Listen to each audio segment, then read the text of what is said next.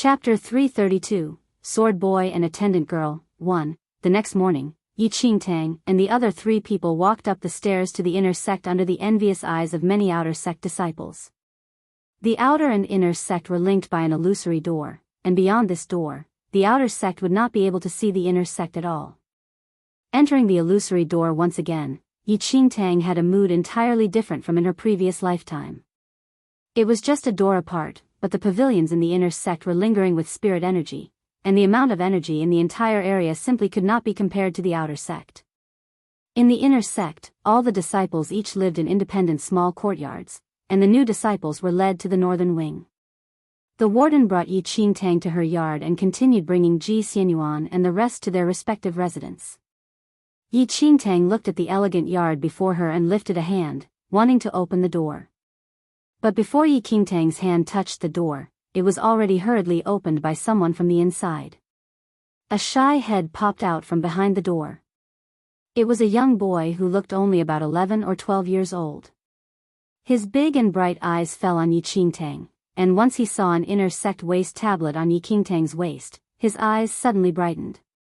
Hurriedly opening the door wide open, he showed a bright smile on his tiny, fair face as he walked out quickly. "Lady Yi, and I Shang, and I have been waiting for you. The courtyard is already cleaned up. We hope that you're satisfied with it." Yi Qingtang looked at the child before her, and a thought struck her. The special treatment for inner sect disciples was not only in their place of residence and cultivation environment. Their day-to-day meals and clothing were served by people appointed by the sect.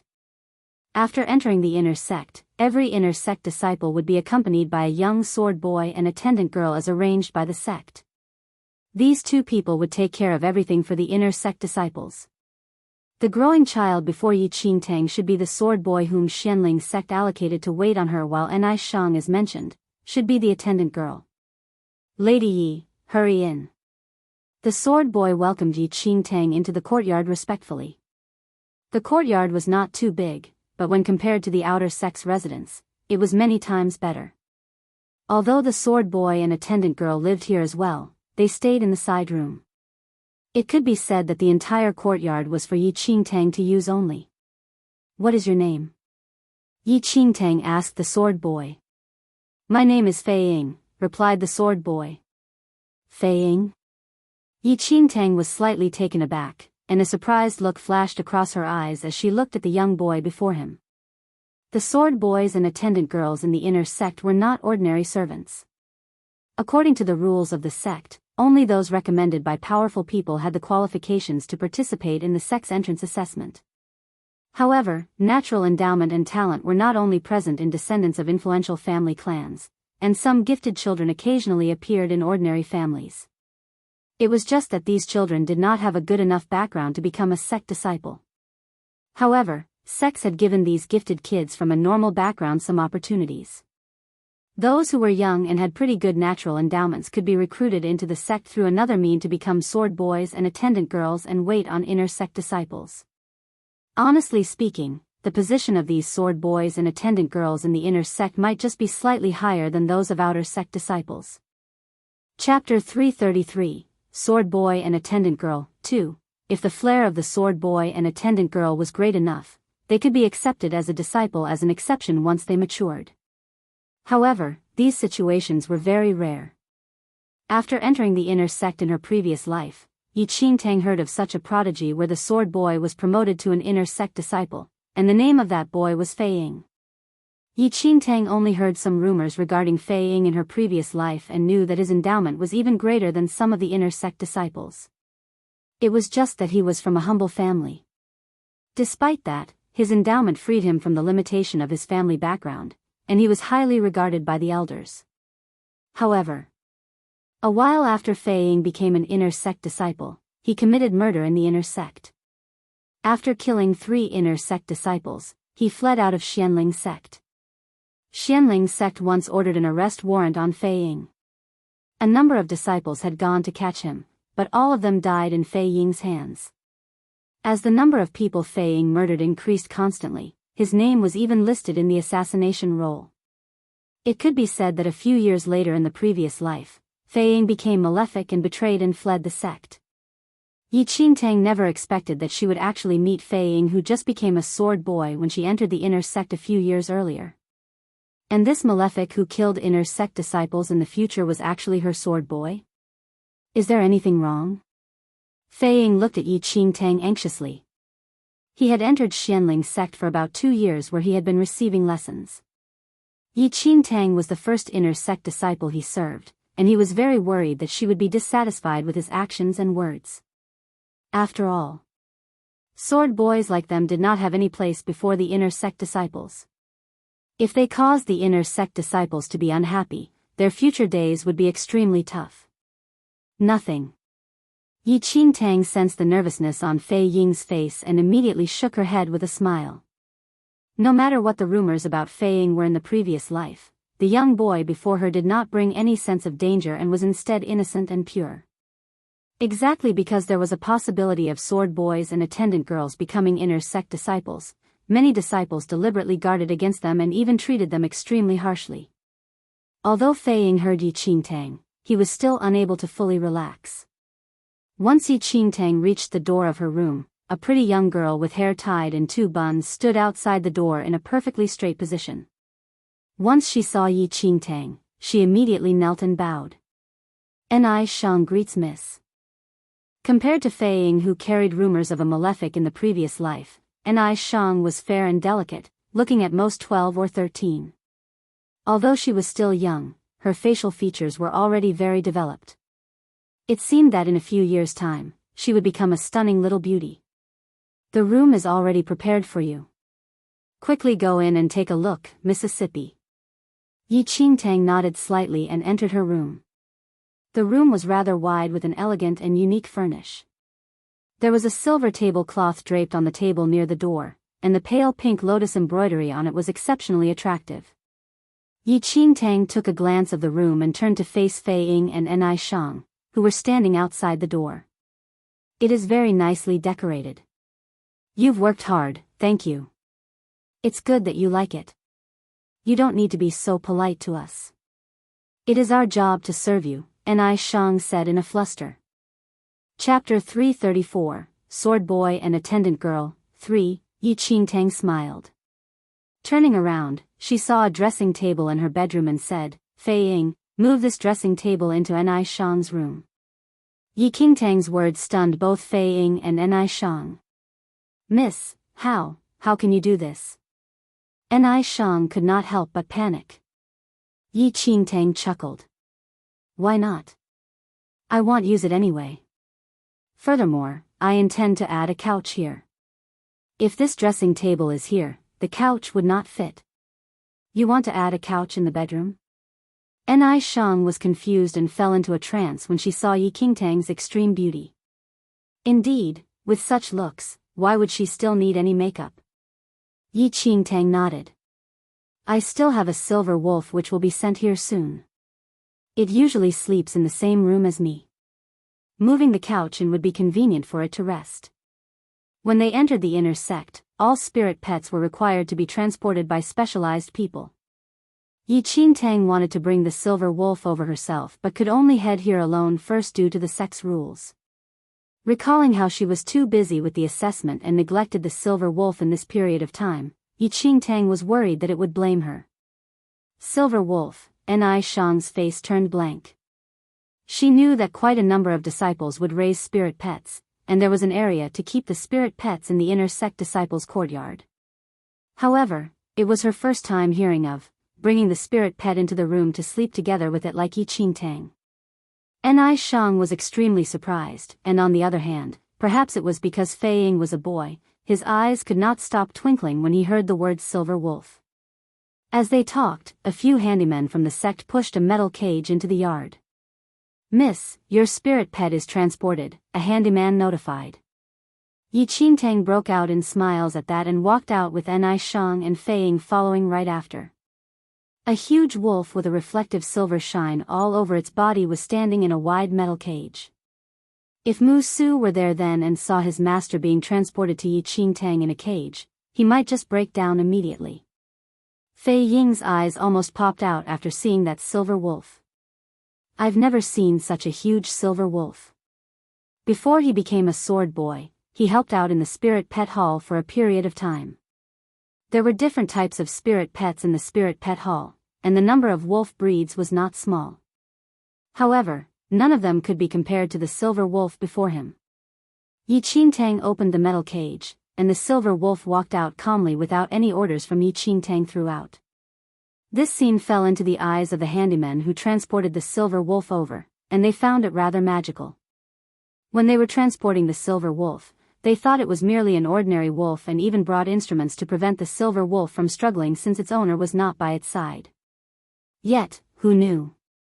The silver wolf was exceptionally calm and did not require to be scolded by anyone. Throughout the transportation journey, it was quiet and did not struggle at all. "Miss, please take a look. If you've confirmed that there's nothing wrong, we will take our leave first." The handyman looked at the silver wolf, which had an extraordinary bearing. They had transported many spirit pets on usual days, but such a fierce wolf was a first. Lowering her body, Yi Qingtang ruffled the silver wolf's shiny fur with a smile and replied, "Everything is fine. Thank you for the trouble." Chapter 335, How are you doing recently? 1. Yi Qingtang smiled and brought the silver wolf into her room after the servant left. She introduced Fei Ying and Ni Shang to the silver wolf. Fei Ying was obsessed with the appearance of the silver wolf, but Ni Shang was a little intimidated. However, the silver wolf did not seem to be aggressive. Instead, it seemed to be ignoring them and stood beside Yi Qingtang. "Young lady, what's the name of your silver wolf?" Fei Ying blinked his eyes and asked. Yi Qingtang was stunned by Fei Ying's question and then realized. She did not even remember to name the silver wolf after so long. She touched her chin and stared at the silver wolf. I did not think of that. How about Snow? Wang Kai? Xiao Guai? Yi Qingtang ignored how stiff the silver wolf was. She slapped her leg and said, "Xiao Guai will do." Fei Ying and Ni Shang were stunned as they witnessed their young lad's ability of naming. However, at least Xiao Guai was slightly better than Wang Kai. Both of them were glad that their names were given by the sect. If their young lady were to name them, it would be horrible. Yi Qingtang was satisfied with the name Xiao Guai. She completely ignored the reaction of the silver wolf and called the name repeatedly. Fei Ying and Ni Shang thought that if the silver wolf could talk, it would be totally speechless by the name Xiao Guai. Fei Ying removed the dressing table according to Yi Qingtang's request and moved in the soft mattress. Ni Shang placed a box on the table. There were 10 bottles of elixirs in the box. "Young lady, these are your assigned soul condensation pills." Yi Qingtang released her hand from the silver wolf slowly. She raised her brows as she stared at the 10 bottles of soul condensation pills. The usage of the soul condensation pills was the same as the shielding elixirs given by the outer sect, but it was much more effective. One bottle of the soul condensation pills was worth 300 Xianming points. Even if the outer sect disciples wanted to purchase that, they did not have the ability to do so. However, every inner sect disciple could receive 10 bottles every month. From the perspective of elixirs, the inner sect disciples received 3,000 Xianming points more than the outer sect disciples. Yi Qingtang stared at the soul condensation pills to figure out how long they could sustain her. However, the gate of the yard was kicked open violently. The loud sound exploded beside her eyes. Yi Qingtang raised her head and saw. A few disciples with inner sect clothes wandered into her yard. The first disciple was Song Juanxiu, who had an argument with her on the center of the spring at Lingxi River the other day. Fei Ying and Ni Shang were shocked by the few inner sect disciples. They panicked and looked towards Yi Qingtang. Yi Qingtang narrowed her eyes. "Junior sister Yi, how are you doing recently? How fortunate it is that we meet again." Song Juanxiu walked into her room, and his mouth tilted. Chapter 336, How are you doing recently? 2. I didn't expect to meet you so soon after the day at the Lingxi River. I'm rather surprised, Song Juanxiu said, and his eyes scanned through the room. Song Juanxiu just received the news of the few outer sect disciples who entered the inner sect. And Yi Qingtang was one of them. He thought that he would not see her in the inner sect for the next few years, but surprisingly, she entered the inner sect in a few months. This reminded him of the incident at the Lingxi River. The rest of the inner sect disciples who came along with Song Juanxiu were expressionless, but their eyes showed little sarcasm. Senior brother Song, Yi Qingtang said softly. Junior sister Yi, you just entered the inner sect, and I think you are not very familiar with the rules in the inner sect. I think I have the responsibility to remind you of something, since we have met before, Song Juanxiu said as his sight landed on the box that contained the soul condensation pills. Fei Ying and Ni Shang could sense the intentions of Song Juanxiu. Both of them were still young, and Song Juanxiu was an inner sect disciple. They stood closely beside Yi Qingtang, and their eyes were full of anxiety. Song Juanxiu sat down beside the table casually and looked towards Fei Ying and Ni Shang. Junior sister Yi, where are the manners of the two servants beside you? They don't even know how to serve tea to the guests here. Ni Shang trembled and apologized immediately. I'll prepare the tea for young sir now. Ni Shang then was about to get the tea. Song Juanxiu suddenly exchanged glances with the rest of the disciples. The disciples blocked Ni Shang's way then. Ni Shang's face turned pale, as she had never experienced such a situation due to her young age. Fei Ying went forward and pulled Ni Shang to his back as he saw Ni Shang's unpleasant face. He stared at the disciples watchfully. Song Junqia's sight was cold. The identities of the sword boy and the servant were higher than those of the outer sect disciples, but they were still inferior compared to the inner sect disciples. How dare you to stare at inner sect disciples as a sword boy and a servant? Song Juanxiu shouted. Fei Ying and Ni Shang were stunned. Yi Qingtang squinted her eyes and pulled the two shocked children to her back. They are still young, and they just entered the inner sect not long ago. Please forgive them if they do not behave well now, senior brother Song. Yi Qingtang explained. Song Juanxiu chuckled. Junior sister Yi, I will not blame you if they do not know the manners, since you just entered the inner sect as well. However, someone needs to teach them. You are very kind, but you should not spoil them with your kindness. They are servants, and they should be punished when they do not respect us. Junior sister Yi, I'm doing this for your own good. Song Juanxiu threw another glance to the disciples, and they immediately pulled Fei Ying and Ni Shang over. Yi Qingtang's face changed. The sect did not allow any fights between the disciples, so Song Juanxiu would not do anything to her in the sect. Thus, he found an excuse to punish Fei Ying and Ni Shang to warn her. Song Juanxiu still resented her for the incident at the Lingxi River. Chapter 337, How are you doing recently? 3. Yi Qingtang narrowed her eyes as she sensed the panic from Fei Ying and Ni Shang. Fei Ying and Ni Shang were really terrified. It was easy for inner sect disciples to punish them. There were even rumors about sword boys and servants being beaten to death just because they disrespected the inner sect disciples. Fei Ying and Ni Shang stared at the disciples who were going to surround them. They felt the coldness spreading in their body as the disciples stretched their hands out.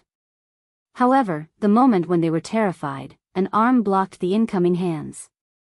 Yi Qingtang stood right in front of them and stopped the action of the disciples. She then turned and looked at Song Juanxiu. Song Juanxiu, though I just entered the sect, the warden of the inner sect had told me some of the rules here. If my servant made any mistake, I would be the one to punish them. Now, you want to bypass me to punish my people, isn't that considered disobeying the rules? Yi Qingtang said rightfully. She did not intend to compromise at all. He needed to ask for her permission before touching her people. Fei Ying and Ni Shang were surprised as they saw Yi Qingtang standing in front of them. Song Junqia's face darkened as he did not expect Yi Qingtang to know such a rule. He then smiled suddenly. It seems like you know quite a lot here. He waved his hand, and the few disciples stepped back. Song Juanxiu then noticed the box with the soul condensation pills inside. A streak of evilness sparkled through his eyes. He suddenly took out one bottle of the soul condensation pills and stared at the bottle with interest. Junior Sister Yi, the inner sect is totally different from the outer sect, right? I think the soul condensation pills are rare in the outer sect. Song Juanxiu raised his eyes to look at Yi Qingtang. The moment he finished his words, he lifted his hand casually, but his elbow knocked the box with the soul condensation pills inside. The whole box of soul condensation pills dropped onto the ground as his elbow swung past through. The cracking sound was heard instantly as the elixirs rolled to the ground. Song Juanxiu showed an evil smile, and he pretended to be shocked. I'm so sorry. I was careless. What are you waiting for? Help Junior Sister Yi to pick up the soul condensation pills. The few disciples certainly understood his intention. They seemed to be very helpful and went forward, but the soul condensation pills on the floor were crushed to powder as they stepped around. I apologize again, Junior Sister Yi. Only these few are left. Song Juanxiu nodded in contentment as he saw the crushed soul condensation pills. He pretended to be guilty and picked up a few soul condensation pills that were full of mud. Fei Ying raged as he witnessed the precious soul condensation pills being stepped purposely by Song Juanxiu and the rest. He held Yi Qingtang's sleeves tightly. He would definitely do something on impulse if Yi Qingtang did not stop him. Young lady. This is really too extreme. Fei Ying gritted his teeth and said.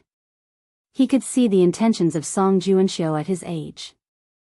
Chapter 338, The Tyrant, 1, However, Yi Qingtang just shook her head. She certainly knew what Song Junqia's intentions were. Fei Ying, clean the floor now. Fei Ying was stunned, but he could only hold his fist tightly. He swept the broken bottles and crushed soul condensation pills. He could feel his heart bleeding. Song Juanxiu felt satisfied as he stared at Yi Qingtang. She would not dare to argue with them since she was just a new inner sect disciple. The silver wolf that was standing beside Yi Qingtang witnessed everything coldly. Its sight was fierce, but the look disappeared when it looked at Yi Qingtang. There was no trace of anger on her face. Instead, a faint smile could be seen from her eyes. She took a glance at the clean floor and then looked outside. How could she not know about Song Junqia's intentions? However, if she remembered correctly, the tyrant of the inner sect should be here by now. A figure appeared at her gate just when she was thinking about that. That was a tall and arrogant young man.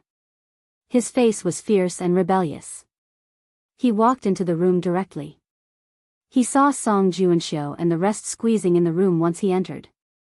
He frowned and asked unpleasantly, "Where is the new disciple?" Song Junqia's attention was captured by the voice. He looked over, and the whole group was stunned when they saw the young man. Feng Moli? Why did he suddenly come over? Junior brother Feng? How come you are here? Song Juanxiu tensed up as he stared at Feng Moli. Feng Moli was very impatient. He took a glance at Song Juanxiu. Do I need to report to you wherever I go?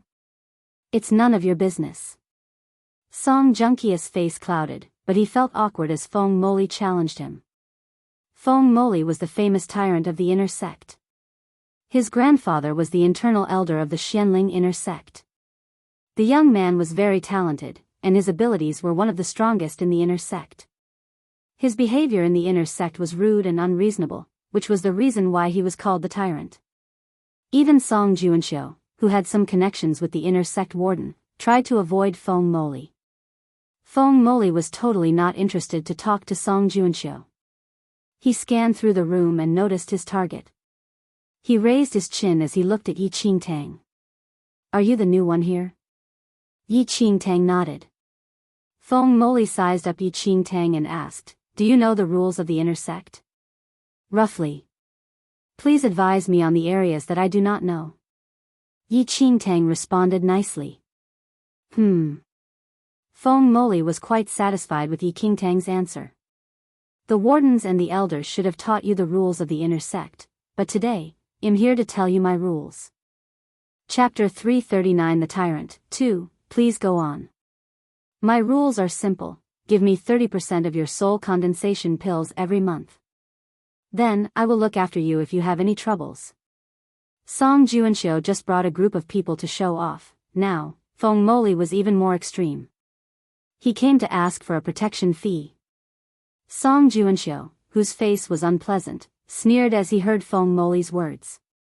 His malicious sight landed on Yi Qingtang. He forgot about that.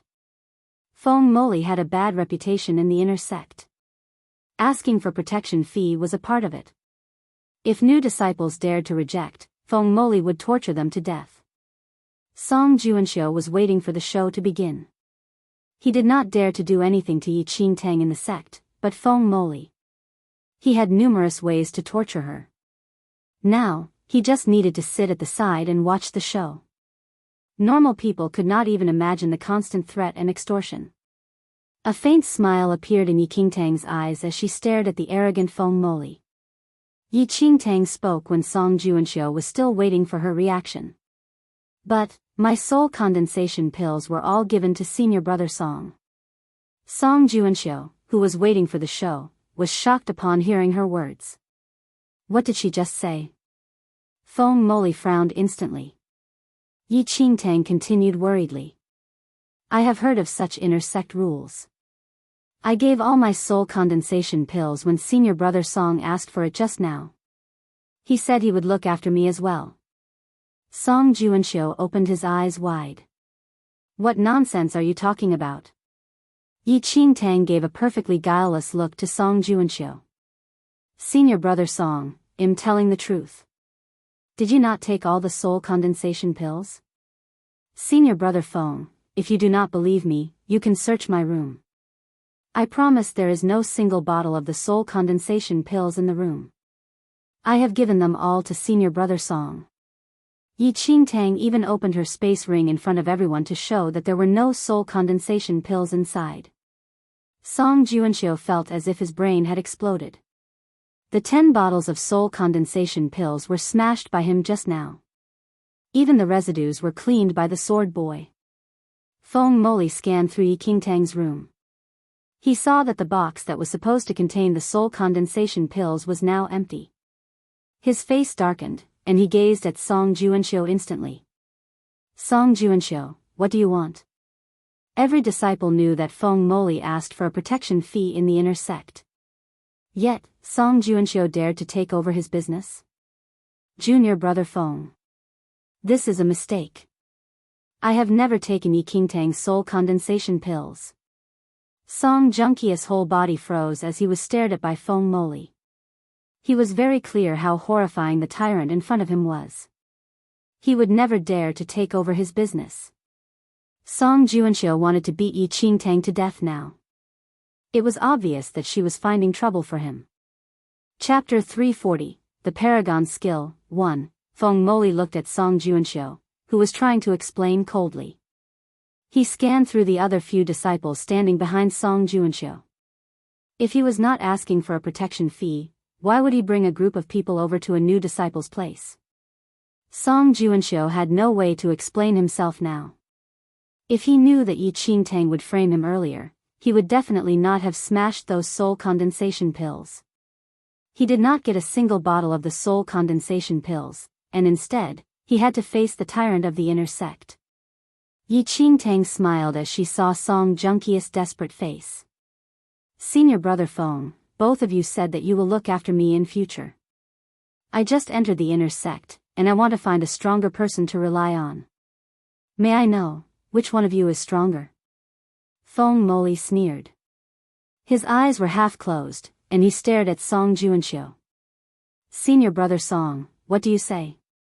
A layer of red flame surrounded Feng Moli's body as he finished his words. The temperature around suddenly rose. Song Juanxiu could feel cold sweat on his back when he saw the red flame surrounding Feng Moli. The Paragon Skill. Song Junqia's brain almost exploded. Yi Qingtang was slightly surprised when she saw the flame surrounding Feng Moli's body. The Paragon Skill was one of the highest skills in cultivation. Only people who possessed a yellow spirit root or better could understand the Paragon Skill. People with more superior spirit roots could understand more powerful paragon skill. There were millions of people who cultivated, and the levels of spirit root differed from each other. The paragon skill was the power that everyone dreamed about. Only extremely talented people could understand the paragon skill. The ability of those with the paragon skill had entered another level. People with the paragon skill could easily defeat opponents in the same level or with the same spirit root, or even challenge opponents of a higher level. It was just that. It was extremely difficult to understand the paragon skill. There might be at most one out of millions. When Yi Qingtang entered the inner sect in her previous life, Feng Moli had already understood the paragon skill.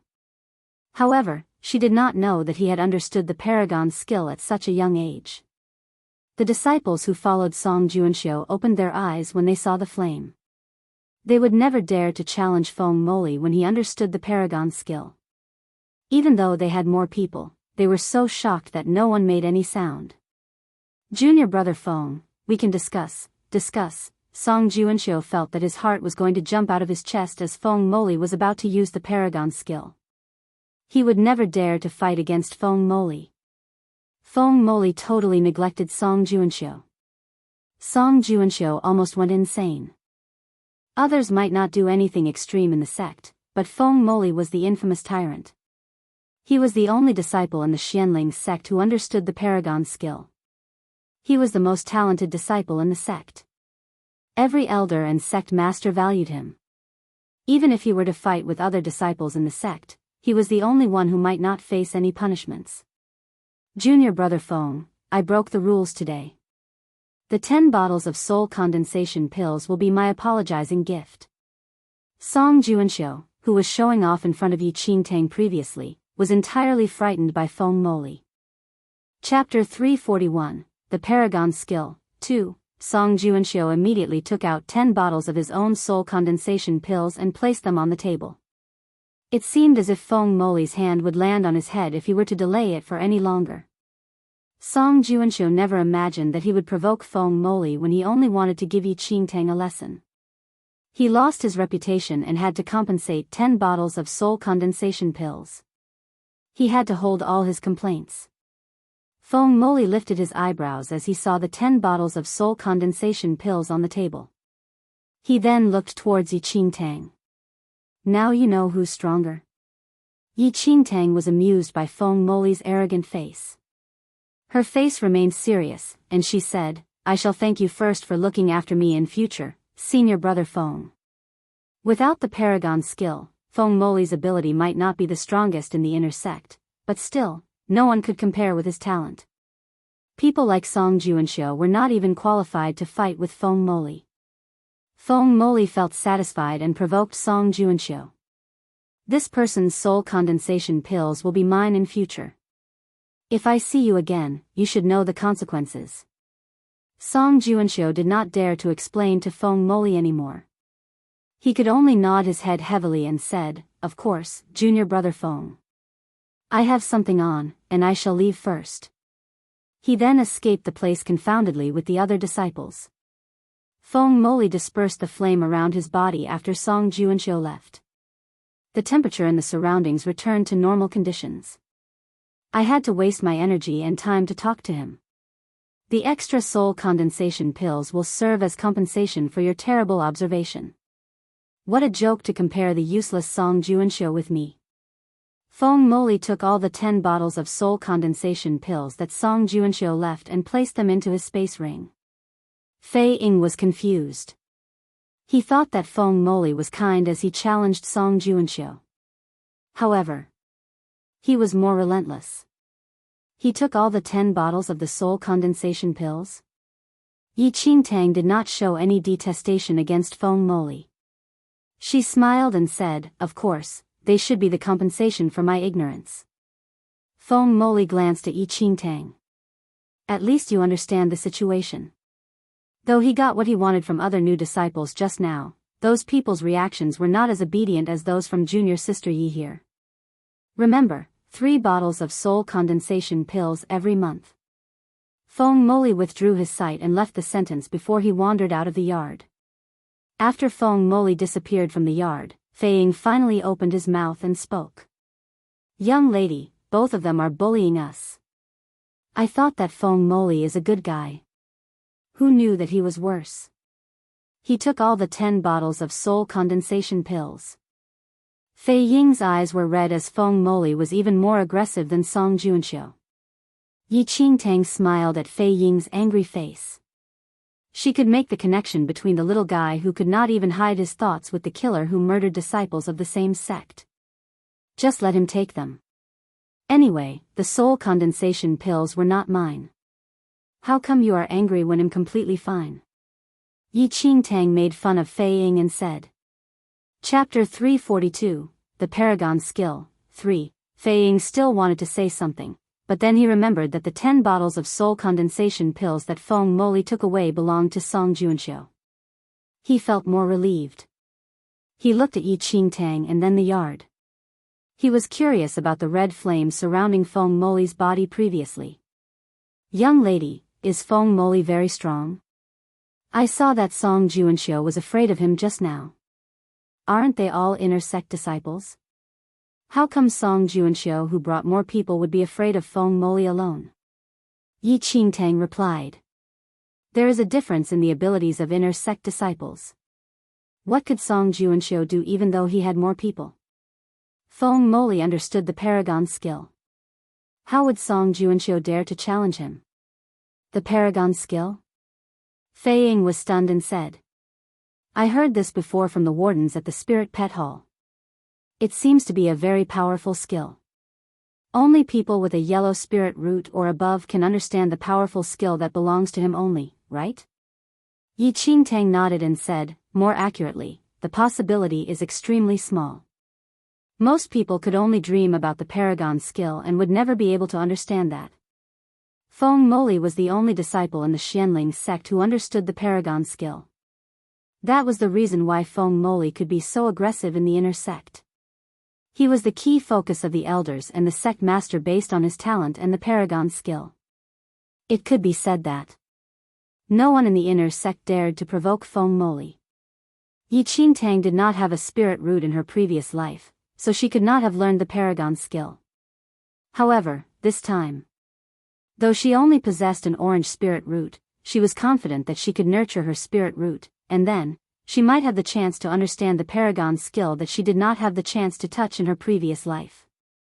Fei Ying's eyes showed his eagerness for the Paragon skill. He looked at his abdomen and said, I'm not sure whether I will have the chance to understand the Paragon skill. Yi Qingtang looked at Fei Ying in a complex way. Even though Fei Ying was just a sword boy, he possessed a high-quality green spirit root. He was not born into a renowned family.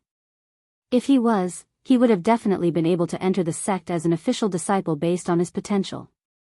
Yi Qingtang did not know much about Fei Ying's story in her previous life. She only knew that he murdered his senior and junior brothers. Yi Qingtang narrowed her eyes. The Fei Ying in front of her now was totally different from the one in the rumor in her previous life. She did not know what happened to Fei Ying in her previous life that resulted in him killing other disciples. Fei Ying did not notice Yi Qingtang's gaze. He chatted with N.I. Shang for a while and left for his duties. Yi Qingtang sat in the hall and lowered her eyes. Feng Moli just released a little breath of the Paragon skill, and it had such great results. How powerful would it be if he revealed the entire Paragon skill? The Paragon skill, Yi Qingtang squinted her eyes as she stared at the silver wolf beside her. She hugged its neck and murmured. Xiao Guai, do you think I will understand the Paragon skill in the future? The silver wolf did not have any reactions, but its eyes were cold when Yi Qingtang did not look at it. Perhaps it was because of the fear of Feng Moli. Song Juanxiu was much more obedient in the coming days and did not appear in front of Yi Qingtang. There were usually many cultivation periods in the inner sect, and because there were plenty of highly skilled people, all the disciples were busy cultivating. Yi Qingtang had already been through everything in her previous life and was naturally familiar with the inner sect's matters. Thus, she was able to get used to the things here quickly. Regardless of whether it was the outer or inner sect, sects would be relatively easier on new disciples who just entered. They did not need to accept any appointed missions by the sect. While Yi Qingtang lost her Juyuan elixirs because of Song Juanxiu, the few thousand Xianming points that she still had left previously was enough to use in this 1 month. Thus, it was not urgent for her to accept rewarded missions as well. This day, Yi Qingtang just stepped out of the practice hall and coincidentally bumped into Ji Xianyuan, who was about to enter. Ji Xianyuan entered the inner sect together with Yi Qingtang, and although they were opponents who sparred before, Ji Xianyuan deeply admired Yi Qingtang's skills after that match and did not have any prejudice against her. "Junior sister Yi, are you accustomed to the inner sect?" Ji Xianyuan asked Yi Qingtang. "Fairly. I heard that you went to the Spirit Consonance River yesterday. How do you feel?" Yi Qingtang asked with a smile. She still respected Ji Xianyuan deeply. The spirit energy in the Spirit Consonance River is rich, and it naturally is the best spot for cultivation. Ji Xianyuan spoke about the Spirit Consonance River with adoration. He had heard about the Spirit Consonance River since he was in the outer sect, but the fee to enter the Spirit Consonance River for outer sect disciples was too high, and even he would not be willing to spend lavishly. Thus, he only first entered the Spirit Consonance River after becoming an inner sect disciple. At that thought, Ji Xianyuan admired Yi Qingtang's boldness for spending tens of millions of Xianming points to cultivate in the Spirit Consonance River. If it were him, he might not be able to be so resolute. "However, I happened to meet some familiar people from the outer sect on my way to the Spirit Consonance River yesterday. I heard that something seemed to have happened in the outer sect these few days," Ji Xianyuan said. "Oh? What is it?" Yi Qingtang asked casually. "In the past few days, some disciples in the outer sect disappeared unknowingly within the sect. Wardens and elders have investigated for a few days and did not find any clues. Wasn't there a period of time previously where disciples who were out on missions disappeared as well? But, somehow, this time it happened within the sect," Ji Xianyuan said. Ji Xianyuan found it strange and continued saying some more things. However, Yi Qingtang's mind was no longer on his words. Find authorized novels in Webnovel faster updates. Better experience please click www.webnovel.com for visiting. In the past few days? Calculating it, was that not right after she entered the inner sect? The reason for the various sect disciples' disappearance during their mission was because of the resurrection of the Blood Moon sect, but this time, disciples actually vanished within the sect. A thought suddenly struck Yi Qingtang. She had just entered the inner sect, and outer sect disciples disappeared without a reason. Apart from that person, who else was capable of doing this? Yi Qingtang narrowed her eyes immediately. After bidding Ji Xianyuan goodbye, she hurried out to the outer sect. Outer sect disciples did not have the authority to step into the inner sect, but it was an easy feat for inner sect disciples to go to the outer sect. In the outer sect, the Blood Moon sect elder who was in Zhou Chu's skin was walking together with a few other outer sect disciples. "Senior brother Zhou, what exactly does the sword intent that the warden has been talking about these few days mean?" A disciple looked at the Blood Moon sect elder. Previously, he only thought that Zhou Chu was a useless scumbag, but now, he felt that this senior brother Zhou was pretty well versed after interacting with him in this period of time. Chapter 344, A Beating a Day, 2, the Blood Moon sect elder replied. How can swordsmanship be explained so simply? With the sword and sword intent in the heart, the said sword intent means, although there was a great loss in the Blood Moon sect elder's skills, he had cultivated for a long time. Even if he randomly said something, it was extremely profound to those outer sect disciples. With just his talking skills, he won the compliments of many disciples in the outer sect. As the Blood Moon sect elder was about to make a high-sounding speech, he suddenly saw a familiar figure walking in his direction at top speed, which cut him from talking immediately. "Senior brother Zhou? Why are you not talking anymore?" Those disciples were still staring at the Blood Moon sect elder and waiting for him to continue talking but saw his face stiffen. They finally realized and looked in the direction that the Blood Moon sect elder was looking at. This look gave those disciples a shock. Isn't that senior sister Yi? Although Yi Qingtang entered the sect for only a short time, she was an inner sect disciple now, and outer sect disciples like them naturally addressed her as senior sister. Yi Qingtang's entrance into the inner sect caused a stir in the outer sect, and many were still discussing the matter until that day. However, no one had expected that Yi Qingtang, who just entered the inner sect for a few days, would actually return to the outer sect. It should be known that disciples who entered the inner sect were different from outer sect disciples like them. Who would still return here? Why is senior sister Yi back? Everyone was filled with curiosity, and they did not sense that the Blood Moon sect elder's face had already darkened unknowingly. Junior brother Zhou, I've something to say. Come with me for a while, Yi Qingtang said coldly the moment she reached the Blood Moon sect elder. The disciples looked at the Blood Moon sect elder, who had a frozen expression. The Blood Moon sect elder's lips twitched, and he replied rather stiffly. All right. Then, Yi Qingtang brought the Blood Moon sect elder to a place without anyone. The disciples stared blankly at the back view of those two people. They did hear of the tension between Yi Qingtang and Zhou Chu, as well as the rumors that Yi Qingtang had something to do with his brother's death. Now that Yi Qingtang suddenly came to look for Zhou Chu, was she here to pick a quarrel with him? Just the thought of it caused them to feel numb. Right now, Yi Qingtang was an official inner sect disciple. How was Zhou Chu her opponent? As everyone guessed, Yi Qingtang had already led the Blood Moon sect elder to an empty place. What are you looking for me for? The Blood Moon sect elder looked at Yi Qingtang in annoyance.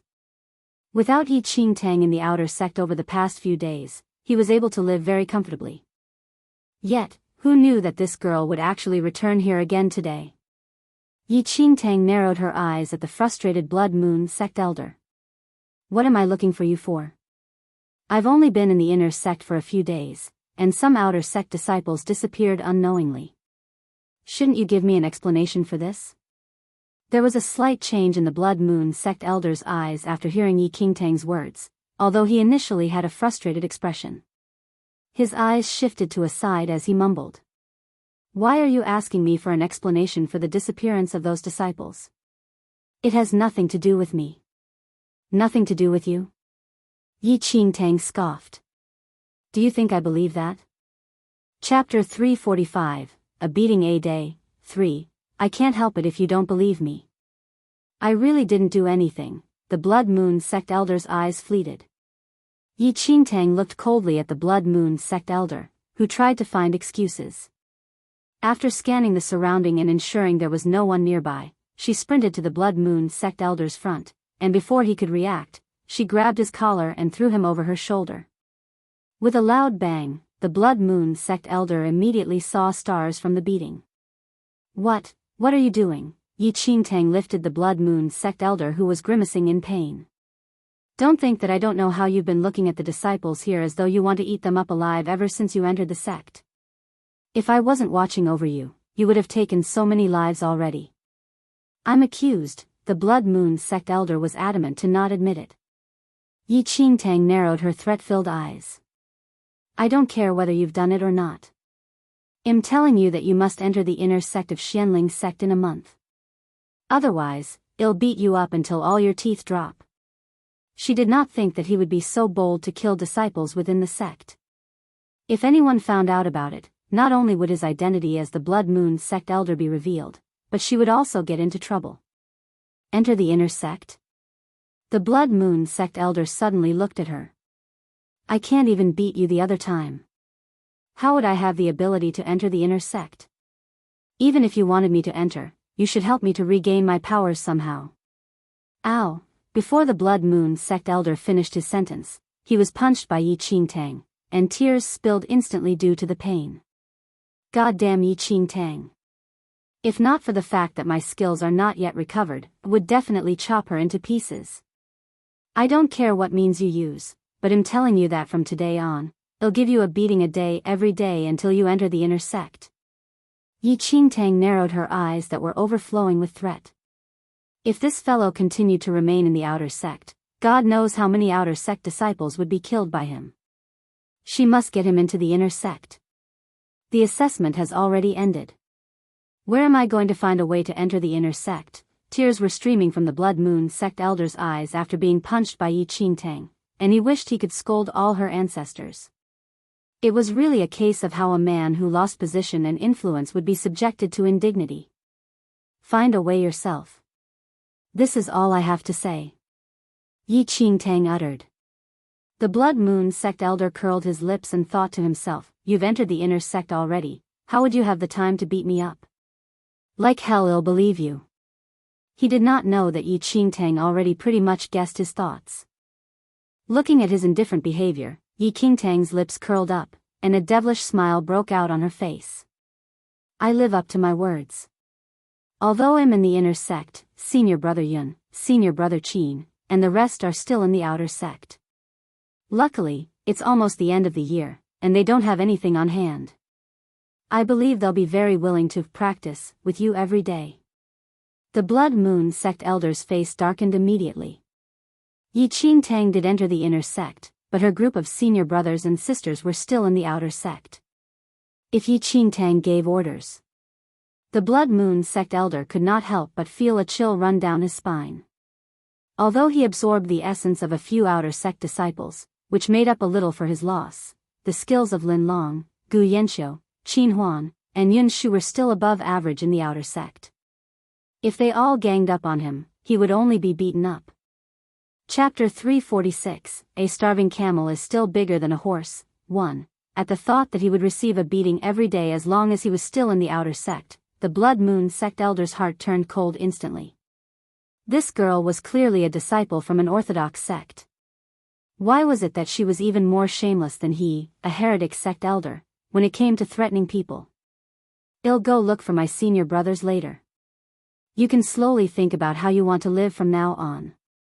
After finishing her sentence, Yi Qingtang released the Blood Moon sect elder and took a glimpse at him with a spurious smile. Then, she turned around and left, seeming to be headed to brief Qin Huan and the rest. The Blood Moon sect elder watched Yi Qingtang's departing back view and was extremely aggrieved. What kind of bad luck did he have to meet Yi Qingtang, such a devilish person, in Deer City? If he knew he was going to meet Yi Qingtang in Deer City, he would have definitely made a detour. But now, it was all too late. After meeting Yi Qingtang, the Blood Moon sect elder originally thought he was lucky and felt that Yi Qingtang was only scaring him. Yet, the next morning, Qin Huan and Gu Yanxiu appeared before him with a look that harbored evil designs and invited him for a practice. The last bit of luck he felt was completely crushed. When the Blood Moon sect elder crawled up with a swollen face, his heart completely crumbled as he watched Qin Huan and Gu Yanxiu bid him goodbye. Yi Qingtang. You're ruthless. The Blood Moon sect elder finally saw it clearly that Yi Qingtang was real this time. If he did not find a way to enter the inner sect quickly, his life would end right here, much less find an opportunity to absorb essence from other disciples. Thus, the Blood Moon sect elder could only hug his head that swelled into the size of a pig's head and ran to the elder's hall, puffing. In the elder's hall, Elder Huang had been in a good mood these few days. Yuan Wei and Yi Qingtang gave him face in the inner sect assessment a few days ago. Being in a good mood, he was more patient and kind when interacting with other disciples. Elder Huang, I heard that Yuan Wei improved quite a lot recently. The elder from the outer sect's array faction asked with a smile. Yuan Wei's natural endowment was extremely high. Now that he was accepted into the sect, he obviously would not be bad if he trained hard, Elder Huang said cheerily. Now that Yi Qingtang entered the inner sect, he thought that if Yuan Wei worked hard this year, he would definitely be able to enter the inner sect next year. As the two elders were chatting, a figure suddenly appeared outside the elders' hall. Before they fixed their eyes on the person, they suddenly realized that the person standing outside the hall was actually a disciple who was badly battered.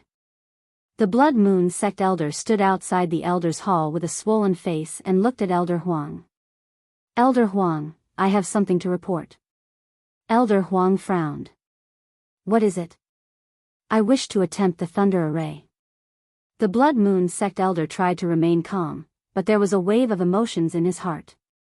He was a dignified Blood Moon sect elder, and yet he was actually forced to go through such misery in the sect by a little girl. Even spitting a mouthful of blood would not dispel all his pent-up frustration. Thunder Array? Elder Huang and the Array faction's elder from aside were taken aback. The Thunder Array was one of the array formations that Xianling sect provided for disciples to challenge. Up to this date, the number of disciples who could solve the Thunder Array could be counted with a hand, and there were barely any who could do so in the inner sect. This outer sect disciple dared to speak so wildly and challenge the Thunder Array? Chapter 347. A starving camel is still bigger than a horse too. What is your name? The Array faction elder asked. Zhou Chu, replied the Blood Moon sect elder. The Array faction elder frowned slightly. There were some disciples in the outer sect who were learning about the profound meaning behind array formations, but Zhou Chu's name was not in the list. You want to challenge the Thunder Formation? Are you aware that this array formation is dangerous and that you may lose your life in the array if you're not careful? Although the Thunder Array was provided for the sect disciples to challenge, those who dared to attempt it had learned about array formations. Moreover, the Thunder Array was lethal, and if the disciple had not grasped the main points, he or she would definitely be either killed or severely injured. Forget about Zhou Chu, a disciple whose name was not recorded in the Array faction at all. Only a few of the disciples who studied array formations dared to attempt it. I am aware. Please give me a chance, elder. The Blood Moon sect elder felt extremely aggrieved. He was a dignified Blood Moon sect elder yet had to be so subservient and speak humbly to two useless sect elders. If this was in the past, he could kill them with just the wave of a finger. If not for that goddamn Yi Qingtang's threat, he would only attempt the whatsoever Thunder Array if he had nothing better to do.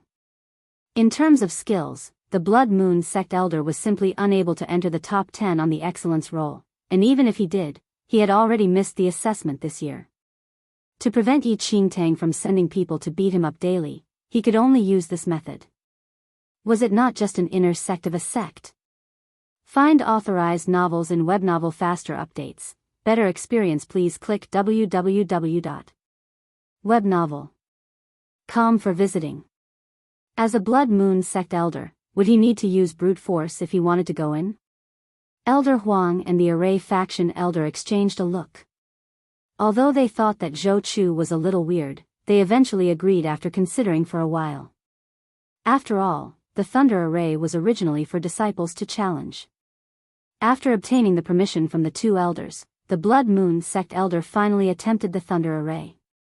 Watching the Blood Moon sect elders' brave and heroic back view, Elder Huang and the Array faction elder could only shake their heads. They only felt that Zhou Chu was seeking death and was not too bothered with him. The two elders returned to the topic that they were previously talking about. However, before they talked for long, a warden rushed over with a weird expression. Reporting elders, that Zhou Chu. What happened? Is he injured in the Thunder Array? Just order a physician to take a look. That will do, said the Array faction elder calmly. However, the warden shook his head hurriedly. No, Zhou Chu is not injured, and he already solved the Thunder Array. What? The Array faction elder was alarmed. Zhou Chu actually really solved the Thunder Array? How much time had passed since he left? Then, the Array faction elder's expression changed slightly. Looking at Elder Huang, who was similarly surprised, he said, Elder Huang, I did not expect Zhou Chu to solve the array. Moreover, he solved it in such a short amount of time. I need to report this to Elder Qin of the inner sect immediately. I'll take my leave first. Then, the elder from the outer sect Array faction left. Elder Huang was a little dazed. Solving the Thunder Array was something that only elite inner sect disciples who specialized in array formations had a possibility of accomplishing. Unexpectedly, Zhou Chu actually had such amazing talent in array formations.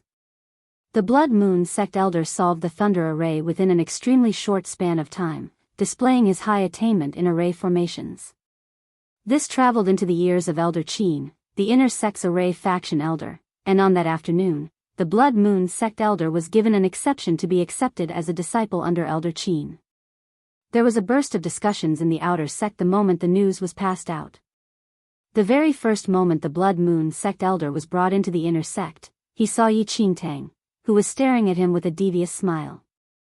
We meet again, senior brother Zhou. Yi Qingtang smiled devilishly. She did not think that the Blood Moon sect elder would enter the inner sect so quickly. It seemed that senior brother Qin and the rest did take care of him relatively thoroughly. The Blood Moon sect elder whom Yi Qingtang did dirty to could only clench his teeth secretly. Only ghosts would want to meet you. How I wish I do not need to see you again for the rest of my life. Chapter 348, A starving camel is still bigger than a horse. 3. No matter how badly the Blood Moon sect elder wished to not see Yi Qingtang again, he had already entered the inner sect then, and there was nowhere he could hide even if he wanted to. Since he just entered the inner sect, his allocated area of residence was coincidentally right next to Yi Qingtang's, and the distance between the 2 yards was at most a few steps only. The Blood Moon sect elder stood outside his own courtyard and looked at Yi Qingtang, who was standing a few steps away from him, with an utterly dark expression as though he had just swallowed a fly.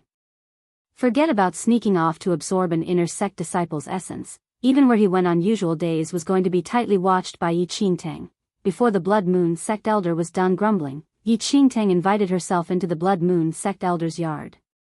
The Blood Moon sect elder was allocated a sword boy and an attendant girl. Those 2 kids were not old and appeared to be about the same age as Fei Ying and Nai Shang. Those 2 children still had a rather muddle-headed look in their eyes. Noticing that Yi Qingtang entered, they naturally identified her as an inner sect disciple as well and served her carefully. With a dark expression, the Blood Moon sect elder sat at a table and threw a dissatisfied look at Yi Qingtang. I've already entered the inner sect according to your request. Are you satisfied now?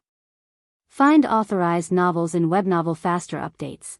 Better experience, please click www.webnovel.com for visiting.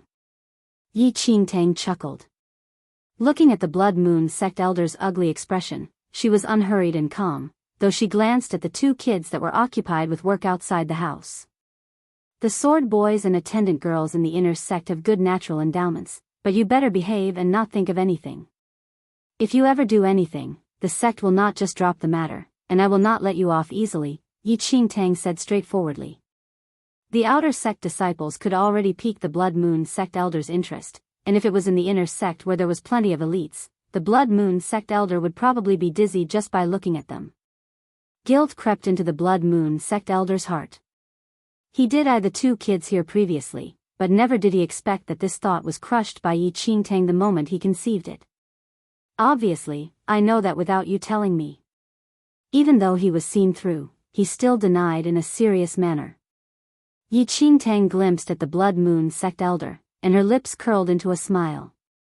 She slowly took out a bottle of elixir from her space ring and placed it before the Blood Moon sect elder. Take this. The Blood Moon sect elder took a look at the bottle, and a disdainful smile broke out on his face. Throwing him a bone? Was Yi Qingtang not treating him too much of a joke? Even though his skills were not as powerful as before, these elixirs in sects were nothing to him. Yi Qingtang saw the Blood Moon sect elder's contemptuous expression and chuckled. This is the source of the marrow pill. When the Blood Moon sect elder heard the word source of the marrow pill, astonishment flashed across his eyes, and the look of belittlement on his face vanished into thin air. His reaction fell into Yi Qingtang's eyes, and her eyes smiled even deeper. The source of the marrow pill was different from ordinary elixirs used to nourish the spirit root. It mainly nourished one's state of mind and recovered the lost vitality. In her previous life, Yi Qingtang did not have a spirit root, and her focus was naturally shifted to elixirs which recuperated other forces. Spirit root was no longer of any use to the Blood Moon sect elder after resurrecting. What he needed was something which could nourish his vitality. Why do you have the source of the marrow pill? The Blood Moon sect elder secretly concealed his surprise and asked in a feigned casual tone. Chapter 349, Carrot and Stick Approach. 1. The Blood Moon sect's main cultivation technique was not based on the spirit root, and thus, most of the elixirs they desired thousands of years ago were different from other cultivators. This source of the marrow pill was one of the superior elixirs that they desired. However, the formula for this pill had been lost for years, and the Blood Moon sect had spent much effort but was still unable to find its trace even before it was exterminated. To date, the words source of the marrow pill were no longer in one's knowledge. Yi Qingtang was only barely over 10 years old. How would she know about the source of the marrow pill? And how was she able to have a real source of the marrow pill? A smile emerged in Yi Qingtang's eyes as she looked at the Blood Moon sect elder, who tried to maintain his composure. In her previous life, Yi Yu led a group of people to try to take Yi Qingtang's life for many years, and Yi Qingtang was forced into hiding. After an avalanche, a snowfield in the mountains collapsed, and she incidentally found a tomb that was covered with dust for thousands of years. In the tomb buried unimaginable medical books and formulas, and Yi Qingtang found the formula for the source of the marrow pill from there. The source of the marrow pill was not the only formula she found. There were countless of formulas that were highly valued. However, she was found by a group of people after hiding there for a few days.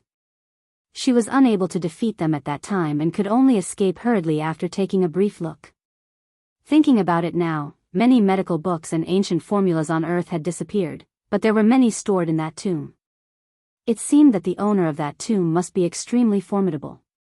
In her previous life, Yi Qingtang only managed to read a small portion of the books, and her alchemy skills had already reached a considerably high level. If she could finish reading all of them. Yi Qingtang narrowed her eyes. The location of that tomb was still vivid in her memory, and she must make a trip there again this lifetime. If she did not remember wrongly, the avalanche would happen a year later, and afterward, that tomb would be discovered, and the person who stole the treasures was powerful. She must quickly raise her skills within a year, otherwise, she would not have the ability to compete with that person at that time. Yi Qingtang still remembered how powerful that person became after obtaining the treasures in the tomb. If those items fell in her hands, it would undoubtedly be an additional, huge bargaining chip for her. At that thought, Yi Qingtang stopped recollecting and looked at the doubtful Blood Moon sect elder. I refined it myself. Is there any problem? The Blood Moon sect elder looked at Yi Qingtang in disbelief. She refined it herself? If she knew how to refine the source of the marrow pill, wouldn't he be able to fly up to the sky? You don't believe me? Yi Qingtang raised a brow. Do you think I believe you? The Blood Moon sect elder asked. Yi Qingtang shrugged slightly. Want you know whether to believe me or not after you try it? Or should I say that you, a Blood Moon sect elder, have never seen the real source of the marrow pill? The Blood Moon sect elder's face darkened. He had seen the source of the marrow pill before, but it was only once. That pill was obtained by the sect master of the Blood Moon sect after much effort, and there was only one such pill. As an elder, he could only see it. Perhaps agitated by Yi Qingtang, the Blood Moon sect elder took over the bottle snappily and opened it. As the bottle was opened, a dark red pill rolled into his palm, and a faint smell of blood traveled into his nose. All it took was a moment for the Blood Moon sect elder to be alarmed. Chapter 350, Carrot and Stick Approach. 2. Regardless of its color or smell, this pill was actually exactly the same as the one that his sect master obtained that time. The disbelief that he had initially faded away immediately. He looked up at Yi Qingtang questioningly and then back at the pill. Hesitation filled his eyes. The source of the marrow pill had disappeared for a long time, and the last pill was obtained by the Blood Moon sect master. However, it had been thousands of years from then. How was Yi Qingtang able to know the true appearance of the source of the marrow pill? The more the Blood Moon sect elder pondered, the more he found it strange. The pill was already in his palm, and whether to consume it or not was a question. After thinking over and over again, he ultimately decided to give it a try. After all, there was a blood pact between him and Yi Qingtang. If Yi Qingtang wanted to poison him, she would not benefit at all. The Blood Moon sect elder narrowed his eyes and made a decision. If this pill was real, then when he regained his powers, he would definitely make Yi Qingtang pay all the humiliation he suffered back. Instantly, the Blood Moon sect elder placed the source of the marrow pill in his mouth. The moment it was in his mouth, the blood smell spread throughout his mouth and into his throat as he swallowed. A warm sensation could be felt in his abdomen area subsequently. In just a moment, the Blood Moon sect elder's eyes brightened. He could clearly feel that the deficiency in his spirit was slowly repairing, and the effect was much faster than absorbing the essence of sect disciples. As his spirit was slowly recovered, the Blood Moon sect elder was increasingly delighted. Just as he was absorbed in the elation of recovering his powers, the effect of the source of the marrow pill suddenly frittered away, and the feeling of resurrection disappeared as well. The Blood Moon sect elder sat there at a loss, though the fascination never left his eyes. How is it? I didn't lie to you, did I? Yi Qingtang looked at the Blood Moon sect elder's behavior smilingly. She was still confident in her alchemy skills. After all, most of the pills and elixirs she used in her previous life were personally refined by her. The Blood Moon sect elder's expression became complicated. He could clearly feel that his powers recovered slightly, but it was far from when he was at his peak. You really refined this source of the marrow pill yourself? The Blood Moon sect elder felt the effects of the pill and fully believed that it was indeed the source of the marrow pill. However, he was completely unable to comprehend why Yi Qingtang, a girl only a little over 10 years old, would actually know the formula for the source of the marrow pill, which had disappeared for many years. Of course. Yi Qingtang replied. The Blood Moon sect elder's expression turned even more complicated. Although his powers did recover, it was not complete, and he could not kill Yi Qingtang instantly. If their strife set off the blood pact, he would die without a doubt. Furthermore, if Yi Qingtang really did refine the source of the marrow pill, wouldn't he lose the chance of recovering rapidly in the future if he killed her now? It is not just the source of the marrow pill. I can also refine the bonded soul pill, Yi Qingtang suddenly said. The Blood Moon sect elder's eyes almost popped out. Bonded soul pill. That was the divine bonded soul pill that could allow him to directly recover to his peak. You really can refine it? Excitement emerged in the Blood Moon sect elder's eyes. Yi Qingtang nodded calmly. Without saying, the formula for the bonded soul pill was also obtained from that tomb. The Blood Moon sect elder was agitated. Chapter 351, Carrot and Stick Approach, 3. If he really consumed the bonded soul pill, he could return to his peak. Instantly, the Blood Moon sect elder no longer looked at Yi Qingtang with despise like before, and his eyes were instead twinkling with expectation. Just as the Blood Moon sect elder's eyes were burning in excitement, Yi Qingtang poured cold water on him. I can refine the bonded soul pill, but it requires the essence of the world, which is extremely difficult to obtain. I don't have it now. The Blood Moon sect elder's full heart of expectation vanished instantly, and all energy was lost. Yet, on another thought, as long as Yi Qingtang knew the formula for the bonded soul pill, he still had a chance of returning to his peak as long as he found a way to gather the materials. No hurry, no hurry. We can slowly search and gather for the materials in the future, said the Blood Moon sect elder pleasingly. Yi Qingtang watched the Blood Moon sect elder's rare act of pleasing her, and a trace of laughter flashed across her eyes silently. That's fine as well. If I don't have anything on in the future, I can make some source of the marrow pill for you to nourish yourself. The bonded soul pill can wait a while. The Blood Moon sect elder nodded repeatedly, though he scoffed internally. He would go along with this girl right now, but once he obtained the bonded soul pill in the future, he would definitely destroy this girl. Yi Qingtang looked at the Blood Moon sect elder silently, and the smile in her heart deepened. Although the Blood Moon sect elder's skills decreased greatly, his experience and inside information of all aspects were way beyond those of ordinary people. Even though he was unable to be of help in her martial skills and cultivation, he would be a great help to her in other areas. If the Blood Moon sect elder was not used properly, he would be a fatal sword, but if made use of well, he was a sharp blade that countered enemies. She was obviously aware of the Blood Moon sect elder's hatred towards her, but, since she dared to make use of him, she had a certain level of confidence. You must be careful in the inner sect from now on. Don't stir up any trouble. Yi Qingtang warned. She handed the Blood Moon sect elder the source of the marrow pill because she was afraid he would start messing around in the inner sect. The inner sect was not comparable to the outer sect. If any inner sect disciples disappeared, the sect elders might personally investigate the case. Rest assured, I will take note of it. The Blood Moon sect elder was very easy to talk to this time. Anyway, with the source of the marrow pill, it was no longer that important to absorb the disciple's essence. Furthermore, he was still anticipating the bonded soul pill that Yi Qingtang would refine in the future, and obviously, he had to give her face now.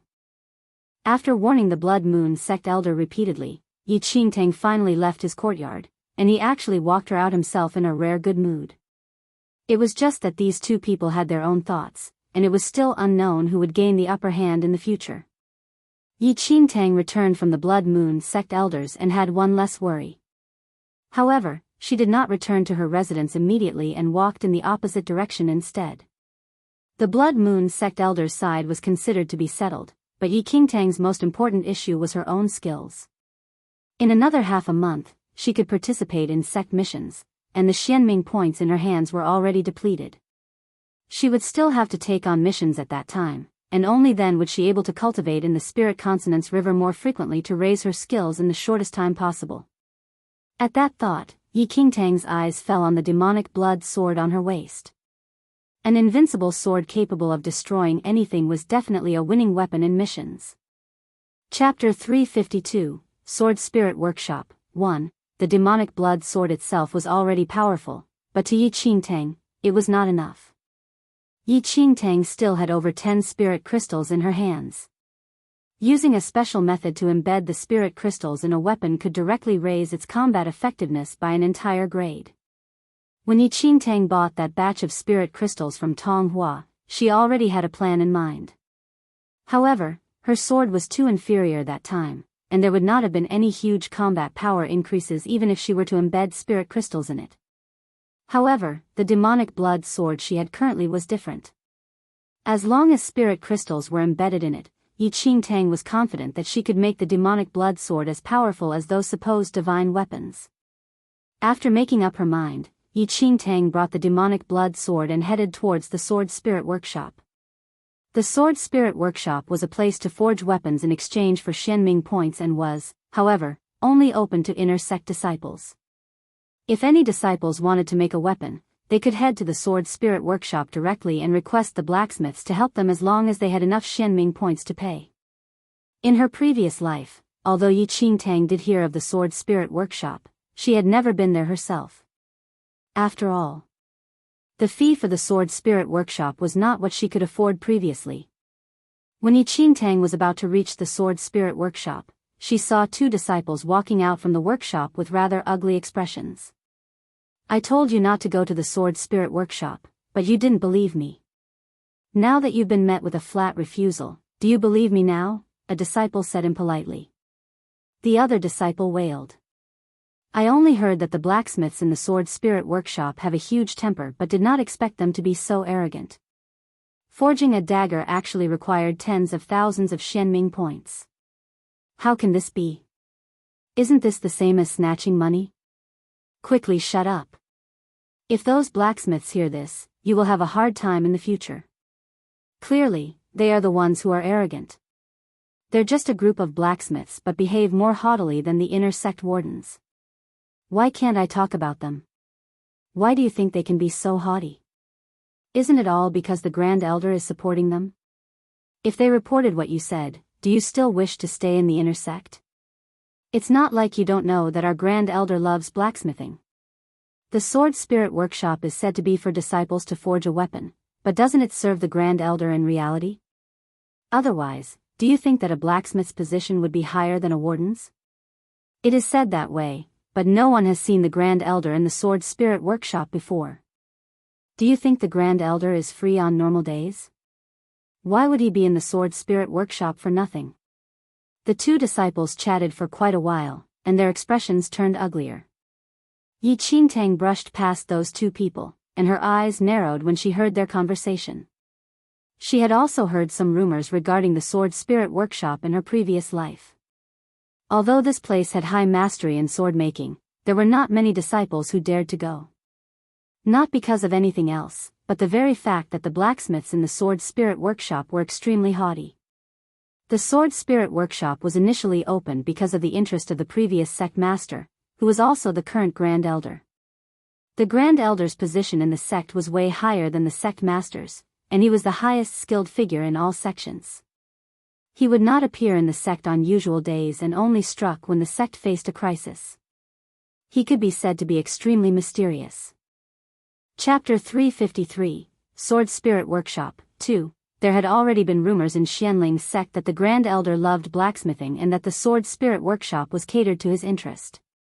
With the Grand Elder's protection, even the inner sect elders were relatively polite to the blacksmiths there, much less ordinary disciples.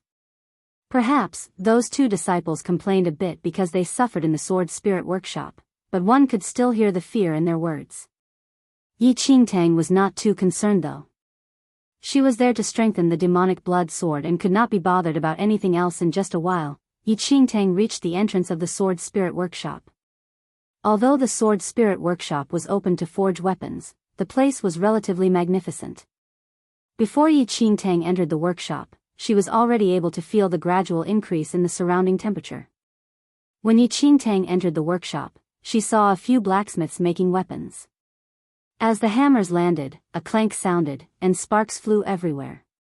Surrounded by furnaces, the temperature of the Sword Spirit Workshop was frighteningly high. All types of weapons were hung on the walls of the Sword Spirit Workshop, and from the sharp blades, it was evident that they were of relatively fine quality. Although they were a group of arrogant blacksmiths, their standards were way above those of the blacksmiths outside the sect. Yi Qingtang's arrival did not draw any attention from the blacksmiths, who even could not be bothered to look up and only focused on the work on hand. An in-charge sitting aside was smoking an opium pipe every now and then. Lifting an eyelid lazily, he swept an indifferent look across Yi Qingtang, who entered the workshop. In charge, I wish to forget a sword. How do I go about doing this? Yi Qingtang walked forward and said politely. The in-charge glanced at Yi Qingtang and took 2 puffs before answering casually. What kind of sword do you wish to forge? Yi Qingtang removed the demonic blood sword hung on her waist. The warden took a look and nodded slightly, though he still had an emotionless expression on his face. 30,000 Xianming points. Yi Qingtang was dumbfounded instantly. 30,000 Xianming points? Was this a joke? With another 10,000, it was enough to exchange for the demonic blood sword. The in-charge saw Yi Qingtang's expression and said, I quoted this price because your sword is pretty good. If it were some ordinary plaything, no one would help you to forge even if you paid double the price. Yi Qingtang could tell that the blacksmiths here were not easy to deal with. A casual quote was already tens of thousands of Xianming points, and whether they forged it was another matter altogether. It was all dependent on whether the weapon could catch the attention of the blacksmiths. Yi Qingtang wanted to strengthen the demonic blood sword, but 30,000 Xianming points was definitely not a price she could afford to pay. She was not a fool. They really were working under the Grand Elder. Look at how different their tone was. Yi Qingtang had a little headache. Not mentioning how she did not have so many Xianming points, but even if she did, she would definitely not be willing to spend so lavishly like that. However, she was not resigned to leaving her weapon as it was. Then, Yi Qingtang scanned her surrounding and finally spoke after some hesitation, I don't have 30,000 Xianming points. I'm afraid I can't request the masters to personally work on it. I wonder if I can forge it myself? The in-charge scanned Yi Qingtang and could not help but chuckle after noticing her thin wrists and legs. Knocking on his opium pipe, he leaned back on his chair lazily and asked, You wish to forge it yourself? Chapter 354 Sword Spirit Workshop 3, Yi Qingtang nodded. That's fine, but you will have to pay 1,000 Xianming points regardless of whether it will be successful or not, said the in-charge casually, as it was not the first time seeing disciples who wanted to smith a weapon themselves. After all, the fees for the Sword Spirit Workshop was exorbitant and not what ordinary disciples could afford. However, those disciples who requested to forge a weapon themselves usually failed horribly. It was no wonder though. How would these young masters and ladies who usually prioritized cultivation have come into contact with forging? Forging was not something that could be successful just by randomly picking a metal and hammering it. Forging was a profound craft which required immense knowledge on various techniques, such as the temperature, duration to smelt, timing to hammer, amount of force to exert, and distributing the weight. How would a layman understand this?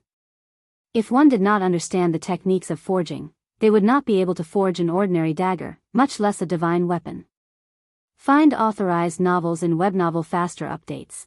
Better experience, please click www.webnovel.com for visiting.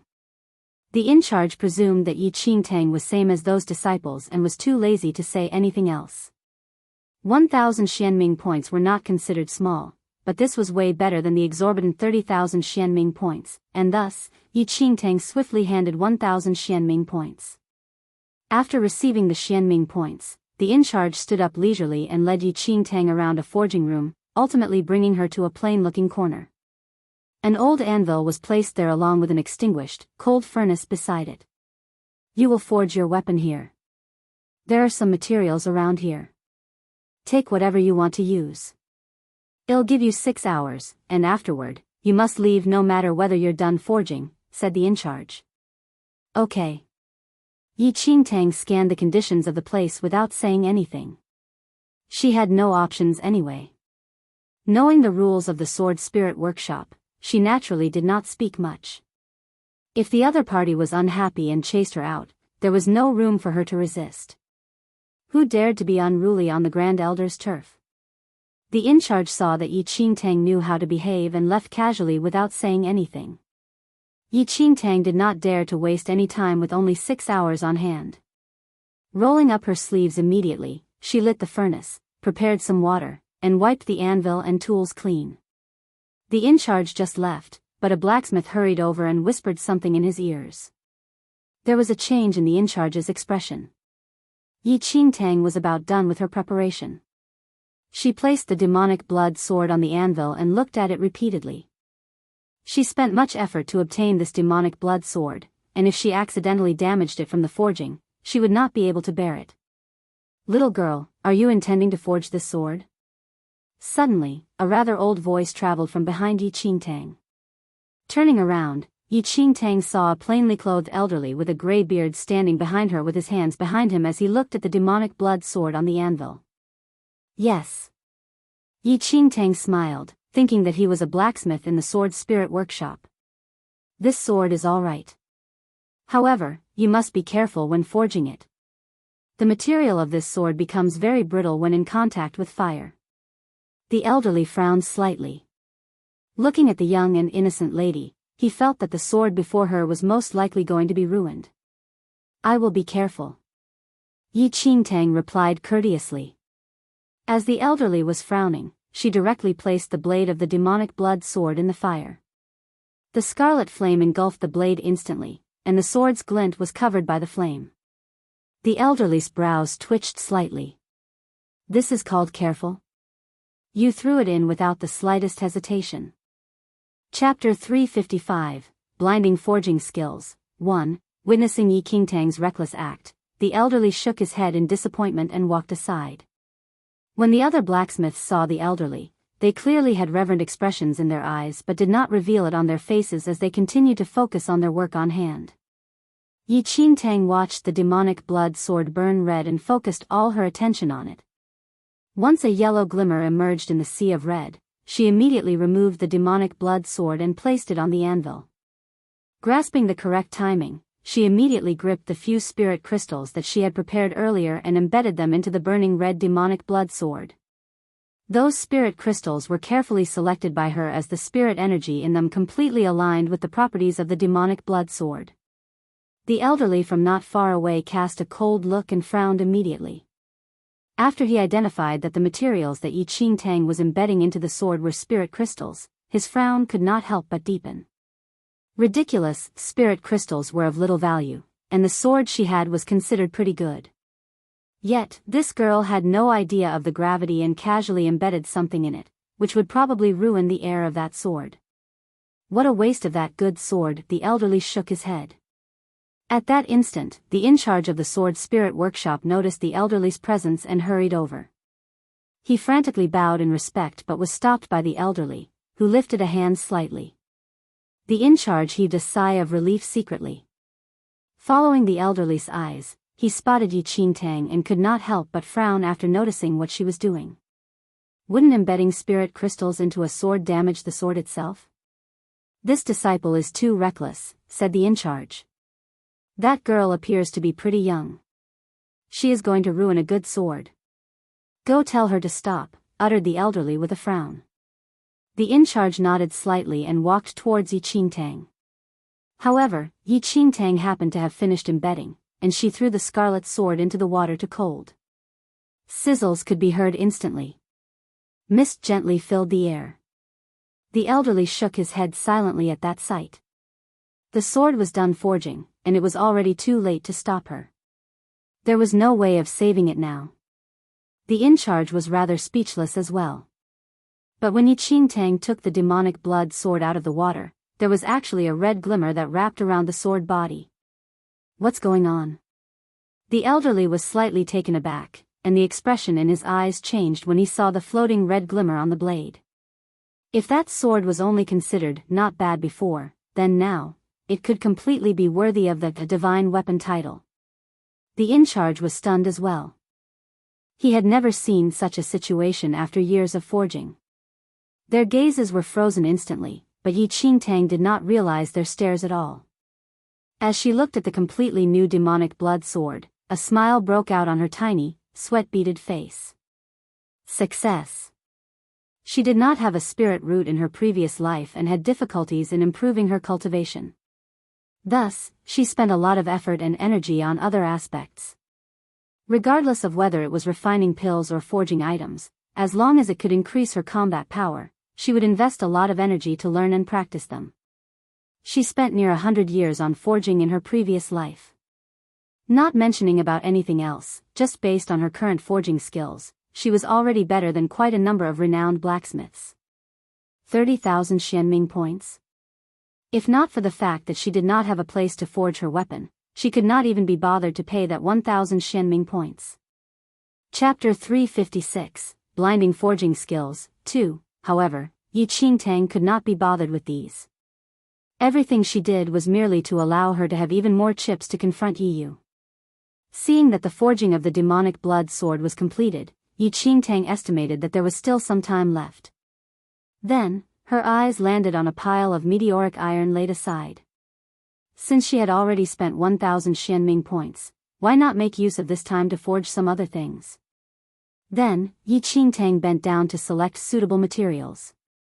The expressions of the elderly and in-charge, who were standing not far away, had long turned a little weird.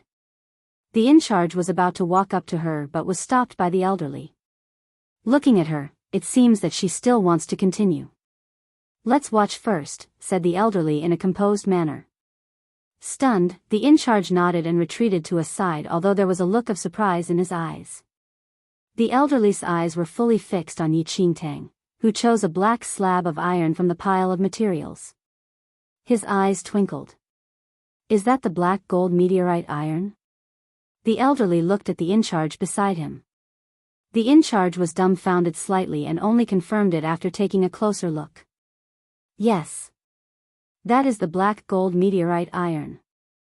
It was left from forging a glove previously. I'm afraid other blacksmiths did not notice and ended placing it in the ordinary materials. The warden could not help but feel a pinch in his heart. The grade of that black gold meteorite iron was extremely superior. It was just that it looked basically the same as black iron, and one would not even be able to tell the difference if he or she was not an expert. Although they looked the same, there was a world of difference in their prices. The price of a slab of black gold meteorite iron could buy hundreds of thousands of tons of black iron, and even the Sword Spirit Workshop only had a few slabs of it. Usually, such precious materials would be kept well, but someone did not notice and took it as ordinary black iron, placing it in the pile of materials. Although it was just the size of a palm, it was already worth a fortune. I'll let her know. The in-charge looked at the elderly rather apologetically.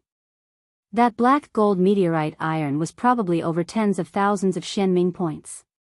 Forget it. Since you let her select the materials herself, how can there be a reason to ask for the item back? The elderly waved a hand as curiosity emerged in his eyes. It was just unknown whether this little girl identified the black gold meteorite iron correctly or treated it as black iron. The in-charge retreated to a side and could not help but feel vexed. The black gold meteorite iron was extremely previous. Although Yi Qingtang did surprise them with her embedding previously, embedding was not forging. Truly forging a weapon from raw material was way more complicated than embedding. If such a wonderful black gold meteorite iron was ruined by this girl, wouldn't it be a pity? Helplessly. The elderly had already laid his words, and no matter how unwilling the in-charge was, he could only bear with it at that moment. The in-charge was gloomy, but on the other hand, Yi Qingtang was exceptionally delighted. She did not expect to find such an amazing treasure like the black gold meteorite iron in the pile of materials. Although it was indeed small, it should be enough to forge a dagger after heating it. Picking up such a huge bargain for nothing, Yi Qingtang's heart no longer ached over the 1,000 Xianming points spent. 1,000 Xianming points in exchange for a slab of black gold meteorite iron. Was there even a better deal on Earth? Delightedly, Yi Qingtang directly placed the black gold meteorite iron into the furnace to heat it and turned around to pick up a few spirit crystals. Chapter 357, Blinding Forging Skills, 3. The in-charge and the elderly thought Yi Qingtang was going to embed spirit crystals into the new weapon again and were instantly on alert. They found the effect of embedding the spirit crystals into the demonic blood sword fascinating and were going to look carefully this time. However, Yi Qingtang suddenly took out a thick cloth and wrapped the spirit crystals. Afterward, she picked up the hammer on the anvil and pounded on the bag of spirit crystals heavily. A sharp, crisp sound pierced the ears of the in-charge and the elderly. What is she doing? The elderly watched in astonishment as Yi Qingtang continuously smashed the spirit crystals into pieces with a hammer. Could it be that the spirit crystals are too huge? The black gold meteorite iron she chose just now is not able to embed many spirit crystals, but crushing them and selecting a few small ones is possible, said the in-charge seriously while casting his belittlement away. As the two were caught in curiosity, Yi Qingtang had already hammered numerous times, and the entire bag was pounded relatively flat. Seeing that it was about done, she finally unwrapped the bag. The spirit crystals that were initially about the size of a fingernail were already crushed into tiny pieces which twinkled brightly under the glow of the fire. The elderly looked at the spirit crystals that were almost in powder form and cast a look at the in-charge who was speaking seriously. There was a slightly awkward expression on the in-charge's face. It was already crushed to this state. How could it be used to embed a weapon? I was ignorant. I really cannot tell what this disciple wants to do, the in-charge said rather embarrassedly. The elderly did not say anything much. His curiosity was piqued by every action Yi Qingtang took. She was clearly forging a weapon, and the processes were similar, but he was still unsure exactly what Yi Qingtang wanted to do. The black gold meteorite iron that was thrown into the fire was already burned red, and its edges already softened under the high temperature. Why is she still not removing it? If she still doesn't remove it, the black gold meteorite iron is really going to turn into molten iron. The elderly furrowed his brows slightly. The liquid molten iron could be poured into a mold to fix the shape. Although it could be formed into the shape of a weapon directly, it was missing countless hammerings. Without repeated hammering, the ductility of the black gold meteorite iron would be greatly reduced. This girl is quite young. I reckon she does not have enough arm strength. It doesn't seem possible for her to hammer a complete piece of black gold meteorite iron into shape, the in-charge said as a matter of fact. Apart from the forging techniques, blacksmiths were more particular about their arm strength. After all, the iron hammers they used were as heavy as 100 jin. To slowly hammer a slab of metal into shape, the minimum number of hammerings required would already reach tens of thousands of strokes, and each stroke had to be fully supported with the arm strength. While this little girl may have some skills, arm strength was not something that could be trained in a day. The elderly thought that he had a point as well but did not say anything and continued observing. Yi Qingtang watched the red iron turn into molten iron, and her lips curled into a smile. Swiftly holding onto the bag of spirit crystal powder, she poured them into the molten iron in the high temperature. As the glistening powders were poured into the molten iron, the blazing red flames engulfed them in an instant.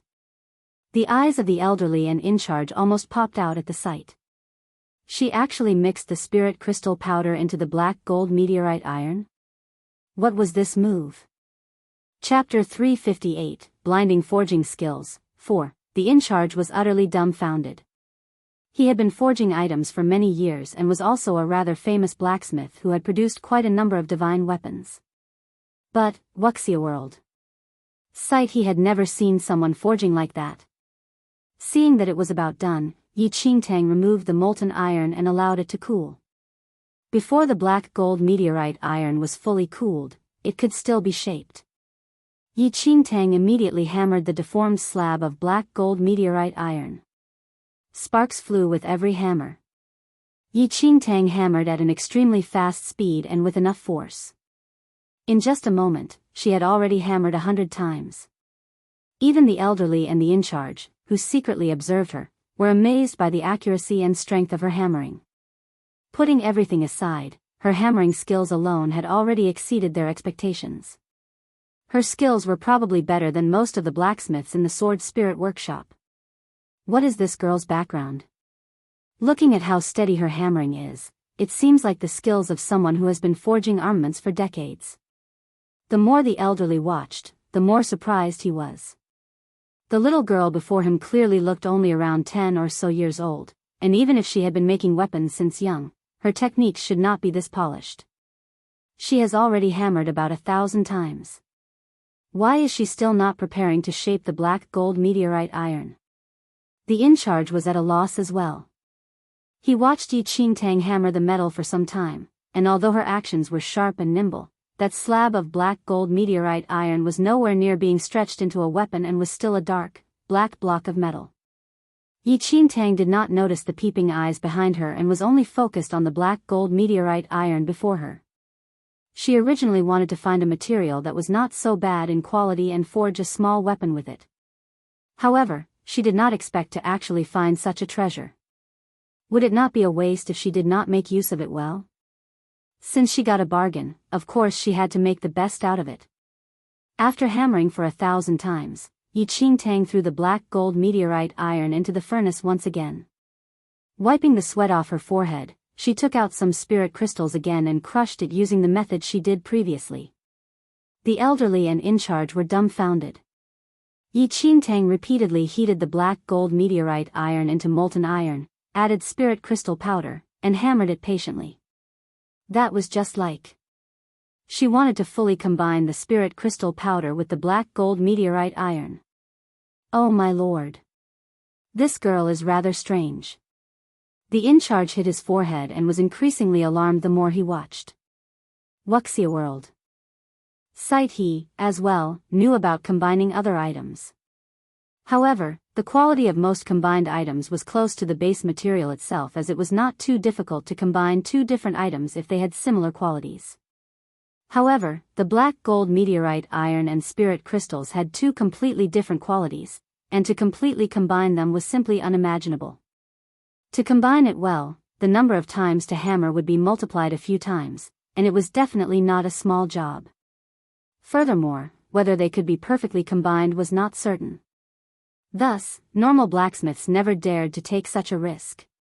If the materials were unable to combine completely, the black gold meteorite iron was going to be completely wasted. Yi Qingtang felt that it was about done after repeatedly adding spirit crystals 3 times. After combining it the final time, Yi Qingtang started to stretch the entire block of black gold meteorite iron, which was slowly forged into the shape of a dagger. Chapter 359, Master of Forging, 1. As the clanging sound spread within the Sword Spirit workshop, the elderly and in-charge's gaze started to burn.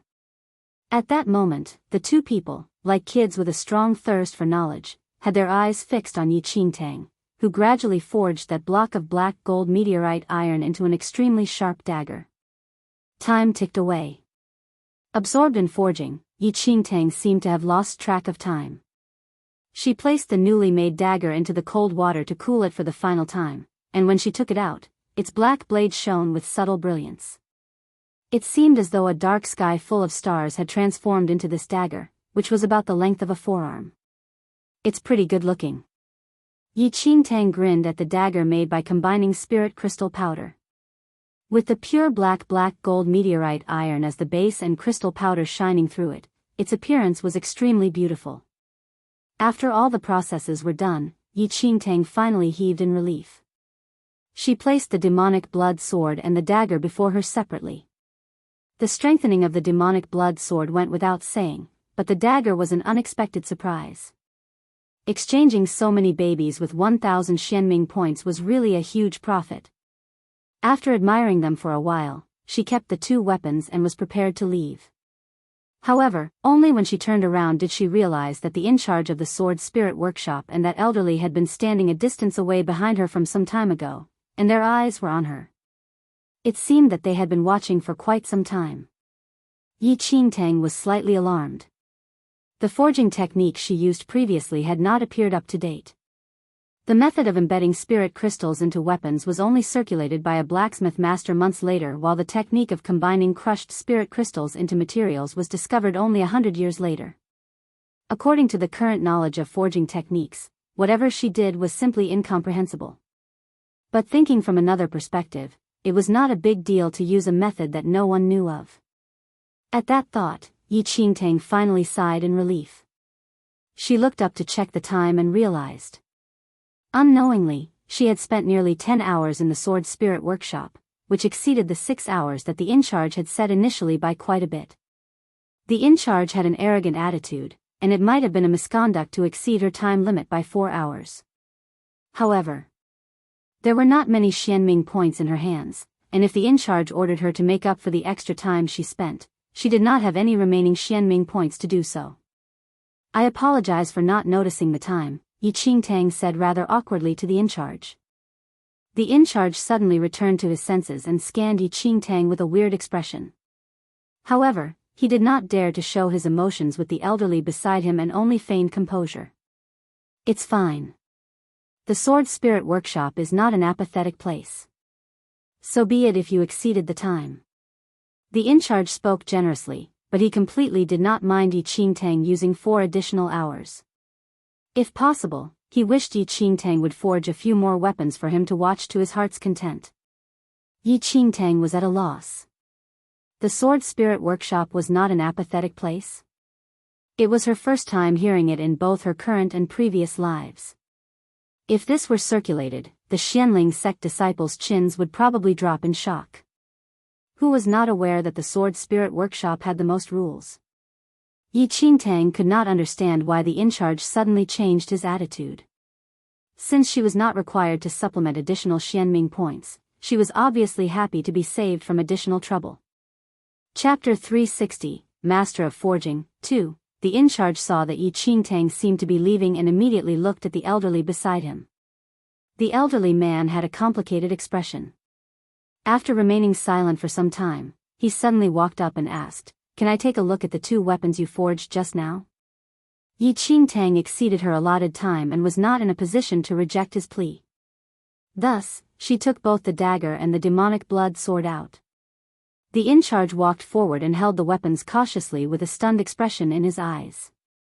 Placing the 2 weapons before the elderly man, the 2 people looked on agitatedly as though they were looking at precious treasures. Wuxia world. Sight staring at the weapons, the elderly man gently brushed his old hand against the 2 weapons. The demonic blood sword emitted a cold air while some remaining warmth still remained in the dagger. Look, the air of the demonic blood sword and the spirit crystals in it are combined perfectly. There's actually no damage to the sword at all, and its aura is strengthened instead. The elderly man looked at the demonic blood sword with infatuation. The in-charge nodded repeatedly. Yes, indeed. I've never seen such a technique before. Look at this dagger. The elderly man held the dagger and drew a few strokes in the air, and a sound akin to a dragon's roar passed by their ears as the dagger glistened. The elderly's eyes brightened suddenly. Good. The eyes of the in-charge were narrowed in enchantment. Standing from aside, Yi Qingtang watched the 2 old men who were overflowing with energy like kids, and the corners of her lips twitched a little. This in-charge was like a completely different person. However, Yi Qingtang could not say anything as well. After all, she picked up a block of black gold meteorite iron here, and if she fussed about it with the in-charge, she would probably not be able to bring the dagger back with her. It was good that only admiration filled the eyes of the in-charge and elderly, and they did not seem to make things difficult for her. After looking at the weapons for quite some time, they finally returned them rather unwillingly to Yi Qingtang. "Little girl, what's your name?" The elderly could not help but ask after returning the weapons to Yi Qingtang. However, this question shocked the in-charge, who also looked at Yi Qingtang differently. Yi Qingtang did not think much and replied, "I am Yi Qingtang." Yi Qingtang, the elderly ran a hand through his beard as he took a glance at Yi Qingtang with narrowed eyes. "Initially, I couldn't tell that you actually know so many forging techniques at such a young age. Since you like it, you can visit the Sword Spirit Workshop more frequently in the future. Don't waste your talent in forging armaments, Wuxia World." Yi Qingtang nodded but was clearly aware that she did not have many extra Xianming points to spend here. The 2 weapons were enough for her right now, and unless her skills increased by a great extent, she probably would not visit the Sword Spirit Workshop within a short period of time.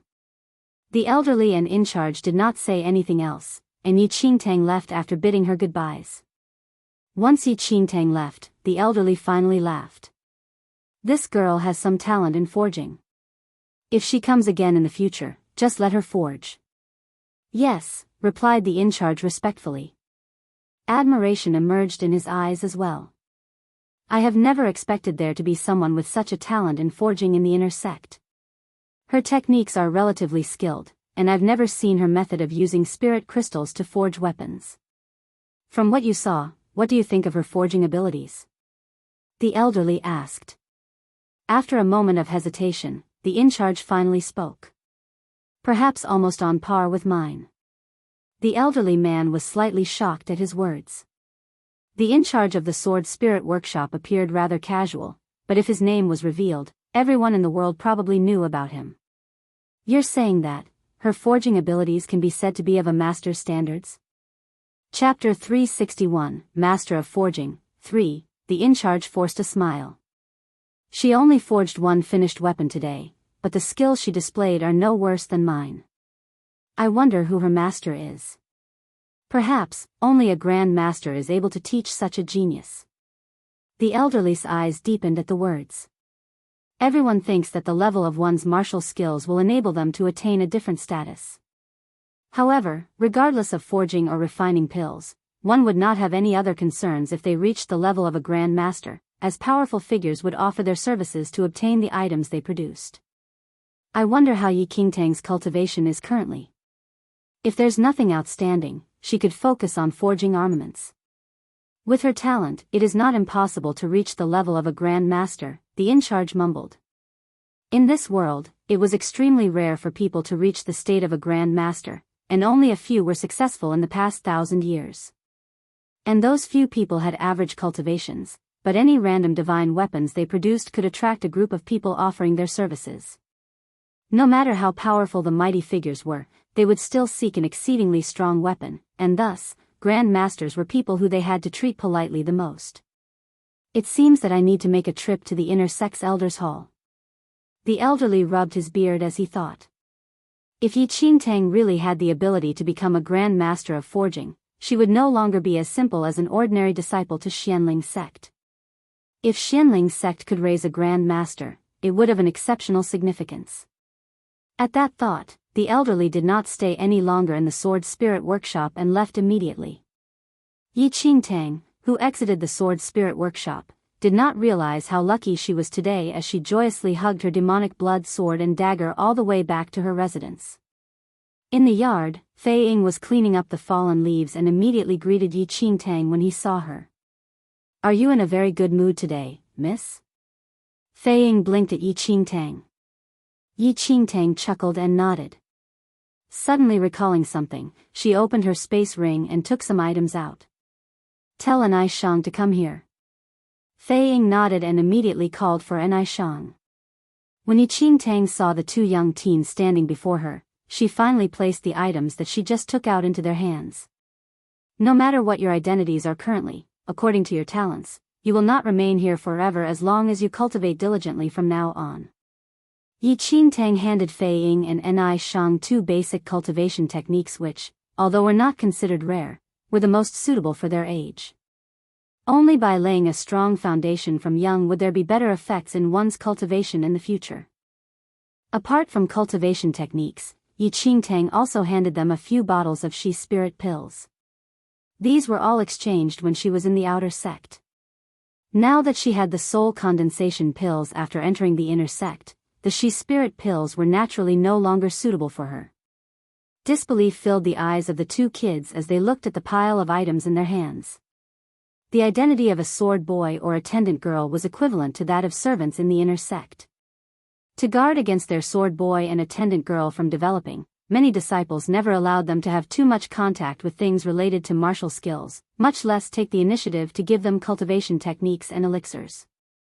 "Miss, we cannot accept these items," Ni Shang frantically shook her head and returned the items to Yi Qingtang. Fei Ying, similarly, was overwhelmed by this unexpected favor and was a little frightened. Chapter 362, Mission 1, Yi Qingtang would never treat the people around her poorly. After entering the inner sect in her previous life, the sword boy and attendant girl appointed to her treated her pretty well, and that was a slight portion of warmth she received in the sect. However, those two kids were probably not yet 10 right now and had not been selected by the sect. She was not powerful enough in her previous life and could not do anything for them. Meeting Fei Ying and Ni Shang this time was considered a kind of fate. In her previous life, Fei Ying was able to become an official inner sect disciple through his own talent, and what she did merely won her a favor. Rather, it was Ni Shang. She had never heard anything about Ni Shang in her previous life, but she could tell that Ni Shang's talent was not any lower than Fei Ying's from these few days. Yet somehow, she did not manage to become an official disciple in her previous life. The two kids still wanted to reject the gifts but were forced to accept them by Yi Qingtang. With a pile of items in their hands, Fei Ying and Ni Shang were both surprised and delighted. They thanked her continuously and engraved this precious favor of hers in their hearts. It was really their blessing to be able to meet such a nice person like Yi Qingtang. Yi Qingtang waved a hand for them to continue with their work. There was not much work in the courtyard on usual days, and the two kids were idle most of the time. As a sword boy, Fei Ying could exchange a few moves with Yi Qingtang. However, Yi Qingtang's method of cultivation was not similar to that of normal people. Thus, she rarely allowed Fei Ying to practice with her. Rather than letting the two of them waste their time, allowing them to cultivate and improve their skills in their spare time was much better. With a weapon she adored, Yi Qingtang would naturally not neglect her cultivation. A month passed in the blink of an eye. Apart from giving the two kids some guidance in their cultivation, most of her time was spent on upgrading herself. The spirit energy in the inner sect was much richer than the outer sect, and this was more nourishing for Yi Qingtang's spirit root. After entering the inner sect for a month, new disciples were required to begin accepting sect missions. However, before that, Yi Qingtang had already accepted 2 rewarded missions by herself and earned quite a lot of Xianming points, which she used to cultivate in the Spirit Consonance River. It was a coincidence that her first sect-appointed mission was actually together with the Blood Moon Sect Elder. When the Blood Moon Sect Elder saw Yi Qingtang, there was a subtle change in his expression, and it was not as resistant as before. Some outer sect disciples have not returned from their sect mission within the stipulated timing. The sect wants me to take a look. Yi Qingtang looked at the mission scroll, and when she thought of the word disappearance, her eyes fell on the Blood Moon Sect Elder. The mass disappearance of disciples from different sects was mostly related to the Blood Moon Sect's resurrection. However, the disappearance situation stopped afterward. Now that there was another disappearance case 2 months later, Yi Qingtang could not help but suspect whether it was related to the Blood Moon Sect. The Blood Moon Sect Elder was rather annoyed by Yi Qingtang's stare. "Don't look at me. I've always been in Xianling sect during this period of time, and even if a disciple did disappear, it has nothing to do with me. Even if he wanted to, there was no opportunity." Moreover, with Yi Qingtang's threat and temptation using the source of the marrow pill and bonded soul pill, how would he act recklessly under her watch? "I know it's not you. I'm just asking if you have any clues," Yi Qingtang said. The Blood Moon Sect Elder replied. "How would I have any clues? Everyone from the Blood Moon Sect had their souls sealed back then, and most of them were scattered everywhere.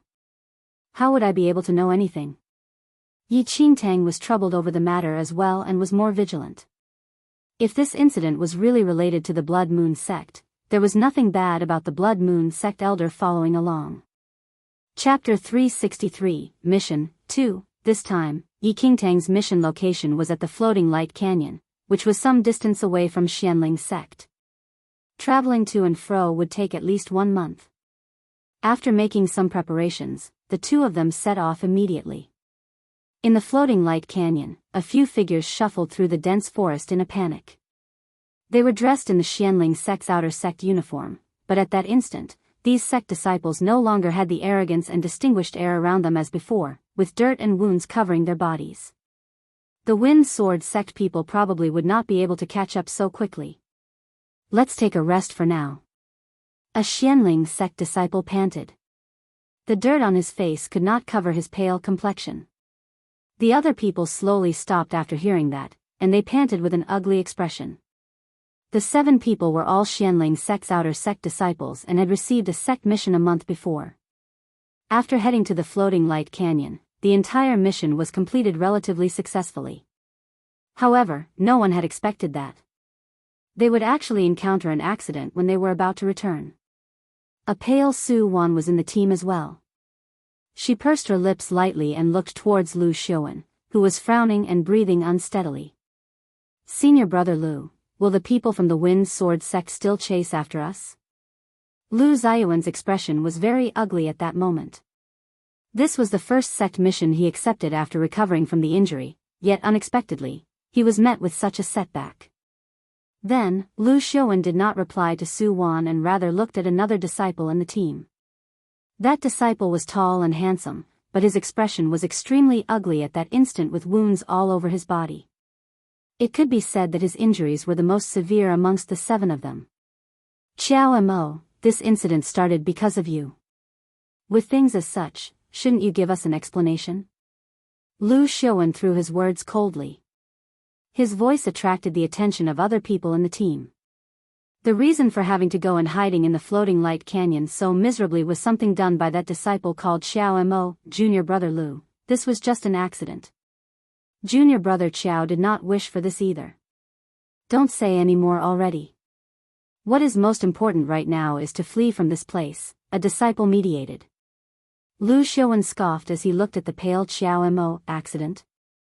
If he did not offend the Wind Sword sect disciples for nothing, why would they attack us? Furthermore, it was originally their own business, but he did not know what was good for him and had to join in. Now that he stirred up such a huge matter, why do we have to suffer together with him? Lu Xiuan's words were relatively harsh, and Xiao Mo's expression turned even uglier. The Wind Sword sect and they usually stayed out of each other's way. Nothing happened initially when they met, but Xiao Mo happened to see his fiancée in the group of Wind Sword sect disciples. As the two groups passed by each other, he caught sight of the young lady joking with a Wind Sword sect disciple flirtatiously, which infuriated him immediately. He reasoned with them, but both parties were angered as they argued and ended up in a physical brawl. The number of Wind Sword sect disciples was double of theirs, and when they fought, the 7 people from Xianling sect naturally were not the Wind Sword sect's opponents. In the end, the Xianling sect disciples were still unable to escape after being cornered in the Floating Light Canyon by the Wind Sword sect disciples for days. Chapter 364, Mission 3, You don't have the skills, but you still stirred up these troubles. Qiao Mo, if you are a man, you should answer for your own acts and admit your mistakes to the Wind Sword sect people. Don't implicate us. Lu Xiuan's brows were tightly furrowed as displeasure filled him. Qiao Mo hung his head low. He was the most severely injured and was extremely vexed over implicating his fellow senior and junior brothers. After being incited by Lu Xiuan, Qiao Mo straightened himself with difficulty and said, Junior brother Lu is right. I should answer for my own acts. I'll look for the Wind Sword sect people right now. Seeing that Xiao Mo was about to leave while struggling with all the injuries, the other disciples stopped him immediately. What do you mean answering for your own acts? We are all Xianling sect disciples and are senior and junior brothers. Deep down, everyone was aware that although the conflict was started because of Qiao Mo, the sect's prestige was at stake right now. If Qiao Mo were to be handed over, what would become of them? Pieces of trash that betrayed a fellow disciple to ensure their own safety. Lu Ziyuan's expression turned colder. He did not intend to waste any time here. An outer sect elder recently thought highly of him, and he learned quite a number of cultivation techniques, which improved his skills greatly. This delay would waste so much time that could have been used to upgrade himself. Senior brother Lu's words have some reason in them. The number of us is fewer than that of the Wind Sword sect. If they don't retreat, God knows how long we will be surrounded here for. It is already past the mission submission deadline. If we return any later, I'm afraid we would all be punished. Su Wan echoed after Lu Xiuan. Over this period of time, Su Wan witnessed Lu Ziyuan's improvement, and she was naturally more hopeful. Given Lu Ziyuan's improvements, it seemed that he probably had a chance of becoming an inner sect disciple in the inner sect assessment next year. As the group was arguing, a few figures suddenly appeared. I was still wondering where you all hid. So it is here. A tall young man who was donned in the Wind Sword sect's outer sect uniform walked with large strides towards the group with over 10 Wind Sword sect disciples following behind him. The appearance of the Wind Sword sect disciples caused the Xianling sect disciples to be on full alert. What do you all want to do? A Xianling sect disciple asked in a low tone. What do we want to do? The leader of the Wind Sword sect disciples scoffed. He scanned the faces of the people from Xianling sect, and his eyes eventually fell on Xiao Mo. You Xianling sect disciples do not have any manners and are actually asking me what I want to do now? He offended a disciple of my sect. Has Xianling sect never taught you how to settle this matter? Xiao Mo's expression was a little ugly. He looked at the blustering and truculent Wind Sword sect people and then looked back at the miserable appearance of his fellow disciples. He clenched his fist silently and took a step forward. I was the perpetrator. If you have anything, just come at me. The Wind Sword sect disciple raised a brow at Xiao Mo and cackled instantly. You have some sense of responsibility. My requirements are not high. His eyes sharpened. Suddenly, he lifted the hem of his clothing and stepped on a stump with his left foot. Tapping his thigh, he laughed with an ill intention. As long as you crawl between my legs and admit your mistake with 3 kowtows, this matter can be considered to be over. I'll bring my people away immediately and allow you all to leave the floating light canyon. The expressions of all Xianling sect disciples were extremely ugly upon hearing the Wind Sword sect disciple. Scoundrel. You're going too far. Chapter 365, Mission 4, Go Too Far? The Wind Sword sect disciple scoffed. The moment he finished his sentence, the group of Wind Sword sect disciples people immediately drew out their swords, which gleamed threateningly. Is it just an apology from him or all of you seeking death together? The choice is all up to you. Do you think we are really afraid of you? Let's fight if that's what you want. A Xianling sect disciple took it upon himself to draw out his sword in preparation for a fight. Other disciples, similarly, drew out their swords and made their stand clear. Looking at his fellow disciples who fully supported him, Xiao Mo's eyes reddened, touched by the bonds of his fellow disciples. Wuxia world. Sight, you said you'll let all of us go as long as I apologize? Xiao Mo took a deep breath. A man should have dignity and not bow down, not to mention the insult of crawling between one's legs. However, this incident was started because of him, and his fellow disciples were already suffering together with him. Since they had the heart of protecting him, how could he drag them into danger? That's right. I live up to my words. As long as you apologize obediently, we Wind Sword sect disciples are not unreasonable, the Wind Sword sect disciples said with a raised brow. The Xianling sect disciples looked at Xiao Mo in shock, and their faces were agitated. Junior brother Xiao, you must not do it. How could they tolerate others insulting their fellow disciple right before their eyes? As everyone was about to persuade Xiao Mo, Lu Xiuan suddenly spoke. It cannot be better that Xiao Mo knows clearly the right thing to do and the principles to follow. Senior brothers, why bother going against Xiao Mo's painstaking decision? This was originally started by him, and now that he can shoulder everything by himself, what is there to not do? Lu Xiuan. Shut up. A Xianling sect disciple glared at Lu Xiuan angrily. If not for the situation, he would have really killed the heartless betrayer that is Lu Xiuan. Senior brother Lu didn't say anything wrong. It was Qiao Mo who acted rashly and offended the Wind Sword sect disciple, which caused us to be in such a hopeless situation. Is there anything wrong if he apologizes now? Su Wan echoed. As the Xianling sect disciples argued amongst themselves, the Wind Sword sect disciples snickered as they watched the show. It seems that there are some logical people in Xianling sect as well. It was a casual sentence, but the sarcasm was exceptionally obvious. They were clearly disciples of the same sect, yet they persuaded a fellow disciple to be insulted in fear of being implicated. Such a thing would never happen in their Wind Sword sect. Everyone, my mind is set. I am the one who implicated everyone in this matter. Qiao Mo took a deep breath and walked forward, looking coldly at the Wind Sword sect disciple who lifted a leg and was waiting for him to crawl under. Junior brother Qiao, Wuxia World. Some Xianling sect disciples wanted to stop him, but Qiao Mo had already made up his mind. Shutting his eyes in resignation, he bent his knees and kneeled on the ground. The mockery in the Wind Sword sect disciples' eyes deepened as they waited for Qiao Mo to humiliate himself. However, as Qiao Mo's knees were about to touch the ground, there was a cold sensation on his knees suddenly. Qiao Mo opened his eyes in surprise and suddenly saw. A sword was placed across his knees, which supported his knees up straight. Shock flashed past Qiao Mo's eyes. He looked up and saw. A stunning girl in a Xianling sect uniform was standing beside him with a smile while the handle of that sword was in her hands. A man should have dignity and not bow down. How can our Xianling sect disciple kneel down so easily?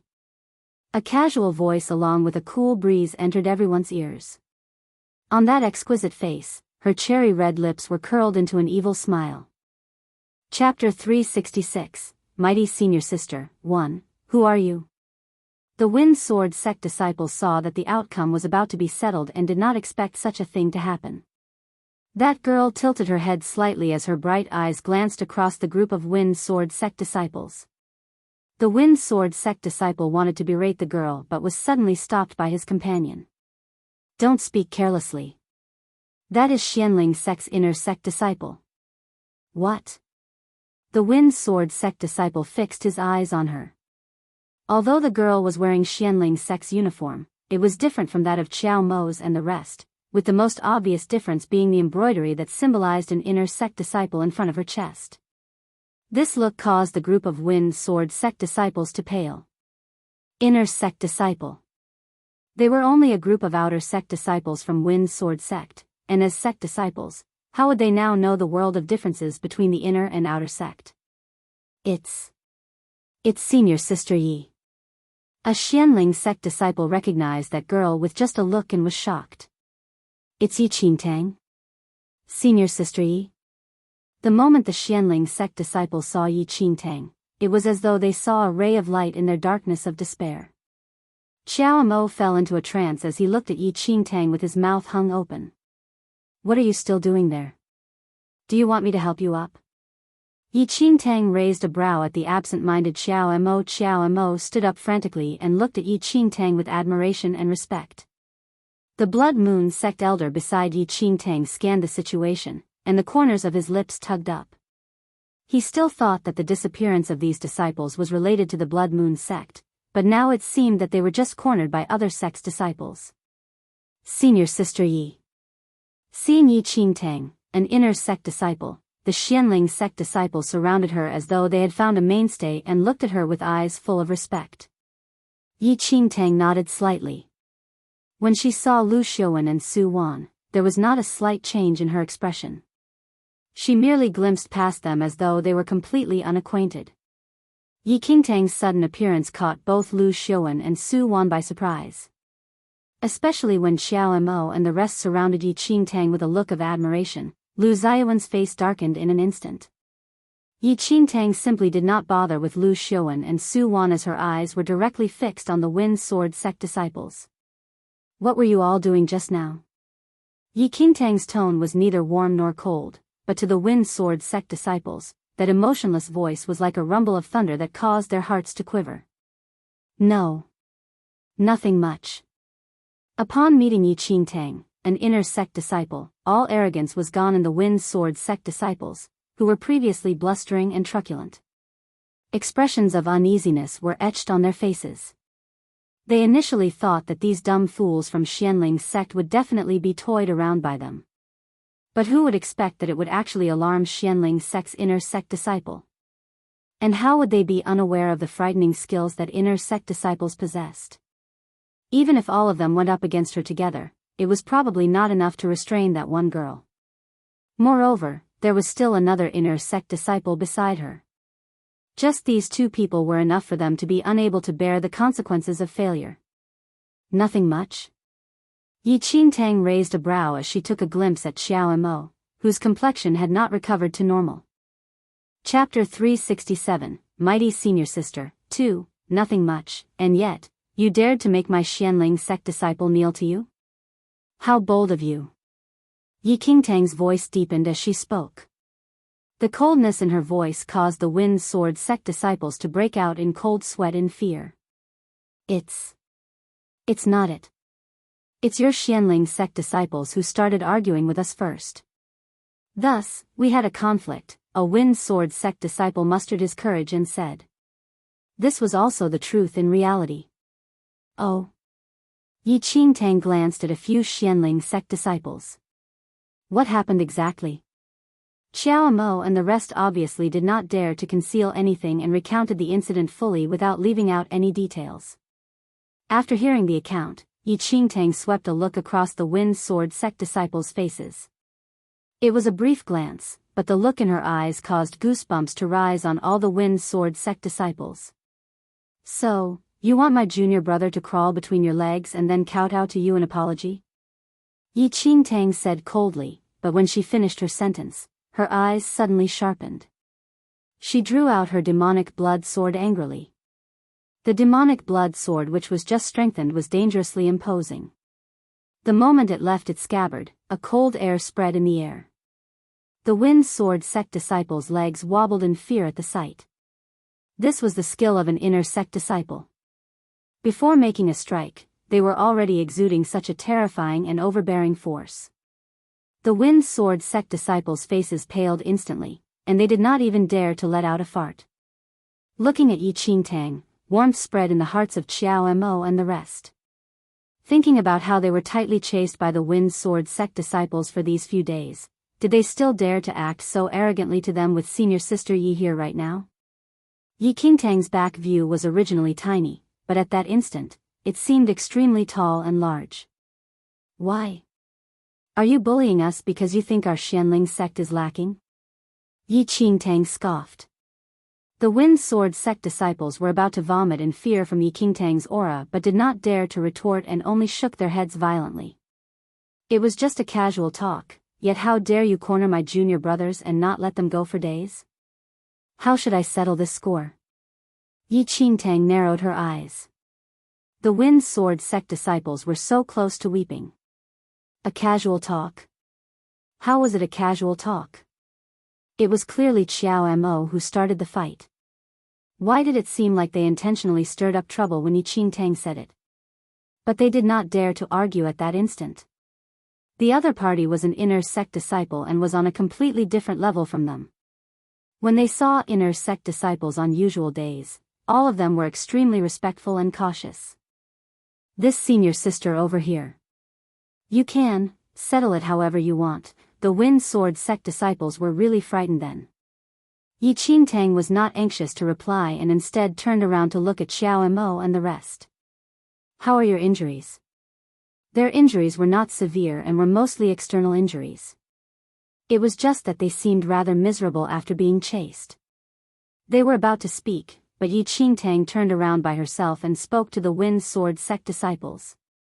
You all caused my junior brothers to be so heavily injured and delayed their return to the sect to submit their mission. Of course, you all must compensate for their loss. The Wind Sword sect disciples' eyes were about to pop out. Heavily injured? How were they heavily injured? Xiao Mo and the rest were dumbfounded. Where did senior sister Yi see that they were heavily injured? Chapter 368, Mighty Senior Sister, 3. I've long heard that Wind Sword sect has many spirit pills, including the elegant moon pill which you all most likely have. Forget it. Each of you just has to compensate 2 bottles of the elegant moon pill, and this matter can be considered to be over, Yi Qingtang said with a smile. The Wind Sword sect disciples' faces darkened. The Wind Sword sect's elegant moon pill had similar effects as Xianling sect's She spirit pill but was more effective. Outer sect disciples like them would only be given 3 bottles every month. Yi Qingtang shaved almost 1 month's quantity away from them. Why? Unwilling? Yi Qingtang looked at the Wind Sword sect disciples' hesitant faces and smiled faintly. She waved her demonic blood sword, and an aura was shot out from the blade. In just an instant, the sword aura swept across the forest nearby, and like a wave, all the trees within 100 meters away were chopped. A loud crashing sound pierced everyone's ears. Everyone stared at the flattened forest with their mouths hung ajar as cold sweat trickled down their foreheads. How terrifying was this power! Senior Sister Yi is so powerful. The Xianling sect disciples were in awe. So this was the ability of an inner sect disciple? After seeing the damage that Yi Qingtang did with just a light move, Lu Xiaowen's face darkened to an extreme instantly. Yi Qingtang actually became this powerful. How could this be? Previously, Lu Xiaowen had never witnessed Yi Qingtang's skills during the inner sect assessment and was very skeptical of Yi Qingtang's entrance to the inner sect. However, personally seeing everything today, he suddenly realized that the distance between him and Yi Qingtang had unknowingly widened to a point that it was insurmountable. Even the Blood Moon sect elder beside Yi Qingtang could not help but secretly call her a monster after seeing her skills. It was just a month. How exactly did this girl improve so quickly? The skills of the current Yi Qingtang and when she was taking the inner sect assessment was also a world of differences. In reality, Yi Qingtang's skills improved by a large extent in this 1 month since entering the inner sect. The upgrading of her spirit root and the rich spirit energy in the inner sect allowed her skills to improve rapidly. Now, she had already surpassed Khanate level 9 and entered Martial Qi level 1, a completely unimaginable presence to the outer sect disciples. If you're unwilling, any one of you can come forward to receive 1 move from me. If you can withstand it, this matter can be settled. Yi Qingtang smiled at the Wind Sword sect disciples who were all a miserable shade of white while uttering something that threw them into utter despair. All color was drained from the Wind Sword sect disciples' faces. Who the hell would be able to withstand 1 move from her? Was this not seeking death? Then, no matter how unwilling they were, they could only submit. The group of Wind Sword sect disciples handed the elegant moon pills over gloomily. After collecting over 30 bottles of elegant moon pill, Yi Qingtang was slightly more satisfied. You all can scram now. The Wind Sword sect disciples did not dare to hang around any longer and fled off hurriedly. Watching them leave, Xiao Mo and the rest felt that their anger was avenged satisfyingly. Thank you, Senior Sister Yi. If not for you today, we would have been humiliated by them. Tears filled the Xianling sect disciples' eyes. It was only when they saw an inner sect disciple from their sect during a crisis and were saved from misery did it occur to them how precious their clothes that symbolized Xianling sect disciple were. Chapter 369, Mighty Senior Sister, 4. There was a smile in Yi Qingtang's eyes as she looked at the group of disciples. Temporarily leaving aside the fact that the disciples competed amongst each other within the sect, all of them were shouldering the same sect glory once they were out of the sect. We are from the same sect. There's no need to thank me, Yi Qingtang said with a smile. Afterward, she handed the Wind Sword sect disciples compensation of over 30 elegant moon pills to the leading disciple. These are Wind Sword sect's compensation to you all. Divide it amongst yourselves. The disciples shook their heads in a fluster. No, no, no. We cannot accept these, Senior Sister Yi. If not for you, we would have either died or been heavily insulted and injured. We cannot accept these items. Yi Qingtang looked at them funnily. Why can't you accept it? They compensated you all, not me. Furthermore, I only said a few sentences. You are all injured and are delayed by a few days. If not compensated well, you all would fall behind others. The disciples were at a loss of whether to laugh or cry. Senior sister, those few sentences that you said then were the key. Calculating the price of these elegant moon pills and then the number of sentences that Yi Qingtang said, a single word from her was really almost worth 1,000 taels of gold. The group could not win over Yi Qingtang and could only accept it reluctantly, though their hearts were deeply filled with gratitude. Lu Xiuan and Su Wan had been lingering outside and did not near Yi Qingtang. It was as though the two of them were isolated by the group. Yi Qingtang naturally did not pay them any attention and took a leave first after leaving some instructions for the group. The mission this time was rather simple and unrelated to the Blood Moon sect. Everything was smooth. Yi Qingtang had just left, but the disciples had still not returned to their senses from Yi Qingtang's valiant and heroic bearing. As outer sect disciples, they rarely had chances to interact with inner sect disciples. To them, the words inner sect was unreachable and extremely mysterious. Senior Sister Yi is such a nice person. Xiao Mo scratched his head, and his eyes were filled with gratitude. Did you all see clearly just now? That one move from Senior Sister Yi was so domineering. A disciple was still absorbed in that one move that Yi Qingtang unleashed previously. Just looking at the many trees that were chopped, one could tell how frightening that sword aura was. Did Senior Sister Yi use the sword aura just now? Weren't only martial chi level 1s able to use it? Why do I remember that? Senior Sister Yi had only entered the inner sect for 1 month. The famous story of Yi Qingtang's entrance into the inner sect had long circulated in the outer sect, and the few of them were not unfamiliar with it. However, after seeing her in person today, they realized Senior Sister Yi was way more domineering than the rumors had told her to be. Senior Sister Yi was able to advance from Khanate level 9 to martial chi level 1 in a month's time. She is indeed powerful and truly the disciple who entered the inner sect in the shortest time. If I have just 10% of her skills, would be content already.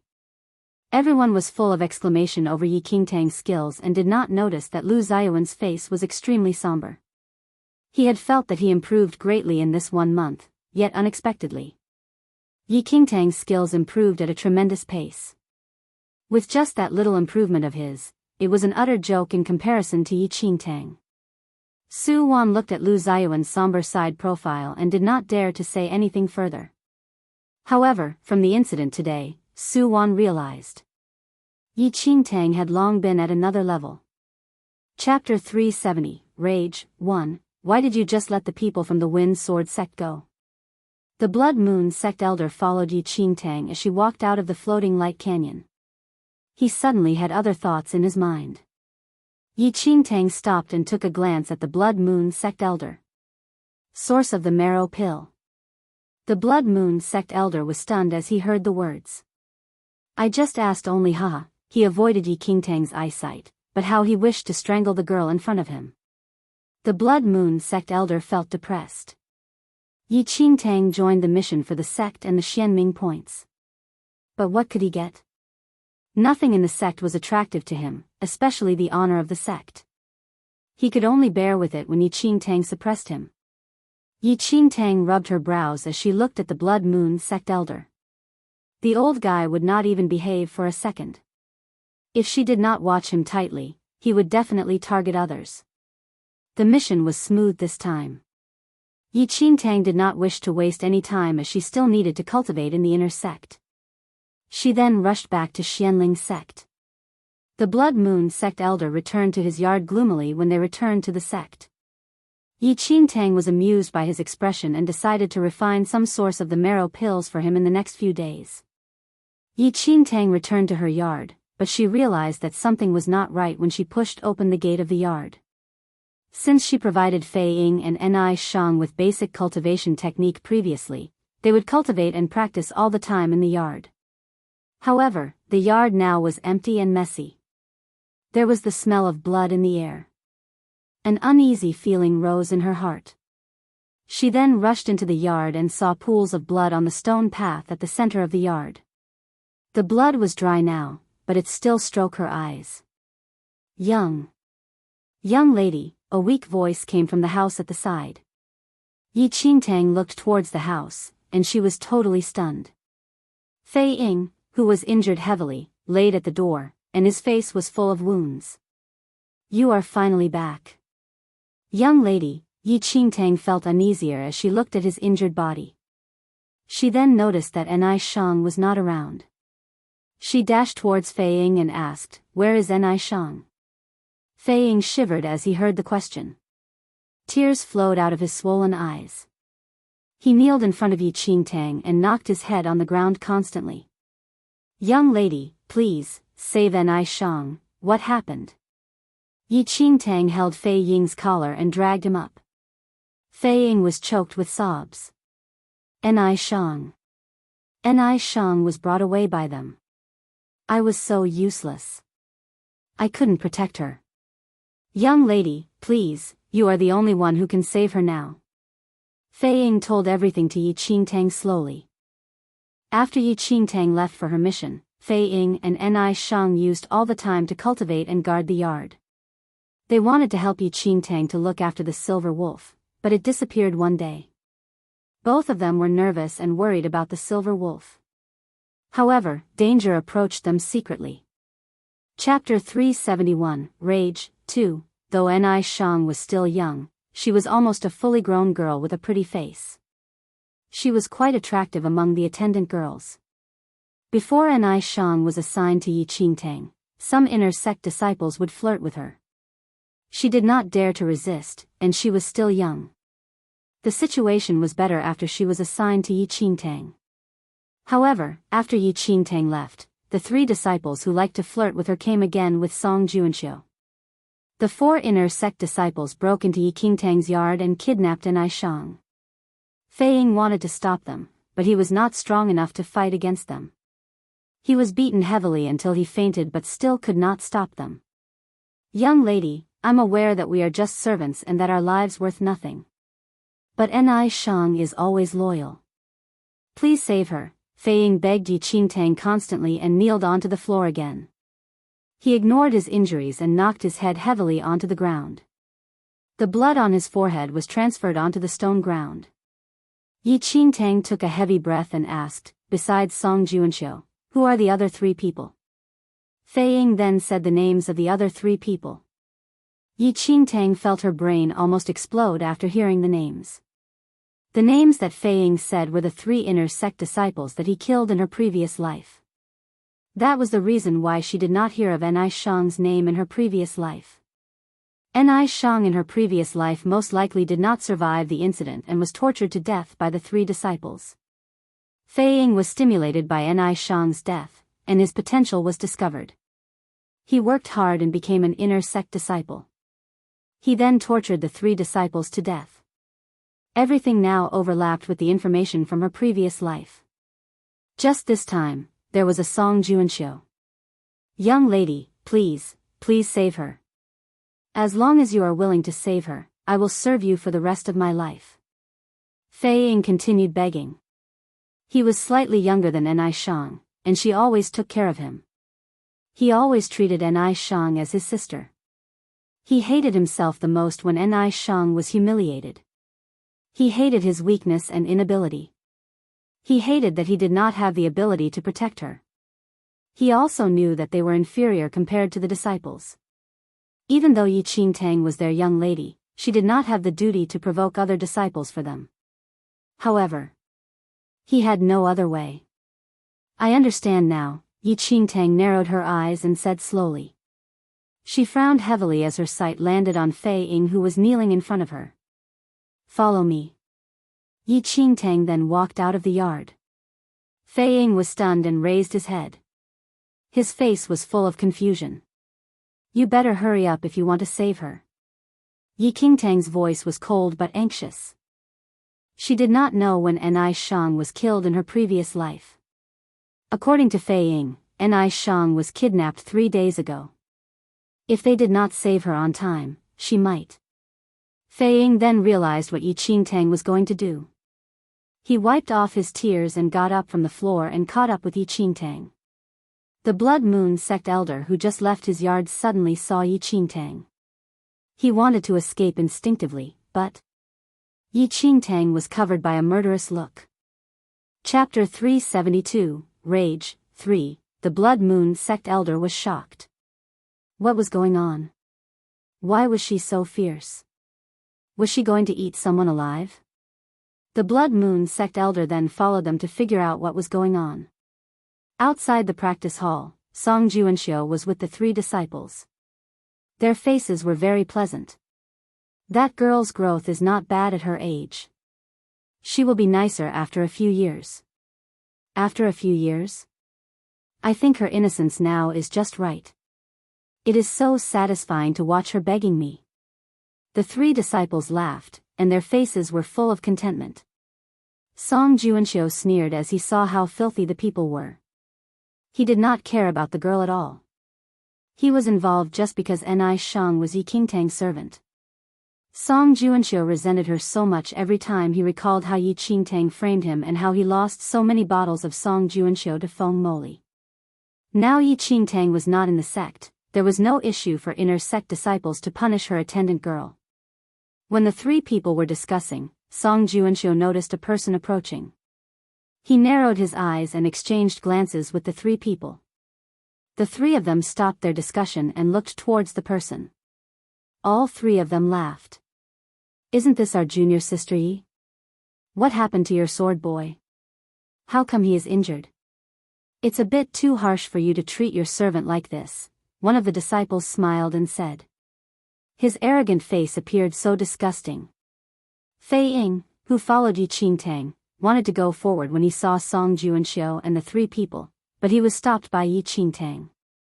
Junior sister Yi, what are you so angry for?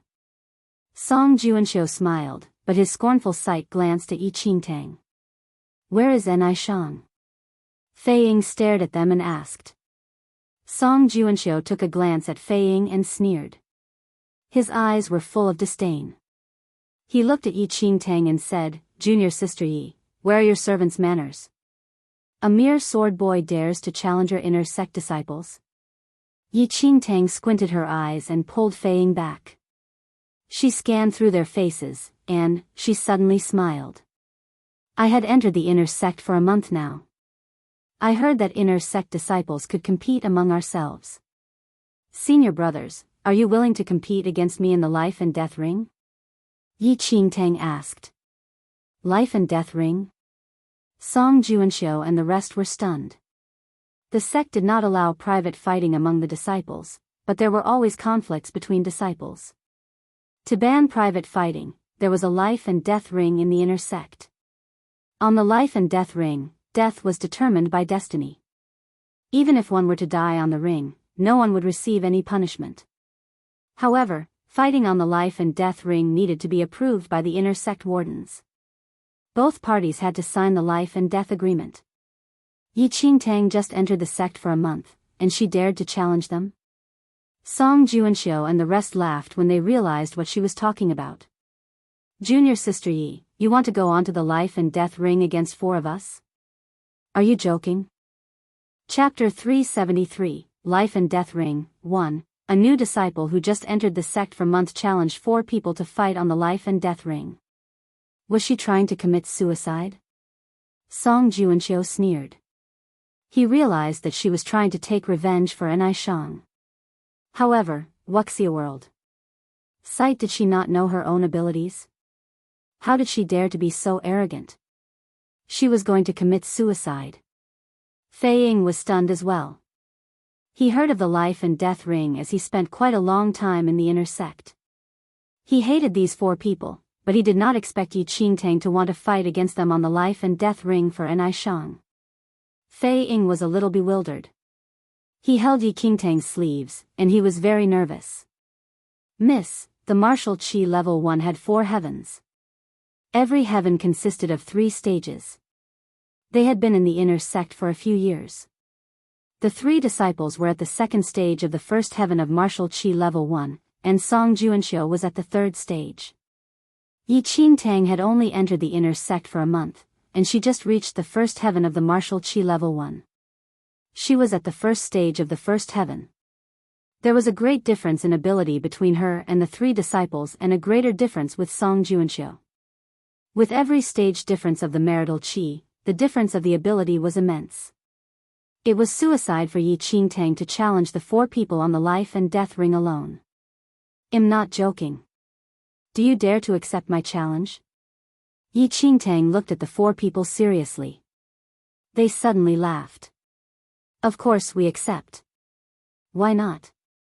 Since you are so brave, we have to accept your challenge. Song Juanxiu smiled. Invite the warden over now. Since junior sister Yi has met the requirements, we must accept as her senior brothers, Song Juanxiu said to one of the disciples. The disciple immediately invited the warden over. The warden was surprised as he heard that Yi Qingtang wanted to challenge the four people at the same time on the life and death ring.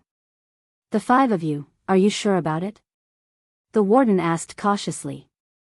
He revealed a complex look as he turned towards Yi Qingtang. The life and death ring was a dangerous ring in the inner sect. There were some disciples who challenged others on the ring. But Yi Qingtang, as a new disciple, wanted to challenge four people at the same time? What nonsense. Yes. Yi Qingtang replied firmly. Then the five of you have to sign the life and death agreement. Whether you live or die on the ring will depend on your destiny, the warden said after seeing that his persuasion was not working. The five of them did not object and signed the agreement in front of the warden. Song Juanxiu was the last to sign. He sneered as he saw Yi Qingtang's name on the agreement. Wuxia world. Sight he wanted to teach Yi Qingtang a lesson, but she was rushing to commit suicide. Even if they were to beat her to death on the ring, no one would say anything about them. The challenge will be 10 days later. You shall go to the life and death ring. The warden kept away the agreement and left a reminder. Song Juanxiu stared at Yi Qingtang in an evil way after the warden left. Junior sister Yi, I shall wait for you at the life and death ring 10 days later. Yi Qingtang narrowed her eyes. Wait, she suddenly said as Song Juanxiu and the rest were about to leave. Chapter 374, Life and Death Ring, 2. Song Juanxiu slowed down his path and turned to look at Yi Qingtang. Do you regret your choice now, junior sister Yi? Yi Qingtang sneered. Where is N.I. Shang? Song Juanxiu lifted his eyebrows and took a glance at Yi Qingtang. N.I. Shang? He then appeared to suddenly remember something and smiled. Are you talking about your servant girl? Don't be so nervous. We saw the potential of that girl, and that's why we brought her away to teach her. If you are concerned, I'll ask someone to send her back later. The other three disciples' faces changed. They had yet tasted the girl. How could she be returned to Yi Qingtang so soon? They were about to speak when Song Juanxiu glanced at them, and they had to remain silent. Thank you, senior brother Song, Yi Qingtang said. You're welcome. Song Juanxiu replied. From the start, Song Juanxiu was involved because of the grudge between them. Now that Yi Qingtang would face her destiny soon once she stepped onto the life and death ring, N.I. Shang was useless to him. Furthermore, even though some disciples would punish their attendant girls and sword boys in the inner sect, this could not be discussed openly. If the wardens or the elders found out about that, those disciples would be punished. They kidnapped N.I. Shang previously as Yi Qingtang was not back yet, and Fei Ying would not be able to see the wardens and the elders as a sword boy. That was why they dared to kidnap her. However, Yi Qingtang was back now. If they still held N.I. Shang, she might report the case to the wardens and the elders. They would face the consequence then. Do you have any other things, junior sister Yi? Song Juanxiu smiled and asked. Nope. Song Juanxiu smiled and left with the other three disciples. Fei Ying gritted his teeth as the four people walked away arrogantly. Young lady, you do not need to fight against them on the life and death ring. If we report to the wardens and the elders that they kidnapped N.I. Shang, they will be punished. Fei Ying felt gracious towards Yi Qingtang for rescuing them, but he was also worried for Yi Qingtang's safety. However, Yi Qingtang shook her head insistently. N.I. Shang was just an attendant girl. If they reported the case, Song Juanxiu and the rest would only receive light punishments. Furthermore, Song Juanxiu had some connections with one of the wardens in the inner sect. This was not the revenge that Yi Qingtang wanted. I will take revenge with my own hands, Yi Qingtang said and squinted her eyes. How could she let the people who dared to touch her people go? Fei Ying was in a complex mood as he stared at Yi Qingtang's face. The Blood Moon sect elder had witnessed the whole situation and figured out the whole story. Based on his understanding of Yi Qingtang, she would use her life to protect her people. Their abilities are above yours. Are you sure you are going to fight against them together on the life and death ring? The Blood Moon sect elder said. Yi Qingtang now was still weaker than the weakest person in the four of them. How could she win? You don't need to worry about this. Yi Qingtang replied. The Blood Moon sect elder was stunned. I would have never cared for you if you did not bribe me with the bonded soul pill. I wish you die as soon as possible. Yi Qingtang headed back after signing the life and death agreement. Not long after Yi Qingtang and Fei Ying returned to their home, Ni Shang was sent back by Song Junkia's people. Chapter 375, Life and Death Ring, 3.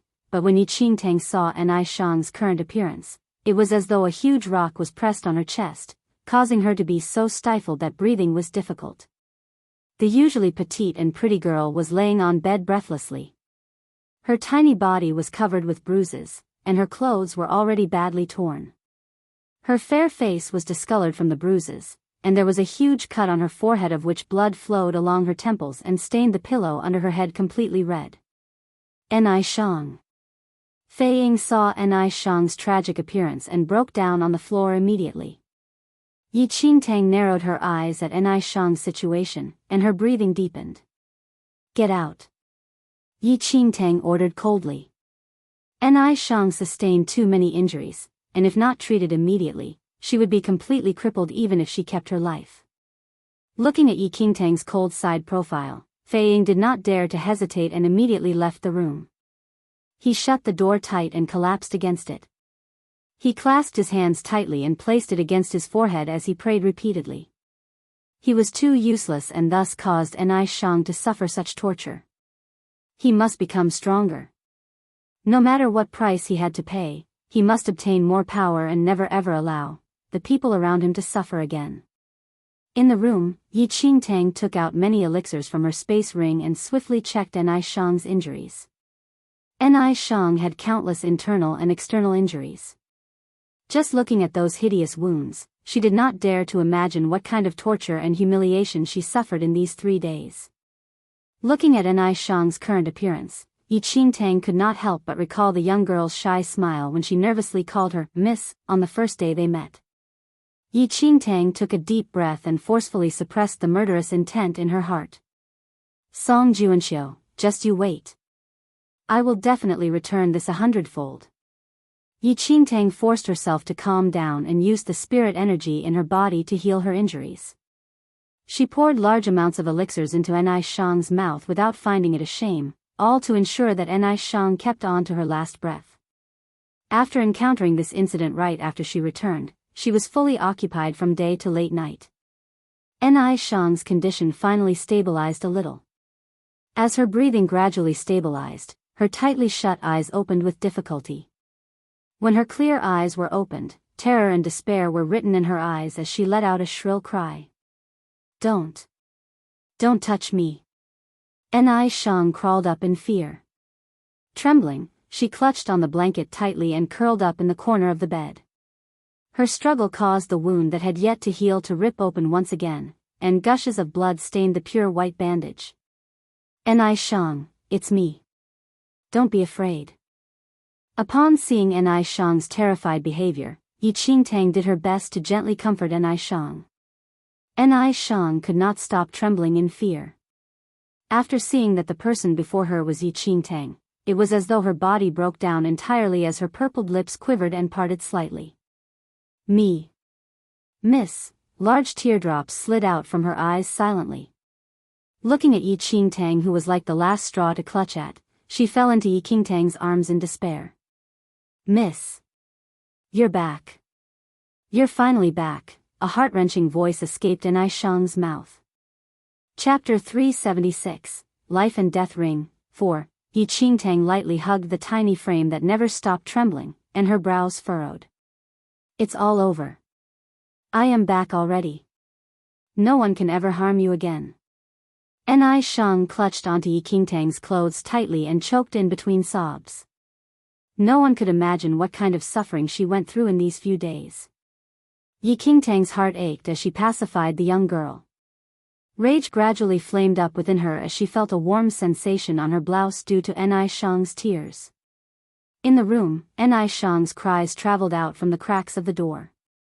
Upon hearing Shang's heartbreaking cries, Fei Ying, who was sitting outside the door, felt as if a knife was pierced in his heart.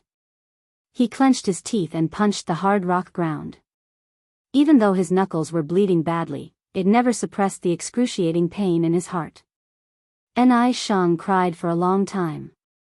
With her age, how difficult must it have been for her to go through those 3 days of torture? She mumbled the torture she experienced in these few days in choppy sentences.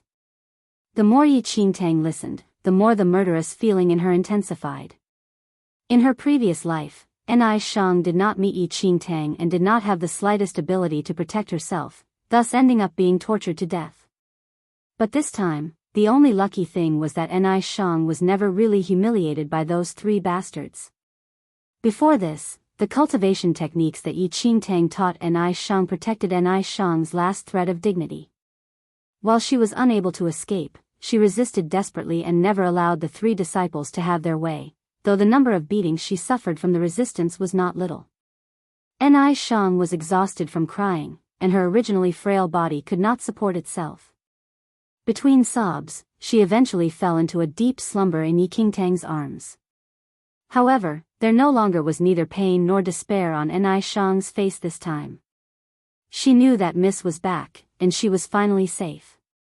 Yi Qingtang gently settled Shang in bed and left the room. There was a faint smell of blood outside. There were no emotions on her face when she saw Fei Ying, who collapsed outside the door, and his badly battered fists, which left a trail of blood on the ground. Do you hate it? Yi Qingtang asked with a low voice. Fei Ying looked down and nodded firmly. Become stronger then. Strong enough to protect the people around you and never let them suffer again. Otherwise, even if you kill yourself from the hatred, it would only be a joke to those people, Yi Qingtang said coldly. Fei Ying suddenly looked up. In the dark night, his bright yet sharp eyes were like knives from which the innocence belonging to a young teen was completely absent. Miss, I wish to become stronger. Yi Qingtang chuckled and nodded. I will teach you after the life and death ring. Before that, you must take good care of Shang. Do you hear me? Yes. Fei Ying gave a firm nod, but worry suddenly emerged in his heart. Miss, that life and death ring, I know my limits. Afterward, Yi Qingtang returned to her own room. Shang's injuries weighed heavily on Yi Qingtang's heart. She was clearly aware that her current skills were not considered the top amongst the inner sect disciples, but she must avenge Shang without a doubt. There were still 10 days left. She must make a breakthrough in these 10 days. Otherwise, even if she went on the life and death ring, she would be the one who died. In her room, her eyes narrowed as she thought of the life and death ring that was going to happen 10 days later. 10 days. Chapter 377, Ice and Fire, 1. Yi Qingtang was only at the first stage of the first heaven in the martial Qi level 1 realm, while Song Juanxiu was already at the third stage of the first heaven and was only a step away from entering the second heaven.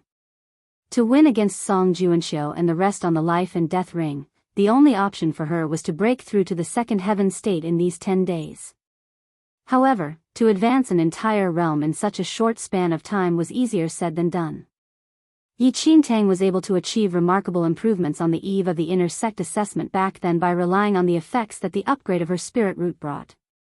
Yi Qingtang realized that every time her spirit root was improved, her abilities would increase by leaps and bounds. Currently, she was already an orange spirit root, and while the inner sect was rich in spirit energy, she could clearly feel that the advancement of her spirit root was gradually slowing. The higher the spirit root was, the harder it was to nourish it. The reason she came to Xianling sect was for the Black Heaven water in Xianling sect's mystic realm, which the palace lord of the Antiquity Palace talked about the other day. Only the Black Heaven water could allow her spirit root to improve at a faster speed. It was just that there were still months to the start of the mystic realm, and only highly ranked disciples in the inner sect have the qualifications to enter. Given Yi Qingtang's current position in the inner sect, she would probably not have the qualification to enter even if the mystic realm opened. She only had 10 days worth of time then. Yi Qingtang narrowed her eyes as she pondered over the methods which could increase her skills rapidly. Her eyes swept across the room but realized a familiar figure was missing. Xiao Guai. Astonished, Yi Qingtang stood up and searched around her courtyard to no avail, with only the little lightning dragon laying on the bed dejectedly. She only found out from Fei Ying that the silver wolf disappeared unknowingly after she left, and they could not find it despite days of searching. What is going on exactly? Yi Qingtang's brows were furrowed tightly. When she was in the outer sect, she had entrusted the silver wolf under Qin Huan's care as well when she went out on a mission, but when she returned, Qin Huan said the silver wolf disappeared. It was just that Yi Qingtang thought Qin Huan was blabbering nonsense when she saw the silver wolf. Yet, unexpectedly, the silver wolf actually disappeared again. Yi Qingtang found it strange but could not see any traces of the silver wolf. The life and death ring was going to happen 10 days later, and she could not be distracted to search for it right now. Furthermore, Fei Ying had to take care of Enai Shang. Thus, she could only suppress the matter for the moment. She did not know whether it was an illusion or not, but she was not the slightest anxious although she knew the silver wolf was nowhere to be found, as though she had a premonition somehow.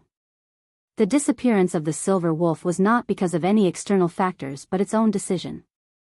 Leaving the disappearance case aside, Yi Qingtang focused on the matter at hand. With her usual cultivation, breaking through from stage 1 of the first heaven to the second heaven in 10 days was almost impossible. Time was limited, and Yi Qingtang could only take another route. The next morning, Yi Qingtang dragged the drowsy Blood Moon sect elder up. How many Xianming points do you still have? Yi Qingtang suddenly asked. The Blood Moon sect elder was still half asleep as he looked at the number on his bracelet. About 2,000. A large portion of the Xianming points was left by Zhou Chu. Since the Blood Moon sect elder did not find a use for anything, he had never touched it at all and even earned quite an amount from the mission with Yi Qingtang before.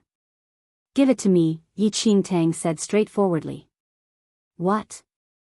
The Blood Moon sect elder was slightly stunned. Yi Qingtang could not be bothered to explain anything and took out a bottle of the summoning soul pills. Exchange or not? Chapter 378, Ice and Fire, 2, Exchange. The Blood Moon sect elder's eyes flickered after seeing the summoning soul pill.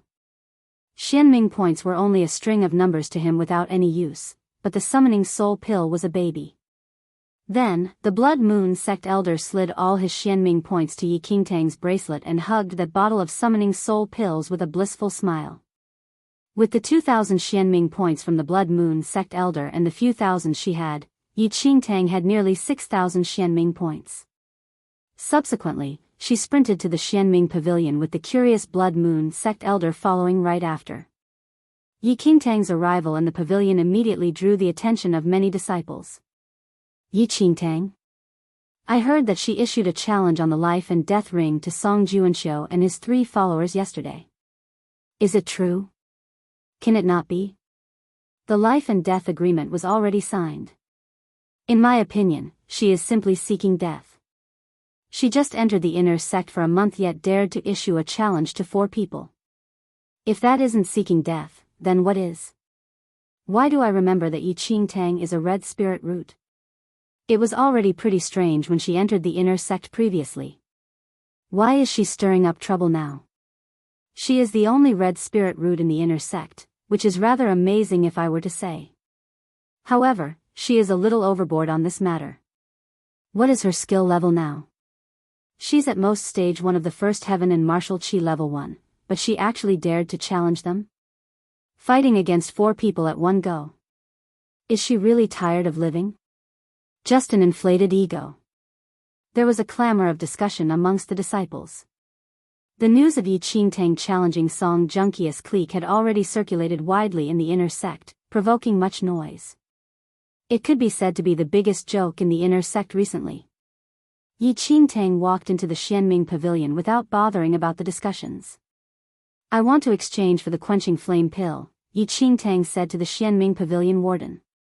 The quenching flame pill was a type of pill that could stimulate spirit energy and allow the spirit energy in one's body to reach a peak in a short span of time. The disciples watched Yi Qingtang in curiosity and reckoned that the quenching flame pill that she exchanged for was to be used on the life and death ring. However, while the quenching flame pill could boost one's skills in a short time, the duration of the peak state was extremely short. Moreover, it could stimulate the spirit energy to the maximum because it forcefully catalyzed the effect of the spirit energy in the body.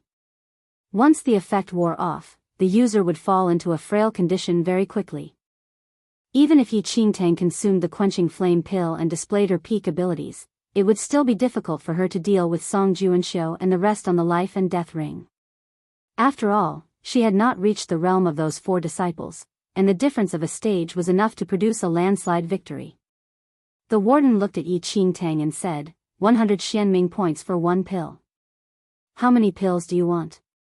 After making an estimation, Yi Qingtang finally replied. 20. Yi Qingtang's words caused the onlooking disciples to be dumbfounded. 20 pills? Is she treating the quenching flame pill as a mud ball? Disciples would only prepare at most 1 pill on usual days. Who would buy 20 pills at once? Is she insane? If she swallowed all of them in a go, wouldn't she explode and die? The warden clearly did not expect Yi Qingtang to ask for so many as well and only returned to his senses after a while. You want 20 pills? Yes. Yi Qingtang nodded. The warden looked at Yi Qingtang strangely and really could not figure out what she wanted those for. However, since she wanted to exchange for the items, he naturally did not have any reason to stop her. Chapter 379, Ice and Fire, 3. The warden took out 20 quenching flame pills and slid away 2,000 Xianming points from Yi Qingtang. To inner sect disciples, 2,000 Xianming points were not considered to be a huge pinch in their hearts, but it was not a small amount either. When the disciples saw Yi Qingtang wasting 2,000 Xianming points just like that, they could not help but mumble that she was a fool. Yi Qingtang kept the quenching flame pills but did not leave. She calculated her remaining Xianming points and subsequently said, I still wish to exchange for ice skin powder. Ice skin powder? The warden raised a brow as he looked at Yi Qingtang with an even stranger expression. If the quenching flame pill was to stimulate spirit energy, then the ice skin powder was a medicinal powder which could completely seal the spirit energy in the body. It was often smeared over one's body during hunting as it could conceal the air released by the spirit energy. However, it would also suppress the use of spirit energy, and hence, most would wipe off the ice skin powder cleanly in a real fight. The 2 items that Yi Qingtang asked for consecutively were conflicting in nature, and the warden was even more confused as to what Yi Qingtang had up her sleeves. The surrounding disciples were all the more at a loss. Could it be that Yi Qingtang still intended to use the ice skin powder as a secret weapon and scatter it all over Song Juanxiu and the rest on the life and death ring? Just the thought of that caused them to be unable to stifle their laughter. There was not much use for the ice skin powder, and thus, the Xianming points required were not much. However, Yi Qingtang used all her remaining 3,000 Xianming points to exchange for 2 whole buckets of ice skin powder. Without a single Xianming point left, Yi Qingtang finally returned to her residence. As the disciples watched Yi Qingtang leave with 2 buckets of ice skin powder without saying anything, laughter played in the eyes of the disciples in the Xianming pavilion. Near 6,000 Xianming points were spent just like that? How extravagant, if I were to say, wouldn't it be better to cultivate a few hours in the Spirit Consonance River with those Xianming points? What can she do with a pile of quenching flame pills and ice skin powder? Could she swallow all 20 quenching flame pills in a go on the life and death ring? Swallow all? Don't kid me. If she consumed so many of it in a short time, Yi Qingtang would just die on the ring without Song Juanxiu and the rest laying a finger. Watching Yi Qingtang's slowly departing back view, the disciples could not stop snickering as they felt that Yi Qingtang was walking further down the path of death. They were afraid that she would have an ugly death 10 days later. After leaving Xianming Pavilion, Yi Qingtang returned to her residence straight away. Fei Ying was still looking after Anai Shang. Thus, Yi Qingtang got herself a bathtub of hot water. She shut her door tightly and laid the quenching flame pills and the ice skin powder aside. Her eyes were narrowed as she looked at the room that was lingering with mist. After testing the temperature of the water, she immediately poured half a bucket of ice skin powder into the bathtub. The ice skin powder, which gave off a cold air, dissolved in the water. Immediately, the water that was initially producing steam lost all its heat and was faintly emitting a slight tinge of cold air. Seeing that the ice skin powder was completely dissolved, Yi Qingtang subsequently took off her outer cloak and entered the bathtub. The ice-cold water brimmed over her in an instant. The effect of half a bucket of ice skin powder caused the water in the bathtub to drop to a piercingly cold temperature. In just a moment, Yi Qingtang's complexion turned pale from the cold. However, she took a deep breath and forced herself to bear the bitter cold. She sat in the bathtub cross-legged, trying with all her might to ignore the prickling cold on her skin. Chapter 380, Ice and Fire, 4. Yi Qingtang took a deep breath and swallowed a quenching flame pill. The quenching flame pill dissolved the moment it entered her mouth, with its bitterness mixed with a burning sensation traveling down from her throat to her abdomen. Instantly, a blazing-like burn spread throughout Yi Qingtang's abdomen. The boiling hot sensation in her body and the piercing cold on her skin formed a distinct contrast. Under the catalysis of the quenching flame pill, the spirit energy in Yi Qingtang's body began to surge continuously throughout her entire body and reached a peak. That surging spirit energy desperately wanted to escape the body in search of a place to be released, but the water that was mixed with large quantities of ice skin powder, which her body was submerged in, sealed that wild energy in her body with not a tiny bit being leaked out. To advance one realm in 10 days was absolutely not what an ordinary person could achieve and definitely impossible for even a rare genius of a century. To win the life and death ring 10 days later, she had to take another route. What she did today was an extreme method which stimulated her potential. She used the medicinal effect of the quenching flame pill to stimulate her spirit energy to a peak in a short span of time and then used the ice skin powder to seal all the spirit energy in the body. This type of cultivation method was only discovered 100 years later in her previous life, and obviously, no one was aware of it currently. As long as Yi Qingtang could withstand the torture of the two extremes of ice and fire, she could continue to be at her ultimate limit. Cultivating under this extreme condition could allow the improvement in her cultivation to be maximized. However, there was a drawback to this cultivation method. Forcefully sealing the surging spirit energy in her body would be an extremely great burden to the spirit root. If the spirit energy surged too much, the spirit root might even be damaged and ruined. Hence, in her previous life, although many knew of this method which could increase their skills rapidly, only a few dared to use it. However, Yi Qingtang knew a method which could avoid the spirit root from being ruined. Yi Qingtang slowly raised the floating pagoda that was held in her hand for a long time. She placed her hands together and positioned the floating pagoda in her palm. In the interlacing of ice and fire, she calmed her heart and catalyzed the floating pagoda, guiding its energy into her body bit by bit.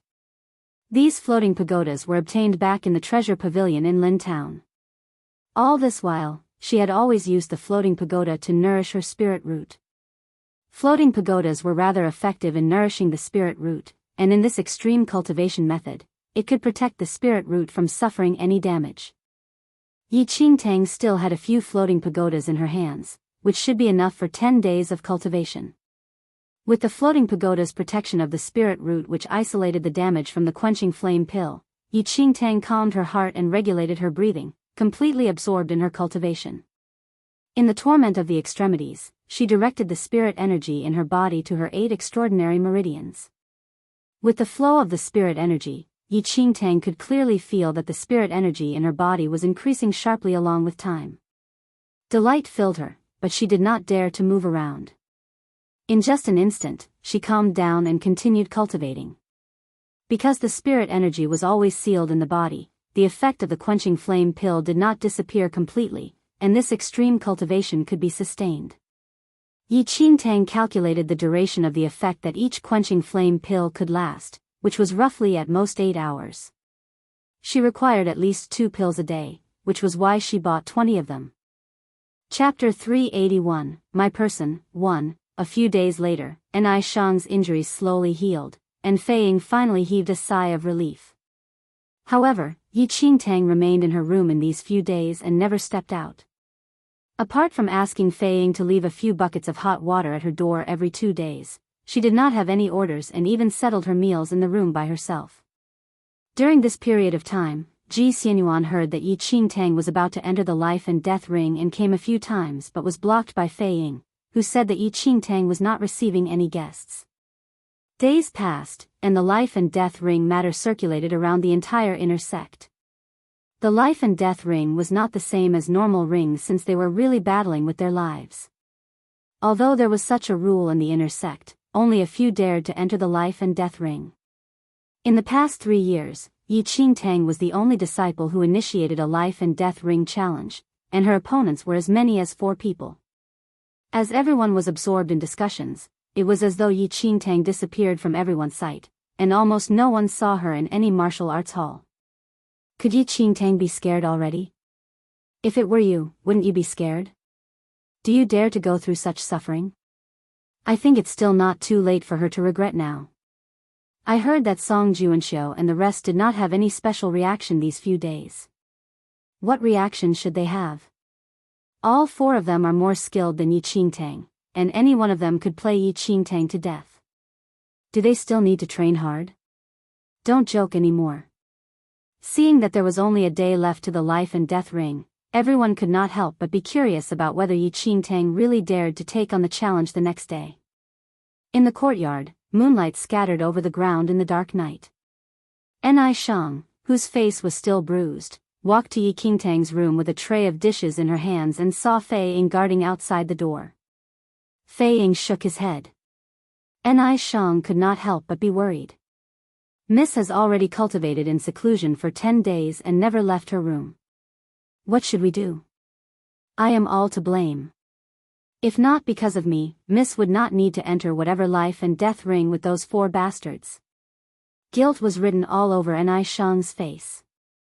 In the eyes of inner sect disciples, attendant girls like them were no different from servants, and it was already lucky to not be mistreated or lambasted. No one had thought that the inner sect disciple they followed would stand up for them. After regaining consciousness, she heard from Fei Ying that Yi Qingtang was to enter the life and death ring. One could imagine how shocking Yi Qingtang's decision was to Anai Shang. I'm so useless. I can't do anything for Miss and can only worry. Anai Shang bit her lips. A thought suddenly struck her, and she turned to face Fei Ying.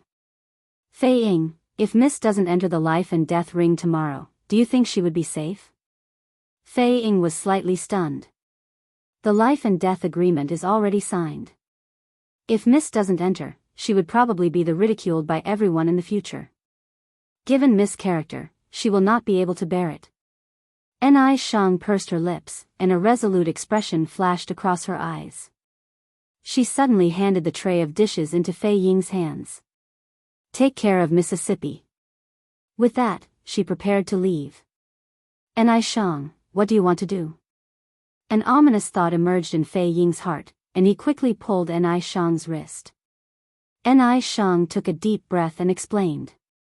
I cannot let Miss be involved in this. This matter was started because of me. How could I stand around and not do anything? I will look for them. I know what they want. As long as I beg them, perhaps they will let Miss off. Chapter 382, My Person, 2. Fei Ying's eyes suddenly widened as he stared at Anai Shang in disbelief. You, Anai Shang laughed bitterly and broke free from Fei Ying's grip. Take good care of Miss for me. It is me who doesn't have this blessing. I've troubled Mississippi. Then, Anai Shang immediately headed out of the courtyard without turning back. Anai Shang. Fei Ying was alarmed. Anai Shang did not stop in her tracks at all. She walked to the entrance of the courtyard and pushed open the gate. Looking at the misty dark night, she knew that there was no return when she took this step. However, she did not regret. Fei Ying panicked and instinctively wanted to rush up and stop her. However, the tightly shut door behind him suddenly opened, and a figure shuffled out behind him. Just as Ni Shang was about to step out of the courtyard, a wet hand pulled her back into the courtyard hard, and a slender leg directly kicked the door shut. With a clear bang, the gate was closed once again. Ni Shang, who was dizzy by the sudden motion, was pressed on the gate with an arm. "Where are you going?" A rather raspy voice sounded in Ni Shang's ears. Ni Shang looked up in surprise and saw Yi Qingtang, who was wearing only a thin garment, trapped her at the gate with an arm. The faint moonlight cast on Yi Qingtang in the hazy night. Her damp hair hung loosely at the side of her face as drops of water fell from her hair ends. At that moment, her clear eyes were slightly narrowed as though her eyes were a galaxy, deep yet dreamy. Wuxia world. Sight the pair wondrous of eyes were fixed on the astonished Ni Shang. "Me." "Miss," Ni Shang's lips quivered as she looked at the stunning face near hers. "Listen well." Yi Qingtang lowered her head a little. Her breaths brushed across the tip of Ni Shang's nose. Suddenly, she lifted Ni Shang's chin with her wet fingers and stared right into Ni Shang's eyes. "You are my person. I will definitely not allow you to do anything that will harm yourself. Do you hear it?" Ni Shang looked at Yi Qingtang, dazed. Yi Qingtang silently pulled apart from Ni Shang and turned to face Fei Ying, who had blanked out behind her. "Watch Ni Shang properly. If she sneaks out tonight, I will strip you naked and put you on display outside the courtyard." Fei Ying suddenly returned to his senses. Looking at Yi Qingtang, who was bathing in the moonlight, and hearing her warning, he swallowed his saliva. "Miss, you're as gentle as a spring wind to Ni Shang but so heartless like a storm to me. You cannot favor girls and not boys." Although these thoughts ran in his head, Fei Ying still ran over and pulled Ni Shang aside. Ni Shang returned to her senses and was about to say something, but Yi Qingtang covered Ni Shang's tiny mouth. "If you're really worried, you and Fei Ying can just go to the ring tomorrow to watch." Ni Shang blinked. Confusion filled her eyes as she stared at Yi Qingtang, who exuded a devilish air. "Miss, seems to be a little different from usual." Yi Qingtang gave Fei Ying a look, and he immediately dragged Ni Shang away, watching over her as per Yi Qingtang's orders. Under the moonlight, Yi Qingtang looked up slightly, and she lazily stretched her body when the moonlight fell on her face. Wuxia world. Sight, this cultivation method is really deadly. However, its effects were satisfying. Becoming more powerful was not to bully the weak but to protect the people around you. Yi Qingtang looked down at her palm, and the corners of her lips tugged into an evil smile. "Song Juanxiu, the few of you can just clean your necks and wait for death tomorrow." Chapter 383, Come Up Together, 1. 10 days were over in the blink of an eye. That morning, many disciples crowded around the life and death ring. Song Juanxiu and the other 3 disciples arrived early in the morning. They stood beside the ring and chatted with other disciples. "Senior brother Song, do you think Yi Qingtang really dares to come today?" An onlooking disciple asked. "Maybe not. Didn't you notice how she disappeared these past few days? She was nowhere to be seen even in the martial arts hall. She isn't even cultivating. What does she have to fight you all on the life and death ring with? Perhaps she has been working behind closed doors." "Working behind closed doors? Ha! Who does she think she is? If her cultivation level could increase by kneeling in the room, then why do we still need to enter the sect? Might as well kneel at home. Isn't that better?" This group of disciples did not conceal their dislike of Yi Qingtang, with their words covertly supporting Song Juanxiu. Song Juanxiu was related to an inner sect elder, and thus, there were naturally benefits to be on his good side. Yi Qingtang was merely a disciple who just entered the inner sect and came from Lin Town, which no one had heard about. How could she be compared to Song Juanxiu? There were 2 groups of people, one who flattered the powerful and trampled on the humble, and the other who watched the bustle. Song Juanxiu listened to the discussions, and although he did not utter a word, he stuck his chin out, revealing his arrogant attitude as always. Senior brother Song, if Yi Qingtang dares to come, just leave her to us. You don't have to take the trouble to attack her, said the other 3 disciples who were Song Junkia's partners in crime. In their eyes, it was simply impossible for Yi Qingtang to win any one of them with her skills. Although Yi Qingtang did challenge the 4 of them, realistically speaking, she would probably not be able to even win against the first opponent. Song Juanxiu did not say anything. His eyes scanned the crowd, but Yi Qingtang was nowhere to be seen. The life and death ring is about to start already. Why is Yi Qingtang still not here? Could she really be scared? If she's scared, wouldn't she become a laughingstock in the inner sect from today on? She was the one who initiated the life and death ring. She was so arrogant initially yet hiding in cowardice now. Does she still want her face? Face? Do you think she wants her face or her life? If she really entered the life and death ring, she would probably not be able to leave it alive. There was a clamor of discussions. Time passed, but Yi Qingtang was still nowhere to be seen. Then, everyone could not help but suspect if Yi Qingtang was really afraid and did not dare to meet for the challenge. Senior brother Song, do you want to send someone to take a look? One of the 3 disciples asked. Song Juanxiu waved a hand. Although he wanted to use this opportunity to kill Yi Qingtang on the life and death ring, if Yi Qingtang did not have the courage to enter the ring and admitted defeat, there was no way he could force Yi Qingtang into the ring according to the rules. It was all up to Yi Qingtang to decide whether to come or not. However, if she dared to stand up to them today, she would probably not be able to survive in the inner sect in the future. If the elders heard that Yi Qingtang broke the agreement, her future prospects would basically be gone. At that thought, Song Juanxiu could not help but sneer. The moment Yi Qingtang issued the challenge, she was destined to not have any way out. As Song Juanxiu guessed that Yi Qingtang would not appear today, there was suddenly a bustle in the crowd. 3 people walked into everyone's sight, and the person in the lead was Yi Qingtang, whom everyone had been waiting for a long time. Chapter 384, Come Up Together, 2, Yi Qingtang, you really dared to come. When Song Juanxiu caught sight of Yi Qingtang, his lips tugged into a sneer, and a cold glint flashed across his eyes. Since she was courting death, naturally, he was not going to be polite. Yi Qingtang's arrival instantly attracted everyone's attention. Yi Qingtang really dared to come for the challenge? Does she not want her life anymore?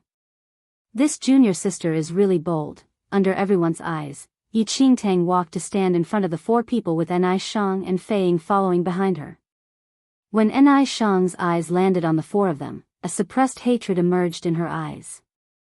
Junior sister Yi, you made us wait for quite some time, said Song Juanxiu with a smile, though his raised brows and laughing eyes were proof of the smugness and sarcasm he felt at that very moment. Sorry for making you all wait for a long time. Yi Qingtang smiled. It is about time. Do you still want to enter the life and death ring, junior sister Yi? Song Juanxiu narrowed his eyes and spoke in a louder voice. Of course. Yi Qingtang smiled faintly. Enai Shang tugged the hem of Yi Qingtang's clothes worriedly, and Yi Qingtang slowly turned around. Pinching Enai Shang's soft cheeks, she said softly, take a good look later. Enai Shang nodded nervously and finally released her grip. After pacifying Enai Shang, Yi Qingtang took a leap and was the first to enter the life and death ring. Which of us do you wish to challenge first? Song Juanxiu asked. Her cold eyes glimpsed across the 4 people. Suddenly, her lips curled up, and she pointed in the direction of the 4 of them. There's no need for sequence. You all can come up together. Everyone present was taken aback immediately.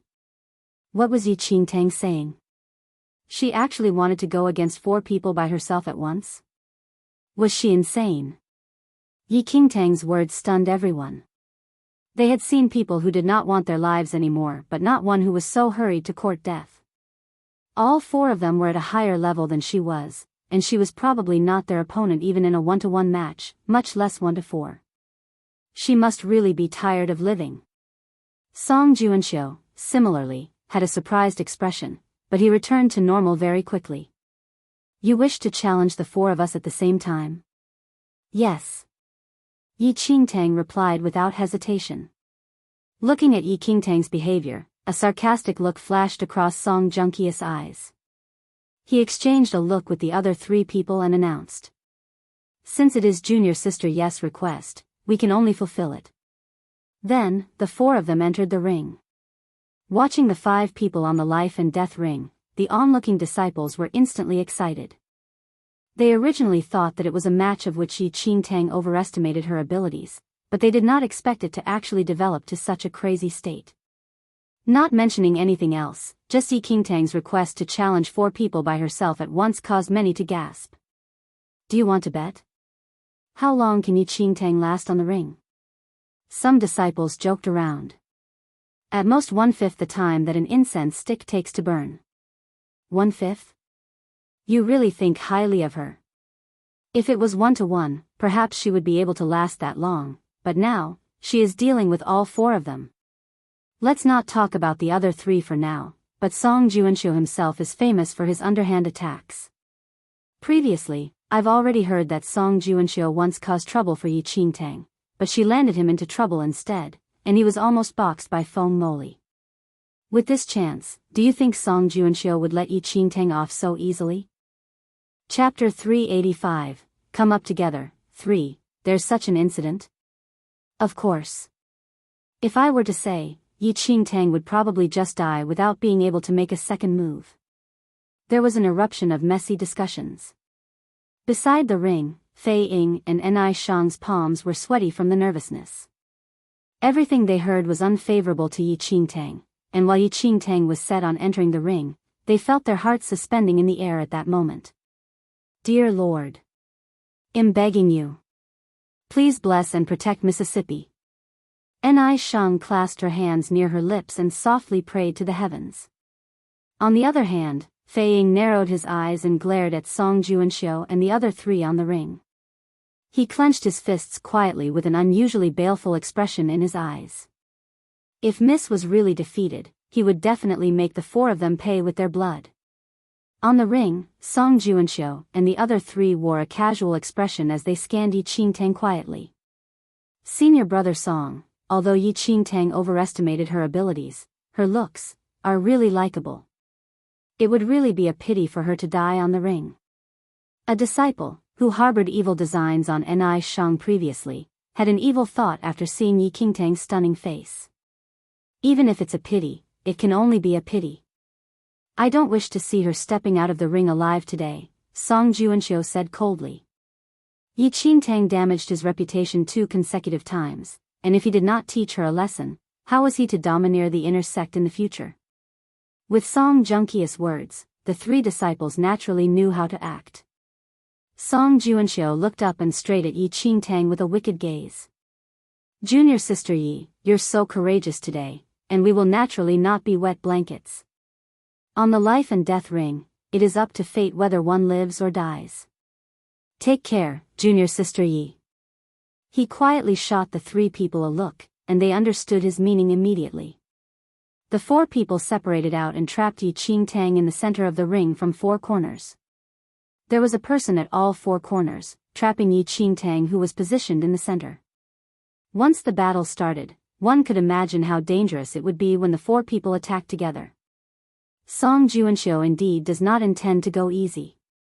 I think Yi Qingtang really will die here this time. Song Juanxiu even brought the glacial frost sword today. He did not intend to let Yi Qingtang off from the start. A disciple's sharp eyes noticed the sword hung on Song Junqius' waist. Glacial frost sword? Song Juanxiu brought this glacial frost sword from his family clan. It is said that the sword is very expensive, and if placed in the Xianming Pavilion, it would require 60 to 70,000 Xianming points to exchange for it. I heard that the glacial frost sword is not only extremely sharp but was also made using frozen iron and thus very sturdy. As long as you're injured by the glacial frost sword, the wound would be infected with ice poison immediately. Yi Qingtang is really dead this time. Song Juanxiu had a prestigious background where his family clan possessed a strong influence. The glacial frost sword in his hands was famous as well. Although it was not a top-grade divine weapon, it was still very powerful. With the ice poison attribute, its name was recorded in the weapons register. Song Juanxiu drew out his glacial frost sword immediately, and cold air was emitted from the blade. He glanced at Yi Qingtang's sword with a belittling expression. That sheath was old and simple without any color. After taking a look, Song Juanxiu raised a brow scornfully. Junior Sister Yi, draw your sword out. Chapter 386, Merely Like This, 1. Yi Qingtang's eyes were narrowed as an evil smile played on her lips. She glanced at the four people and clasped on the handle of the sword quietly with her right hand but did not draw it out. Song Juanxiu saw that Yi Qingtang did not draw her sword out and smiled. I've heard that Junior Sister Yi achieved a victory in the inner sect assessment just by the motion of drawing out a sword. It seems I can personally witness it today. The motion of drawing a sword required extreme speed and using all of one's strength in the instant when the sword was unsheathed. The very essence laid in the moment the sword left its sheath. That day, Yi Qingtang broke Ji Xianyuan's defense with this move. However, there was a look of sarcasm in Song Junkius' eyes. The sword in his hand was not an ordinary sword. Frozen iron was extremely strong, and ordinary weapons would definitely not be able to break it. Even if Yi Qingtang really knew how to use the motion of drawing a sword, there was no way it could break his glacial frost sword. Then, the four people exchanged a look and attacked almost at the same time. For sharp swords aimed straight at Yi Qingtang, who was right in the center. But when the four of them struck, Yi Qingtang did not react in the way one would usually do and instead closed her eyes and lowered her head slightly. What is she doing? The disciples below the ring were shocked to see Yi Qingtang's actions. In face of four people striking at the same time, she did not hide or avoid and even displayed such composed posture. Wasn't she heading for doom? Ni Shang and Fei Ying were astounded as well. Seeing that the four swords were already right above Yi Qingtang's head, their hearts raced furiously. Miss! Be careful! As Ni Shang cried in horror, Yi Qingtang suddenly opened her eyes. Her tiny frame moved slightly, and it was as though she turned into a stagger of countless shadows. A glint flashed across her waist and became a whirlwind that swept all four sides. Immediately, clanks rang in the air. Song Juanxiu and the other three disciples could not see Yi Qingtang's movement at all and could only feel pain in the palm where they held the sword. They instinctively withdrew backward. A clattering of swords sounded subsequently. What appeared before their eyes was 3 broken swords laid on the wide ring. What happened? The other 3 disciples were slightly startled, and it was only then they realized that their swords had actually broken. The tip of the swords fell near Yi Qingtang's legs. How could this be? Although their swords were not as impressive as the glacial frost sword in Song Junkia's hand, each one of them was priced above 10,000 Xianming points. They were clearly hard-earned swords, yet how could they actually be broken just like that? In the center of the ring, an insolent and evil smile appeared on Yi Qingtang's exquisite face. She lifted her chin up and glanced at the broken swords in the 3 disciples' hands and then at the broken blades near her leg. Senior brothers, your swords don't seem to be so good. The 3 disciples' faces darkened, and they wanted to go forward instinctively, but this movement caused them to realize the piercing pain in their palm. They looked down at their palms and realized there was already a deep cut in their perlicue where their swords were held against. Gushes of blood dripped along the handle of the sword and onto the ground. How could it be? Chapter 387, Merely Like This, 2, shock filled their faces. Earlier on, they did not even manage to see how Yi Qingtang struck, and although they heard from Song Juanxiu that Yi Qingtang knew the profound skill of the motion of drawing a sword, they were not too bothered with it. After all, their skills overpowered Yi Qingtang's, and even if she used that move, it would definitely not be able to block one move from them. But the 3 people were a little dumbfounded by everything that happened. 4 people attacked, and 3 swords were broken. Only Song Junkia's glacial frost sword did not have any traces of breaking. However, Song Junkia's expression was frighteningly dark at that moment. The blood that flowed out of his perlicue gradually stained the sword handle red, and there was actually a one-finger-wide dent on the blade of the glacial frost sword that he took pride in. The glacial frost sword is damaged? How is this possible? The surrounding disciples below the ring took in the scene with their mouths hung ajar. Yi Qingtang actually used one move to break 3 weapons and damaged the glacial frost sword. How bizarre was that? Everyone's eyes landed on the unattractive sword in Yi Qingtang's hands. At that moment, the disciples realized that the ordinary-looking blade seemed to hold many stars which twinkled brightly under the scorching sun. What is the sword in Yi Qingtang's hand? How could it actually damage the glacial frost sword? I've never seen it before. Song Juanxiu narrowed his eyes. He initially thought that Yi Qingtang would die from this combined attack of 4 people, yet unexpectedly, he embarrassed himself instead. Clutching onto the handle of the glacial frost sword, he looked at Yi Qingtang's sword and spoke coldly. Junior sister, yes, sword seems to have some background. I wonder what sword it is. Yi Qingtang's lips curled into a seeming smile. Demonic blood sword. Demonic blood sword? Song Juanxiu frowned slightly. He had heard of the demonic blood sword before. It was a pretty good sword that was extremely sharp, and it emitted a demonic air. However, in terms of strength, it was completely incomparable to the glacial frost sword. If the 2 swords clashed head-on, the broken sword would definitely be the demonic blood sword. However, currently, his glacial frost sword was the one that was chipped off. Song Juanxiu felt that there was something odd about Yi Qingtang's demonic blood sword. They underestimated her previously and did not expect Yi Qingtang to have such a good sword. However, they would not give Yi Qingtang a chance again. Your sword is pretty good, but, to win the ring, you can't rely solely on a good sword, Song Juanxiu said coldly. He exchanged a look with the other 3 people and immediately charged towards Yi Qingtang with a sword. This time, only Song Juanxiu attacked while the other 3 stood aside without moving. A scoff flashed across Yi Qingtang's eyes, and her sneer deepened as Song Juanxiu came nearer. In just a moment, Song Juanxiu and Yi Qingtang were in a tussle, and their combined breaths were like a whirlwind that caused turbulence the surrounding air. Song Juanxiu was currently stage 3 of the first heaven. His attacks were violent, and he had frightening strength. He knew that there was something strange about Yi Qingtang's demonic blood sword and thus simply did not intend to fight with her using swords.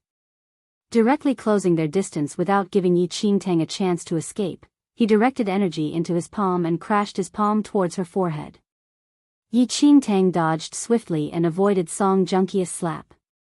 Chapter 388, Merely Like This, 3. The wind from Song Junqia's palm attacked past Yi Qingtang and crashed on the edge of the ring. With a loud boom, the sturdy ring was shattered by the wind of his attack, kicking up a storm of dust. If his palm landed on Yi Qingtang, her internal organs and even bones would probably be crushed. Song Juanxiu fought with Yi Qingtang continuously. Vicious expressions appeared in the eyes of the 3 disciples who stood at 3 different locations. Then, with full concentration, they directed their energy, and a rush of spirit energy spread around them, forming into the shape of 3 huge dragons in midair. Immediately, the 3 people attacked at the same instant, and the 3 huge dragons in the sky crashed straight into the center of the ring. Song Juanxiu took notice of the rapidly descending illusory dragons from the corner of his eye. He sneered and immediately withdrew backward. Junior sister Yi, take care, Song Juanxiu scoffed and was already a few steps away from Yi Qingtang the instant the 3 huge dragons were about to crash on her. A rumble suddenly boomed in the air. Under the impact of the huge force, the entire ring was smashed into pieces. As spiderweb-like cracks spread all over the ring and clouds of dust were stirred up, dragon roars sounded one after another. The dust obstructed everyone's vision. Illusion of the dragon's breath? Are Song Juanxiu and the rest crazy? The onlooking disciples were astonished by the 3 illusory dragons. This was one of the inner sex cultivation techniques and was extremely lethal. No one expected that they would actually use such a move on Yi Qingtang. Exactly how much does Song Juanxiu want to kill Yi Qingtang? As dust flew around the place, a vicious glint twinkled in Song Junqia's eyes. The 3 disciples had already walked to his side, and the 4 partners in crime watched the dusty haze before them. Senior brother Song, Yi Qingtang is really dead this time, a disciple said with a laugh. Song Juanxiu replied. Since this is what she chose, she can't blame anyone. The winner is set. We can leave already. The 3 disciples nodded slightly. The combined attack of 3 disciples who were at stage 2 of the first heaven definitely was not what Yi Qingtang, who was at stage 1 of the first heaven, could block. They were certain that Yi Qingtang would die without a doubt and immediately prepared to leave the ring with Song Juanxiu. When they reached the edge of the ring, the 3 sharp-eyed disciples saw Anai Shang, who blanked out below the ring with tears in her eyes. Little beauty. I'm afraid your miss is dead this time. What is the point of doing this? If only you obediently submitted to us, you would not cause her to have such an ending. She is already dead now, and no one will be able to protect you anymore. Wait for us, all right, those 3 disciples said insolently with despicable laughs. One of them even bent forward and wanted to touch Anai Shang's face. Fei Ying hurriedly pulled Anai Shang behind him to protect her. But just as that disciple stretched his hand out, a cold glint suddenly shot out from the storm of dust. With a flash, a shrill cry escaped from the mouth of that frivolous disciple. The twinkling demonic blood sword was stuck straight at the edge of the ring with traces of blood on it. The hand that wanted to fool around with Anai Shang fell on the ring, and large gushes of blood jetted out from the disciple's broken arm. My hand. You want to touch my person? You don't have the ability to so. An icy cold voice suddenly sounded from the center of the ring. Chapter 389, Receive Your Death. 1. Alarmed, Song Juanxiu and the rest turned around instinctively. What appeared before them was a black shadow that suddenly flew out from the dust at such a rapid speed that they could not react in time. The black shadow was like a force of evil. Accompanied by a cold glint, the shadow directly scurried to the side of those 3 disciples. Before the 3 people could take a good look at the opposing party's face, a sharp pain spread from their throats. They wiped the spot instinctively but touched a warm liquid. Before they returned to their senses, scarlet blood immediately spattered out from the cut on their throats and showered everywhere like a blood rain. Everything happened merely in the blink of an eye. It was utter silence. A fair hand silently plucked out the demonic blood sword that was stuck on the edge of the ring. Against the splattering blood, Yi Qingtang's devilish smile entered everyone's eyes. With 3 thuds, the 3 disciples whose necks were slit collapsed on the ground. They held on the cut on their necks tightly, but blood never stopped flowing no matter how they tried to stop it. Yi Qingtang swept a look across the 3 bastards with laughter in her eyes. When she caught sight of Anai Shang and Fei Ying, she could not help but smile. What are you crying for? Am I not well and alive? Yi Qingtang looked at Anai Shang, whose face was full of tear stains, and threw a handkerchief over. Wipe your tears away. Watch how these 3 people die. Anai Shang frantically caught the handkerchief and widened her eyes. Surprise and elation filled her eyes when she saw Yi Qingtang standing in the ring. Miss is all right. Miss is really all right. Yi Qingtang turned around and looked at Song Juanxiu, the only one out of the 4 who was still standing on the ring. At that moment, Song Juanxiu's face was already covered in blood splatters. Below the blood, there was nothing but shock in his sinister eyes. Why? Why didn't you die? Song Juanxiu looked at Yi Qingtang in disbelief, completely unable to believe that Yi Qingtang was not at all injured from 3 attacks of the illusory of the dragon's breath. Die? Yi Qingtang raised a brow, and her smile deepened. How can 3 people at a mere stage 2 of the first heaven be able to injure me? What do you mean? Uneasiness suddenly crept up in Song Juanxiu's heart. 3 people at a mere stage 2 of the first heaven? How could Yi Qingtang say this? She was clearly only at stage 1 of the first heaven. Yi Qingtang did not reply to Song Juanxiu and only looked down as she wiped the blood off the demonic blood sword. Without even lifting an eye, she uttered emotionlessly. I originally intended to play with you all for a while more, but you all dared to touch my person and courted death yourselves. I'm afraid I don't have that good of a temper to allow you all to live any longer. Terror filled Song Juanxiu. The instant Yi Qingtang finished her sentence, she suddenly struck. Her method of attack was completely different this time. In a split second, the demonic blood sword was already blanketed in a scarlet sword aura. In just a moment's time, there was a reverse in the offense and defense. Song Juanxiu lifted his sword in a flurry in an attempt to block Yi Qingtang's attack. The two swords clashed loudly. Sparks flew.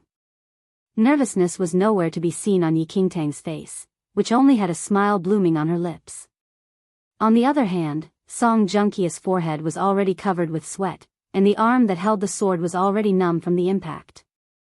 Chapter 390, Receive Your Death, 2, What's Going On? Yi Qingtang's attack completely changed. The onlooking disciples who were still in a state of shock finally returned to their senses, but what they saw caused their jaws to drop in astonishment again. On the ring, Song Juanxiu was forced to retreat with every move by Yi Qingtang. Protecting himself was already a problem, much less fighting back. Impossible. Song Juanxiu is at stage 3 of the first heaven and is only a step away from the second heaven. To win him, one must reach the realm of the second heaven. Could it be that Yi Qingtang is already at second heaven of martial chi level 1? Exclamations erupted in the crowd. Is this a joke? How long did Yi Qingtang enter the inner sect for? 10 days ago, she was only at stage 1 of the first heaven. On what basis could she advance 3 realms and reach the second heaven in such a short span of time? She can't be supernatural, can she? While the disciples found these guesses hard to believe, the scene of Song Juanxiu being overpowered fell into their eyes clearly, and they could only acknowledge their guesses however unwilling they were. On the ring, Song Juanxiu completely panicked. The 3 disciples had already died, and the smell of blood that diffused in the air provoked his nerves. Yi Qingtang was like a demon that crawled out from hell, and her every move was nothing but violent and simply not what he could block. How could this be? How could Yi Qingtang's skills improve so greatly in such a short span of time? Song Juanxiu was truly flustered. At that instant, his previous insolence and arrogance were long gone. Large drops of sweat trickled down from his forehead continuously, and a chill ran through his body. He was not Yi Qingtang's opponent. When this thought appeared in Song Junqia's mind, he was engulfed by an invisible fear. Goosebumps rose as he looked at Yi Qingtang, who was smiling sinisterly. Yi Qingtang wanted to kill him. Song Juanxiu was so terrified that cold sweat trickled down profusely. He clearly felt Yi Qingtang's intention to kill him. Song Juanxiu, who realized he was not Yi Qingtang's opponent, was alarmed. He forced Yi Qingtang back 2 steps with difficulty with all his might, and using the time she was pushed back, he turned around and leaped down from the edge of the ring. On the life and death ring, death was determined by destiny. To live, the only way was to flee from the ring. As long as he was off the ring, Yi Qingtang could no longer murder him. Song Junqia's mind was madly filled with the thought of escaping for his life. At that very instant, he could no longer care about his reputation and dashed down the ring like a berserk dog. In the flurry, he suddenly saw the warden with whom he had friendly relations coincidentally passing by the ring and screamed shamelessly, "Warden Song, save me!" Warden Song turned around at the sound and was astonished to see Song Juanxiu fleeing from the ring in a panic. What was going on? Previously, he did hear Song Juanxiu mention that he was going to enter the ring with a disciple who just entered the inner sect. Since the opponent was only at stage 1 of the first heaven, he was not concerned, yet unexpectedly. Such a scene would actually play out before him. As Song Juanxiu called Warden Song for help, a glint shot straight towards him. Song Juanxiu was only 1 step away from leaving the ring, yet this 1 step could not be crossed no matter how. The demonic blood sword already pierced through his shoulder and locked him right on the pillar at the edge of the ring. Chapter 391, Receive Your Death, 3, Senior Brother Song, the life and death ring hasn't ended. Where do you wish to go? There was a hint of laughter in Yi Qingtang's voice, which sounded behind Song Juanxiu. He only heard it, but it was enough for him to almost break down in fear. Warden Song, save me. Save me, Song Junsho pleaded for help to Warden Song, who was walking over with great strides. Warden Song looked just over 40, and there were some similarities between his face and Song Junkius. He was related to Song Junkius family clan by blood and was ordered by the family clan to look after Song Junsho in Xianling sect. Song Junsho relied on Warden Song's care and committed many wrongdoings in the inner sect. Yi Qingtang walked to the back of Song Junsho. She grabbed his hair with a hand, forcing him to lift his head, while her other hand held on the black dagger and pressed it on his neck. Just as Yi Qingtang was about to slit Song Junkius' neck, Warden Song had already walked to the ring. Stop! Upon seeing Song Junkius' wretched state, Warden Song was startled and shouted immediately. Yi Qingtang's hand that held the dagger paused as she looked at Warden Song.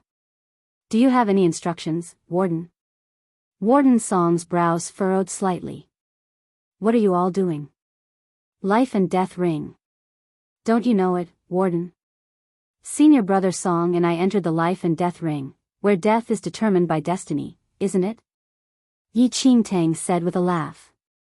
In Yi Qingtang's hands, Song Junkius' face was ash-white as he trembled in fear and continuously pleaded for help from Warden Song. Warden Song's expression was rather ugly. Song Junsho was the eldest son of the Song family, and the family master had ordered him to look after Song Junsho. If Song Junsho died right before his eyes, he would be in a difficult position. You've already won the life and death ring.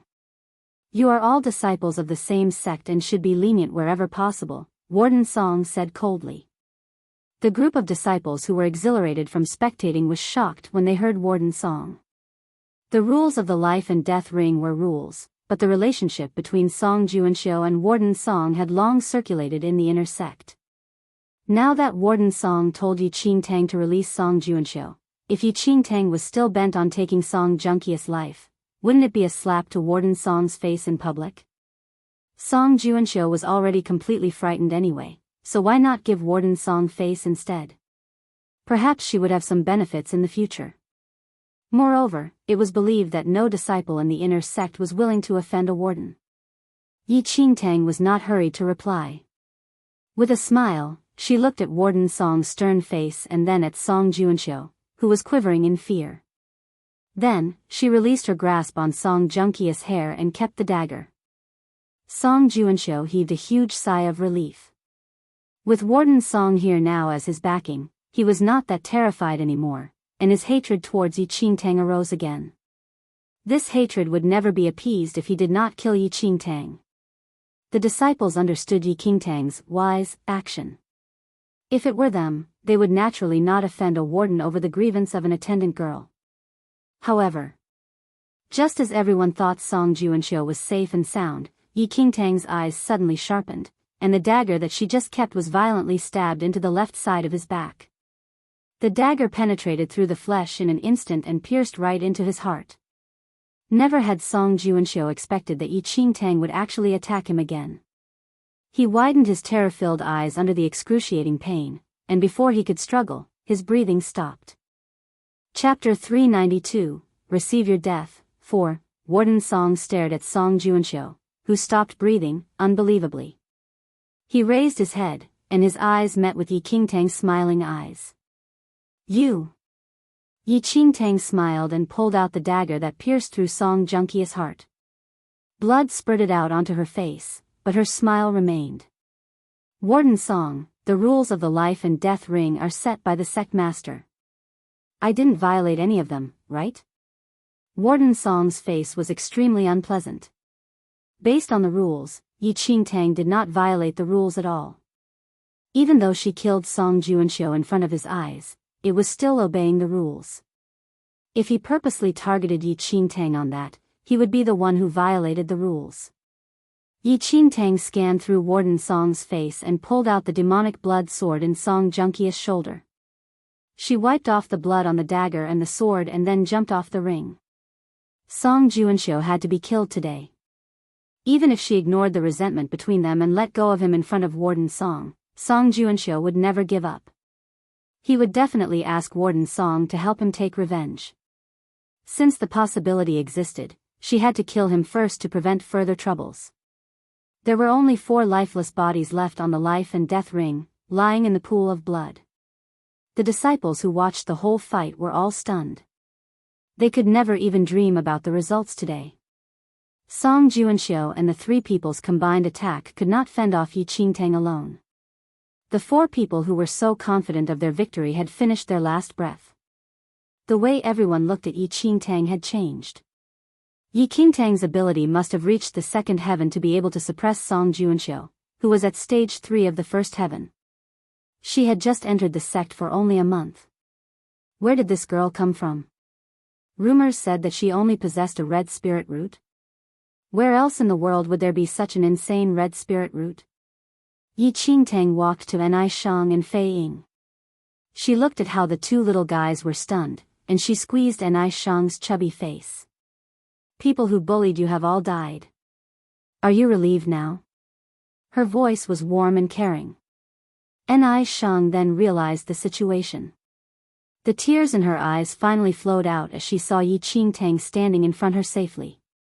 She cried out and hugged Yi Qingtang, and her hands held Yi Qingtang's waist tightly. No one would know how worried she was during the whole process. She was really scared that Yi Qingtang would get hurt because of her. Yi Qingtang sighed as she looked at Nai Shang, who was crying in front of her. She gently patted her back and called Fei Ying to follow up. The 3 of them left the place under everyone's gaze. The smell of blood spread out from the life and death ring. Now that the fight had ended, the disciples also dispersed with their frightened minds. The fight today made Yi Qingtang's name famous in the inner sect. How insane was it for her to reach the 2nd heaven of martial Qi level 1 in a month from Khanate level 9? As the crowd dispersed, Warden Song stood beside the ring alone. His eyes were fierce as he stared at Song Juanxiu, who was lying on the ring. He raised his head slowly and looked towards Yi Qingtang's direction. His eyes were full of unpleasantness and danger. Chapter 393, Give a Try, 1. Before Yi Qingtang entered her yard, Ji Xianyuan walked over in a serious face. Junior sister Yi, Ji Xianyuan looked at Yi Qingtang and said. Yes? Senior brother Ji? Yi Qingtang answered. I heard about the challenge between you and 4 people on the life and death ring. I wanted to persuade you, but surprisingly you won. I shall congratulate you on your victory, Ji Xianyuan said. Yi Qingtang smiled and nodded. She heard from Fei Ying that Ji Xianyuan visited her a few times during her seclusion period. It seemed that he wanted to persuade her to not go onto the life and death ring. But now that the challenge had ended, the persuasion would be meaningless. Thank you, senior brother Ji. Ji Xianyuan forced a smile and said, I witnessed the challenge today. Your improvement was indeed amazing. I admitted the fact that I lost to you the other day, but the truth showed me that I still look down on your ability. If the fight between us happened today, I think I can only avoid at most 3 attacks from you. Ji Xianyuan was quite talented. He was diligent in cultivation and remained focused all the time.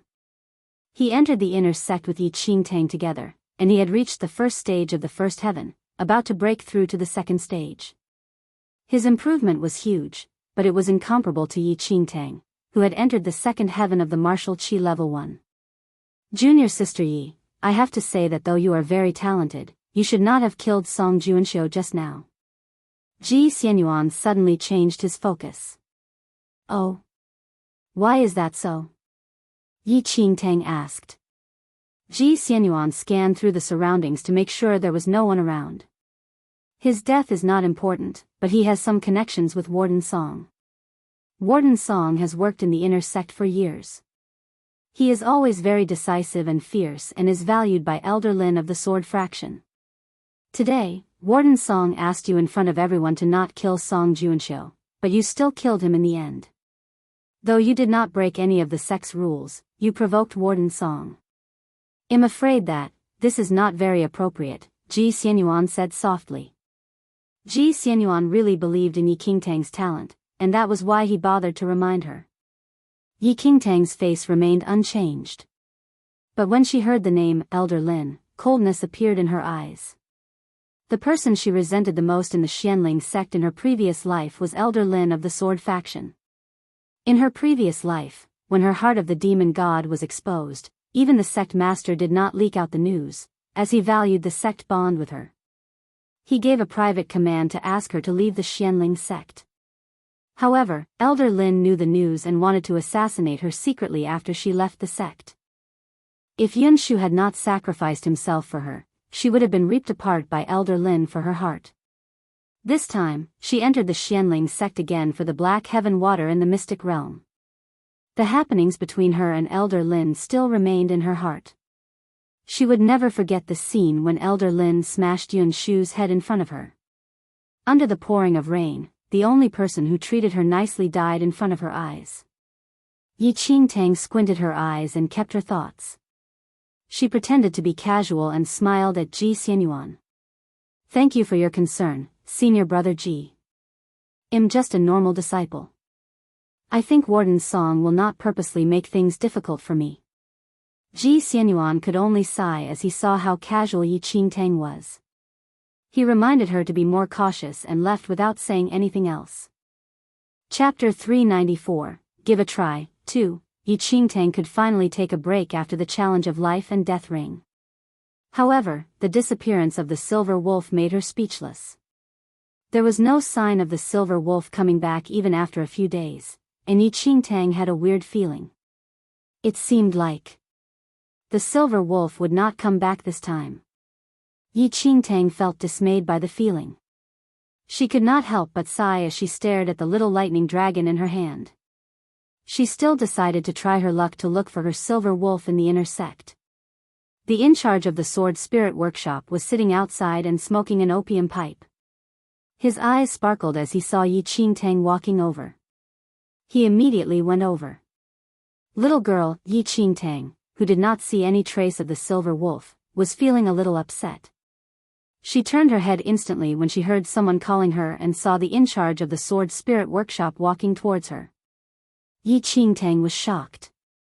That day, she used the black gold meteorite iron by luck. Did the in-charge realize his loss and decide to find trouble? Little girl, I haven't seen you for days at the sword spirit workshop. There was a rare smile on the in-charge's old face. Yi Qingtang stared the in-charge peculiarly. His attitude was weird today. This guy was always very arrogant. How come today he was so kind to her? Did he not come to ask her to return the dagger? Little girl, I'm so glad to meet you today. We're forging a long sword now. Since you are so interested in forging, join me to take a look. The in-charge smiled and asked, but he did not reveal his inner thoughts. The in-charge always wanted to meet Yi Qingtang again after witnessing her forging ability previously. However, it was not appropriate for him, as an in-charge of the sword spirit workshop, to look for an inner sect disciple. Today, he finally met her by chance. How could he just let her go? Yi Qingtang was confused by the invitation. Before she could figure out anything, she was dragged into the sword spirit workshop by the in-charge. The temperature in the workshop was high. A few blacksmiths were standing around a huge forging table and discussing something. The temperature that the cold iron needs is too high. If we add cold water, the difference in temperature may break the sword. I don't support in doing so. The thickness of the sword is too small. If we do not reduce the temperature on time, the shape will differ. Then all our previous effort will be wasted. We can't take the risk. Anyway, I don't agree with the usual ways to cool down the sword. The blacksmiths were arguing constantly. They did not even realize that the in-charge brought Yi Qingtang over. Yi Qingtang scanned through the furnace beside the forging table. There was a half-forged sword toasting in the fire. The shape of the sword had been formed, and the edge of the sword was extremely thin. The shadow of the flame could be seen through the edge, though it was burning in the flame. What is this? Yi Qingtang asked the in-charge curiously. The in-charge explained. This is the broken ice sword that we forged using these few days. It uses thousand-year-old cold iron as the material. The body of the sword is very thin, and the edge is even thinner. Yi Qingtang felt a little surprised. She did not visit the sword spirit workshop before in her previous life. She only heard that the blacksmiths inside had very high standards.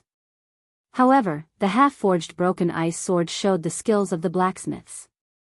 Chapter 395, Give a Try, 3. The 1,000-year cold iron was very rare and precious. This kind of iron originated from extremely cold places, and it carried low temperature by itself. It would require a very high temperature to melt. Thus, the control of the temperature must be very accurate.